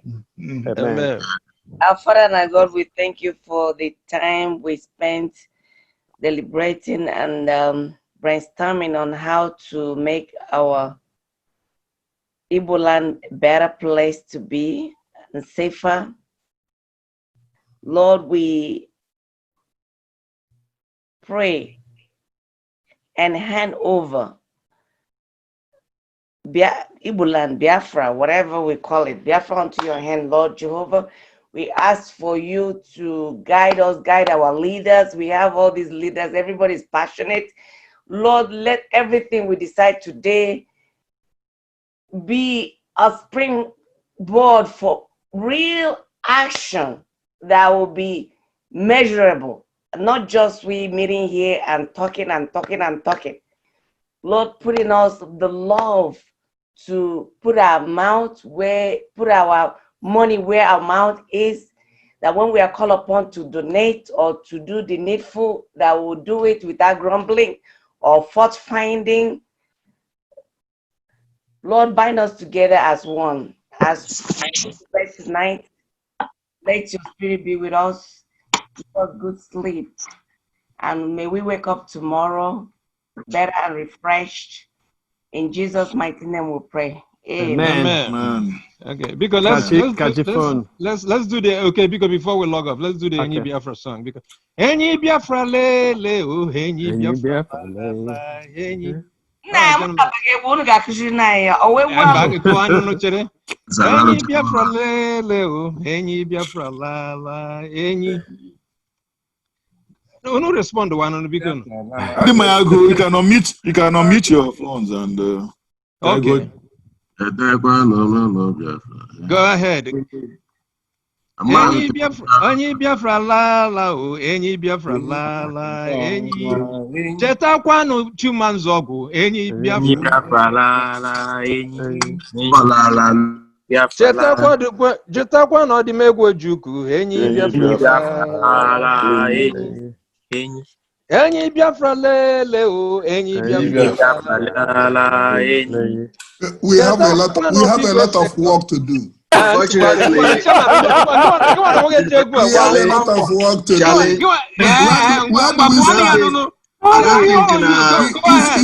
Charles, I don't think Biafra.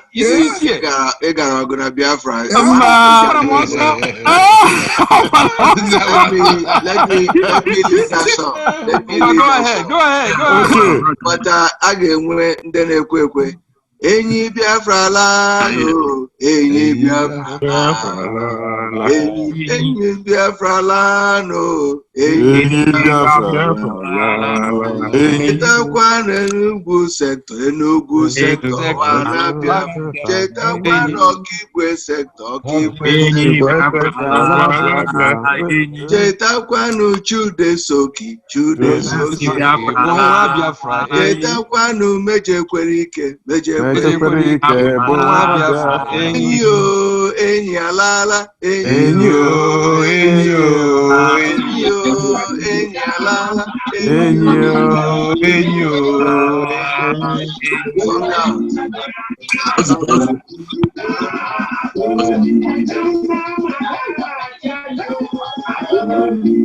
volume. No, where would you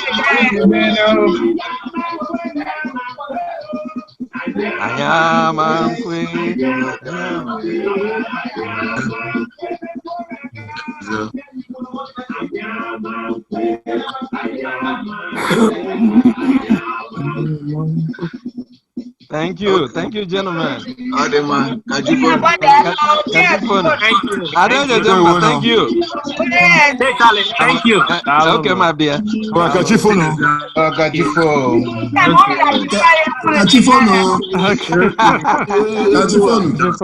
Yes, Dalo, my brother. Okay, good night. All right. Thank you. Kachifon. Thank you, sir. Thank you. All right. Prof, I got my brother. I salute you. I salute you too. Thank you. Hey, Prof. We see there for South Africa. Sai.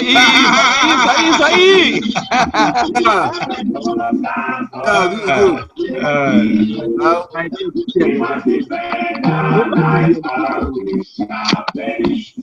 We must protect our souls from all our souls.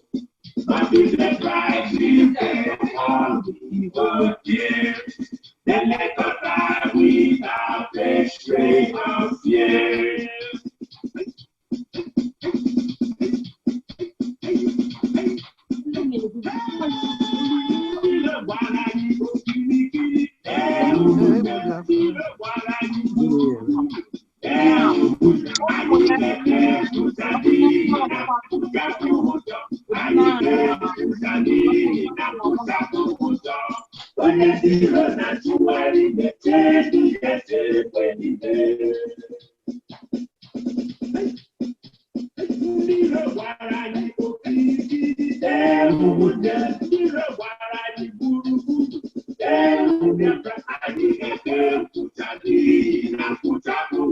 Okay.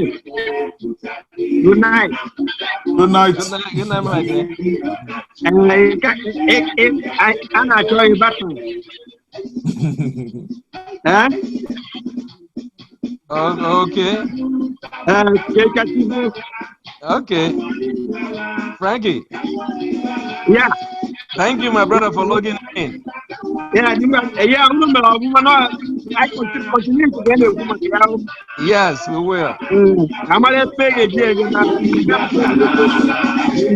Yes. Thank you. Okay. Okay. Bye.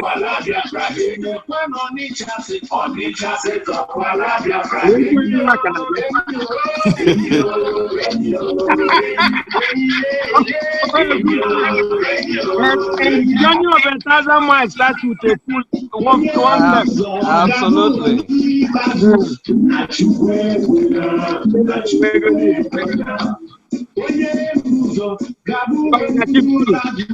Okay, my dear.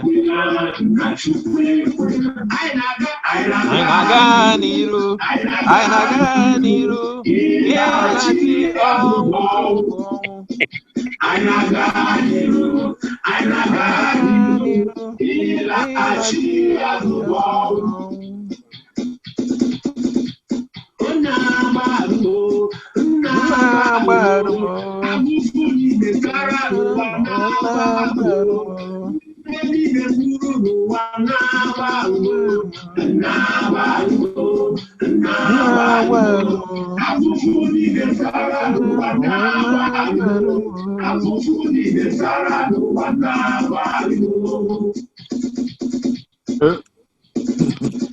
My mother, don't you worry. My father, don't you worry. If I are born to die in the battlefield, never mind, we shall meet again. My mother, don't you worry. My father, don't you worry.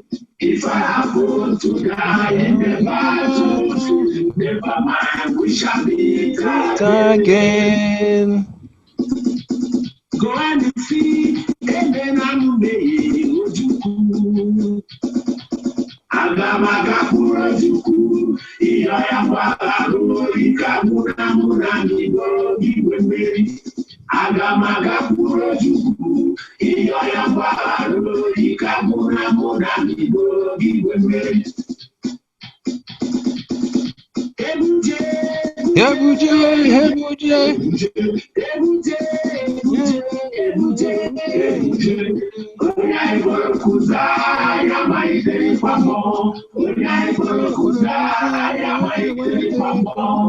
Biafra, do, do, do, do, do. Biafra, do, do, do, do, do.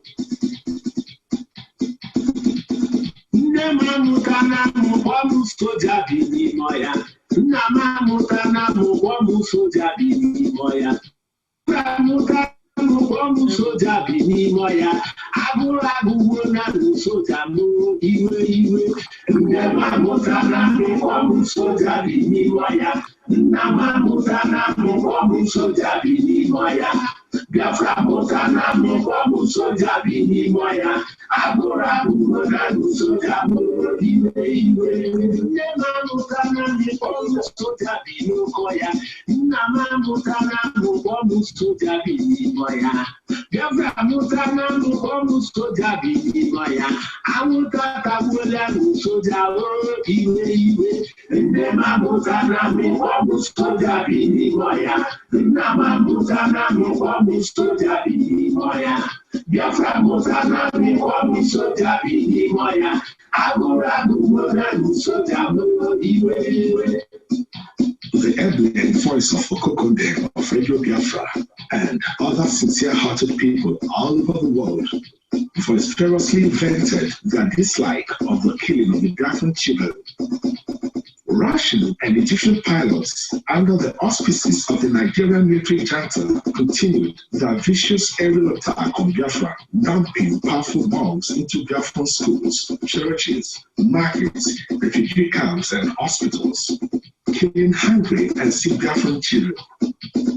Today, we hear of Armed Forces Remembrance Day, but not even an hour is set aside to remember thousands of Biafran children who died as a result of hunger or castrated by the blockade, and as a result of bombs dropped by the fiendish Egyptian and Russian pilots fighting for the Nigerian military junta.